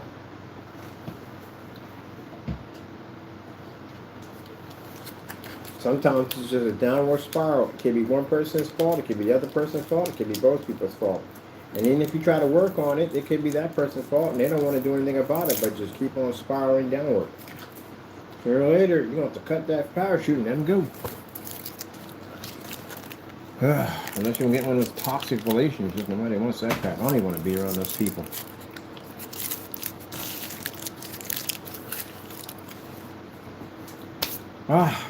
So I witnessed that 3 times this week. 3 of my friends I witnessed talk about how much they hated the other person they were with. And then be back together with them. It's okay, I'm like, when I freaking get ready to separate, to go to my new world, I'm going to leave you guys behind. If you get that doo-doo-doo, I'm sorry. This number is no longer in service. And so I'll cut you guys off. Look, when I get to my new world, which I call my piece of land and whatever, I don't want any contact with too many people. My circle is going to be extremely small. I prefer it be all with all people that, like me, that don't want to be bothered by other people's nonsense. I prefer it to be that way.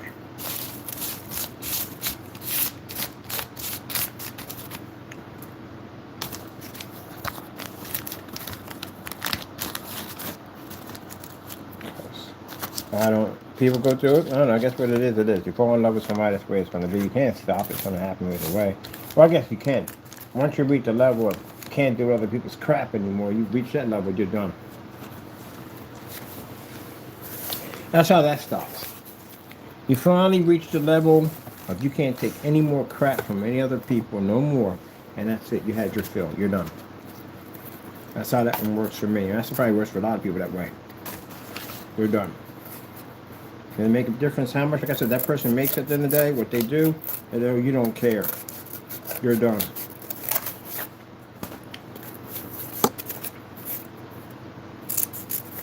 A woman said, yeah, I've been married for like 15 years. I'm free from that nonsense. I am never, ever getting married ever again. I don't care who you are. I understand exactly what you mean by that, 100%. No, shade, shade, shade, shade, shade, shade. You want to give you some shade? All right, Taco, hold on. I got one more section here. I had to vent for a little bit because the bills are driving me crazy. That's what you call what do you call it? What do you call it? Bill venting? Yeah, I had to stop for a minute and just rant for a little bit. Because, man, bills drive you a little crazy. I told you I do this from time to time in videos. I literally sit there and talk about all kinds of stuff. But, man, you be going nuts after a while. And you want to stop. It's fun, but it's painful because you're tired, your body aches and all that. You want to stop, but you can't because you got to keep building. What time we got at the end of the day? Oh, crap. I got people contacting me on my freaking chat and stuff. Hey, you want to freak you at? I got to reach out to some of my people.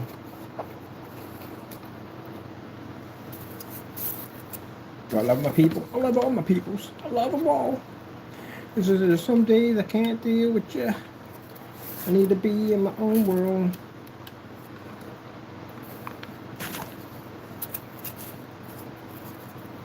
Get that question. You ever want to have kids? I'm 57 years old. What the freak would I be thinking about kids for? I'm way past that point. Godfather, that's as far as it goes. That's as far as it goes, people. I'm a godfather. There's no interest. So I got one child. And I love him so much, John. I love you. I love you. I love you so much. Look at you. So cute. My baby boy. My boy. I love my boy. How you doing, Taco? Man, you don't get no cat time, do you? You get no cat time here? How you doing today? Taco? How you doing, buddy? You okay? You okay? All right. I'm almost done, okay? Let me watch some. Get out of here. Get you a massage. You got his own massager. I told you, got a cat massager for him. You like it? It's like a little cage because it vibrates. Keeps him nice and warm, and he freaking loves it in there. Yeah, I said, they make a massager for a cat? Ah, snap. I'm gonna get one for you, Taco. You got your cat massager. You go in there and relax. Gotta put the cucumbers on your eyes next time. We'll teach you how to wear cucumbers on your eyes. Yeah.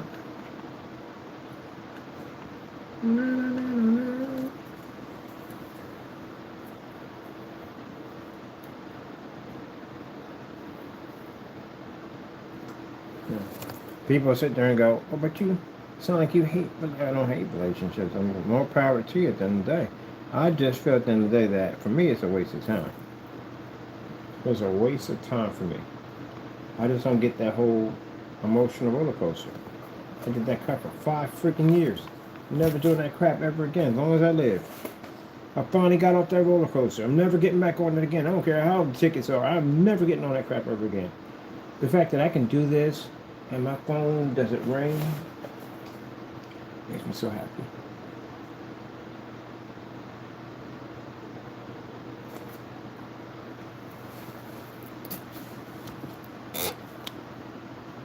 And other people be mad at me, they be in relationships talking about, man, you just, you're single, you can do whatever you want to do and this, that, and the other. That's true. That's definitely true.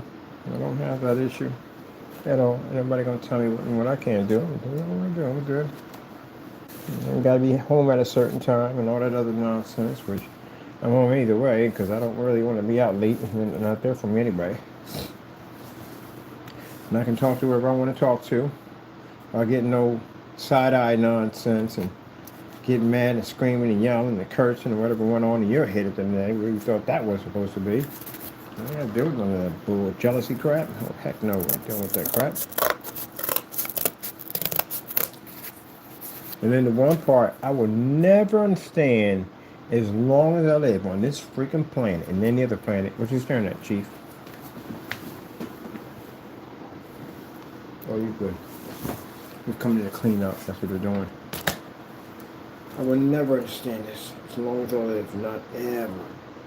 Men that are married and your wife, or vice versa, I don't know which way it goes or whatever, that y'all don't have intercourse no more. And I've heard my buddies come to me like, yeah, she just stopped. What you mean she just stopped? She just stopped. She don't want to touch, do nothing whatsoever. She always got a headache and this, that, and the other. And but men, if men do that for the door, they're out somewhere else at the end of the day. I never heard of a man saying, I got a headache, oh, for good night. I've never heard that ever. But anyway, and then they go through this whole emotional change, and then they don't even want to be bothered with you anymore. So what are you supposed to do? If you go out and you sleep with other women, then you cheat them. You mess up your marriage, you mess up your whole relationship, whatever. But they expect for you to not do anything at all and just go into full-blown celibacy when you're freaking married to this person, have a ring on your finger with them, and you can't do nothing at all. That's the most crazy thing I've ever heard in my entire life. So what is a man supposed to do? You want him to be with you, you want to be loyal and everything, but you don't want to with him, but you don't want to mess with anybody else. That's insane. I don't know how. I don't know how. Now, in my world, I can't do that period because it's fornicating. I can't do it. But still, it's insane when you think about it. You're married to this person. And they just don't. And sometimes some women go through some stuff at the end of the day that may change things for them because their bodies are constantly changing what's going on with them, and they may not feel that way. So I don't know how that's supposed to work, because you can't expect for him to go with nothing. For some, let me understand, you may be going through something. I gotta understand that part about them. They could be going through something, whatever. Yeah, I gotta go to marriage camp or something to fix that, because that's crazy. And then meanwhile, what's he going to do? Because there's beautiful women on the beach, there's women all around him, constantly time. Women on the internet, there's all kinds of stuff. So he's going to have an outlet somewhere. And you don't want him to cheat on you. But you can't do anything with him. I don't know how that even works. That scares me. I don't even know how that works, to tell you the truth. I just sit there and just look at my friends, because I'm just stunned myself. Like, all you can do is just be quiet and just raise your hands up higher and higher in the air. That's all you can do. I don't know how it works. Nope. That's a messed up situation to be in. That's a real messed up situation to be in.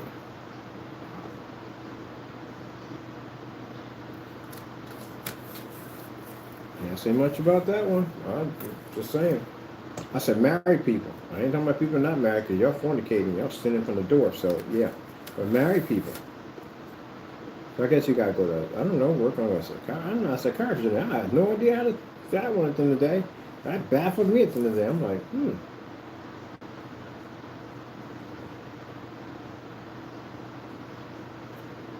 if you cheat on her and see it's with somebody else, which you shouldn't do because that's adultery and that's wrong, you should never do that, period, at all.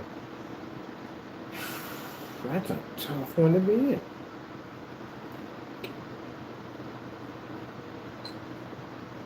I don't even know how. I couldn't even tell you.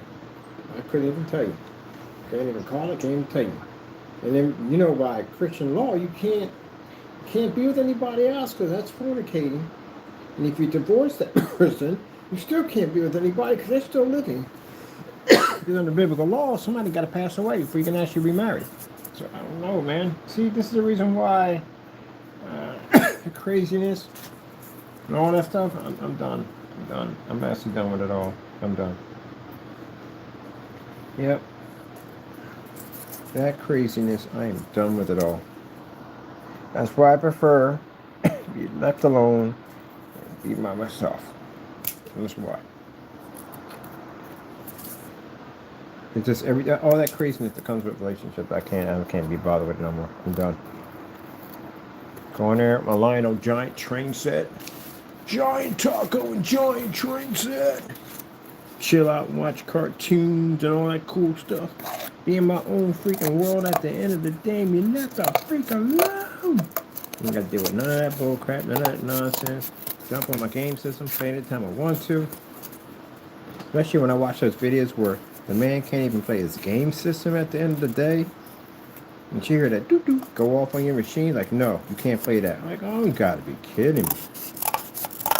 Let me tell you something. I don't get that one. I will never get that one. I don't get it. I don't understand how a woman or anybody gonna tell you you can't play your game system. But that whole thing, I had a guy tell me that his woman told him how to spend his money. I don't get that one either. I look at it this way. On my end, as long as the bills are paid, rent's paid, got a little money in the bank, I spend what I want. Now, we need for certain stuff, I ain't spending jack because I got things I got to take care of first. But other than that, you're not going to tell me what to do with my money at the end of the day.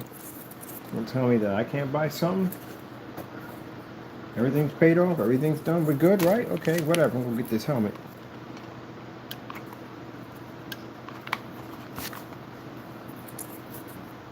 You got a job, you do you. Go save your money. I'm gonna go get this helmet. Sell this freaking Captain America helmet, and we'll buy it. But they can't, they gotta report in with their money.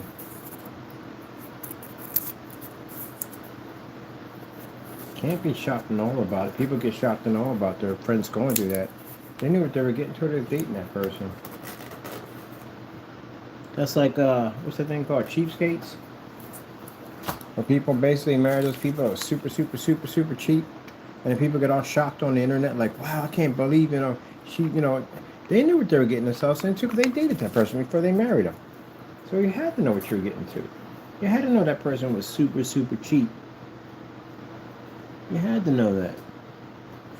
So why is everybody so shocked about them being so cheap? Ain't that right, Taco?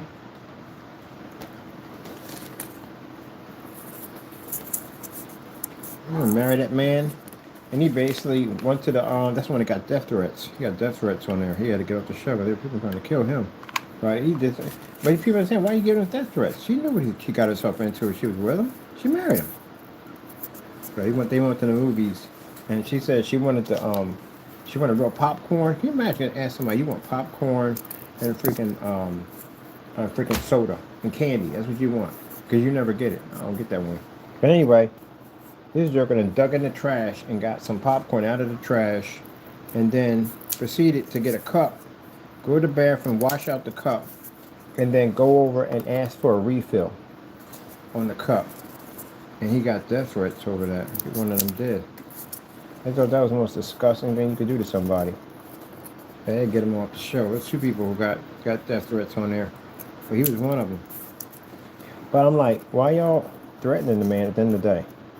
She knew what she was getting herself into when she married him, because she sat there and said he always been cheap that way. And the reason why some women go for a man like that, because they never broke.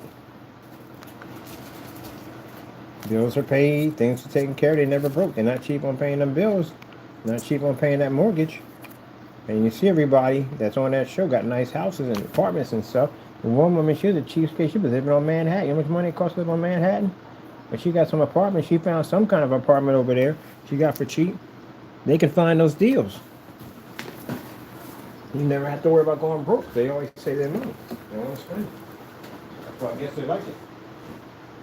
They just have to deal with the other half of the crap that's going on with it.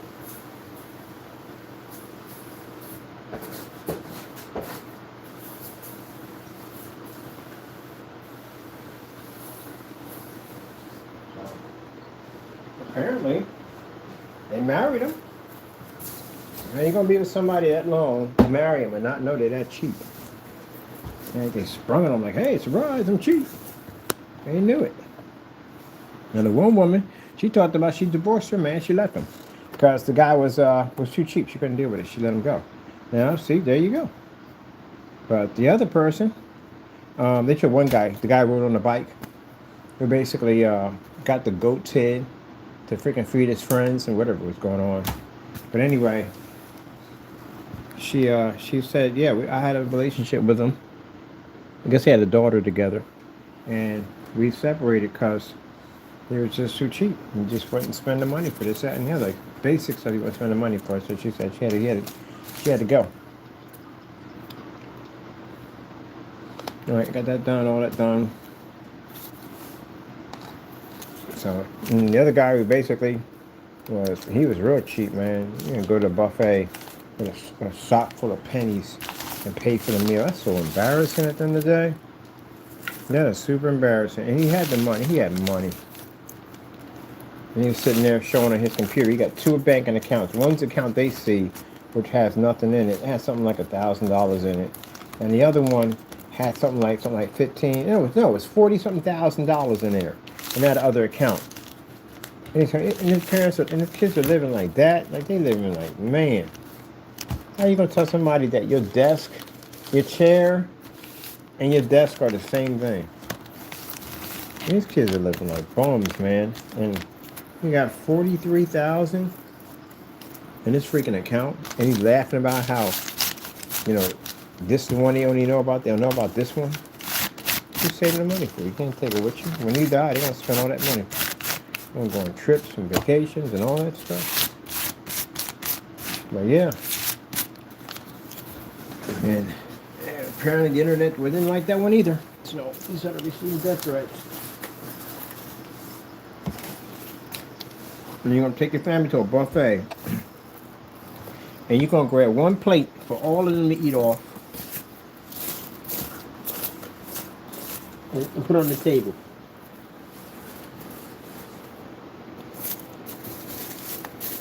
I've never bumped into a cheapskate before. I've never seen one. I've never been around one before.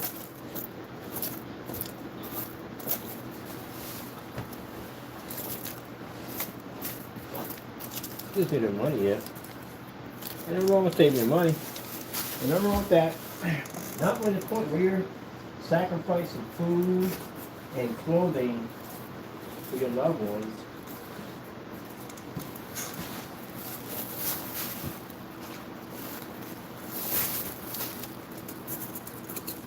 You save up all that money and then die, and then somebody else will spend all your stuff.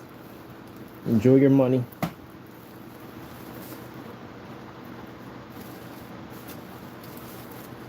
You never had the opportunity to enjoy what you work for. Cleaning up my area right now because I'm done. Finishing that one area I'm done over there. I'll get this all period. Did I get that one section? I got both of them, right? They're done. All right. And we put the roof on there, so they requested the roof. So we got the roof done for them. So they're happy about that. We got their roof on. We got their window, their chimney set up. I'm going to the tavern and drink. Not in real life. My make-believe world over here.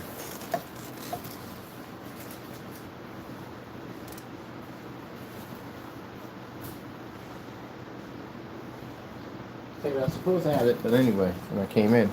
But yeah, for my elves that came in. Alright, gentlemen. We're going to get our glue gun put over here. We won't be in tomorrow.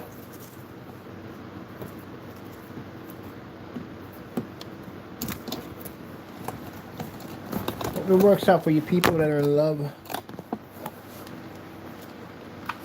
I'm just happy I never got to deal with it anymore. And I remember whatchamacallit up there said, "Oh, you must be so lonely." How? I don't even know how that's even possible. Our brain functions differently. I'm always constructed in building something, so I just don't really feel like I have enough time. I still don't have enough time with my business being in the way, but once I retire, I'll be to do what I want to do, and then work on some of the other projects I'm going to work on involving hydroelectric energy. That's why I need that land out there and some kind of running brook out there so I can study that. But other than that, yeah, I have plenty of time to do other stuff I want to do. Like build stuff like this. I'd be doing this all day long. If I never had to work again, I'd just be building cardboard statues all day long. But I like what I do. But anyway, yeah, and they said to me, you'll be bored. Yeah, and I'm not. You'll live in my world at the end of the day. You don't know how deep the rabbit hole goes at the end of the day. You really don't. You really don't know how my brain functions and works. Yeah. Ugh.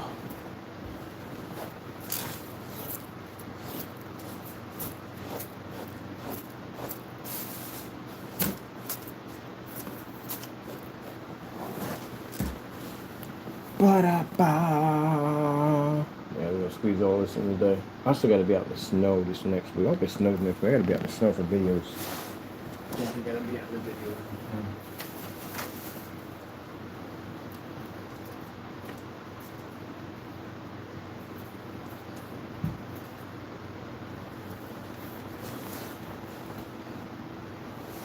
See, the difference is I can leave this business and start a whole different business. As a matter of fact, I'm actually working on 3 different companies right now. I already went and applied for my copyrights for my t-shirt business, which I got a friend over in New York City is going to get that to pop off, so that's another business venture. And then I build and design PCs over here. So these flower PCs, they popped off for a bunch of friends. They like them. Friend of mine got a floral shop. She wants to work with them and all that. So that's another business venture right there. So I don't have to basically leave a crooked business and then operate another crooked business at the end of the day, which somebody did. Went from ripping off customers to ripping off companies at the end of the day. Well, I don't do that nonsense because we got ideas we can build. We don't have to steal from other people. That's the difference. So, you know, and I got ad tech over there, which, you know, plenty of technology for us to build on for next year. So we're set up for 2026. We're good. And what we're going to do with this, we're going to do our holograms and our new technology in this. Let's put you guys together. So this all involves some new technology we're working on. Crystal clear. We're trying to make this with this nuclear technology. This will be so clear. Crystal clear. Crystal clear. Yeah, man. But I sit there and say that I'd be lonely, nothing to do. So I make 14,000 videos, man. 14,000 videos. Roughly, I do almost 10 videos a day. I can do 10 videos a day. I got so much stuff in my library, I can upload stuff and challenge high-end screens that they can't even touch. And I got tons, man. I'm bored for it. Building 3 different PCs. I'm literally building me a micro PC for the Xbox Connect to make that sensor system completely portable. And then I'm building my own Steam machine, which I'm working on that, which I can't wait to see how we put that thing together with the new. Oh, I forgot, we got another venture coming up with the PC cases that we're using ad tech for. So my buddy has a shop where basically you can cut plexiglass and make cases and stuff. And I was like, that'd be pretty cool. We can spray ad tech on this. He was like, oh, that's not a bad idea. And boom, there we are. I'm working out a contract to work with him.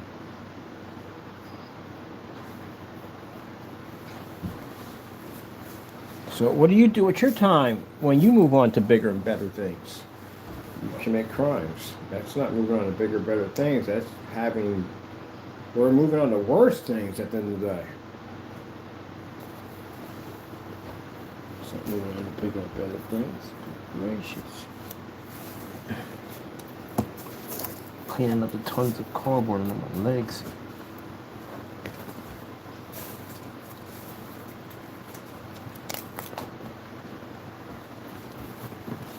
All right. Do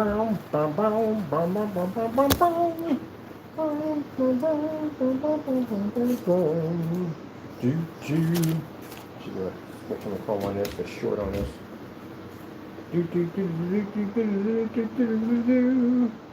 Ah, got enough talking about this world. Go back into my world with the elves. Chill out. Got enough room over here for my church. My church right here. I'm gonna do it here. I want the steeple to be here. I want to see the cross there. We got the blacksmith. I'm putting right here. My blacksmith right here. My church right there. That's what I'm gonna do. I'm gonna put my blacksmith over there and my church right over there. Look at our kingdom coming together. Bum bum bum bum bum bum. Do do. Come together. Oh, it's so nicely.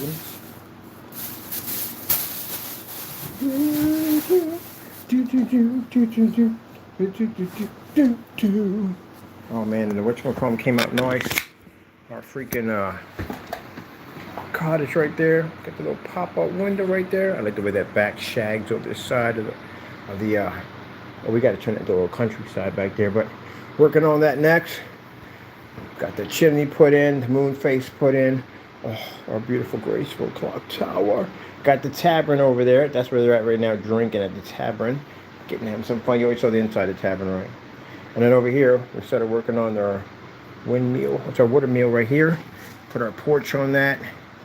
There's some scaffold set up right there. Scaffold set up right there.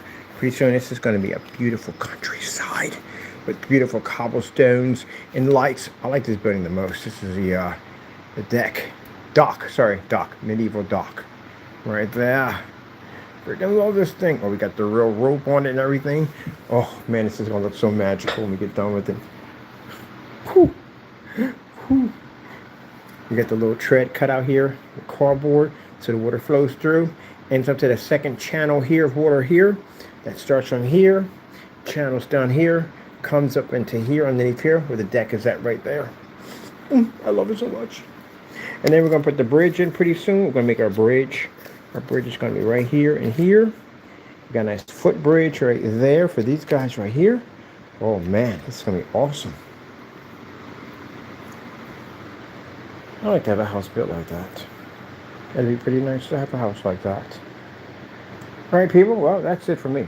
I've had fun. Thank you for stopping by. Mind you, when we build these builds, we are going to have pretty much some little rants in between because these builds take a lot. I spent 5 hours, for 5 hours, almost 5 hours on basically the construction of that building, that thing. Well, that was another 4 hours by itself, I think it was, yeah, for the tower. And then basically working on that, detail for that, detail for this, and all that over there. Oh man. All right, this is where I go. Hope you enjoyed. Thank you for your time. Of course, we give all glory to our Lord and Savior Jesus Christ for blessing us to build all this right here. For the end of the day, but for him, none of this would ever be possible. I can go back to the video. I said, hey, do you see a town here? Oh man, look, we're coming up with already. This is gonna be crazy when we get done with it. We're not even anywhere close.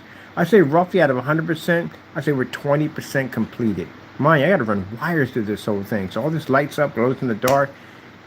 We gotta build an entire ecosystem around it. So yeah, it's gonna be crazy.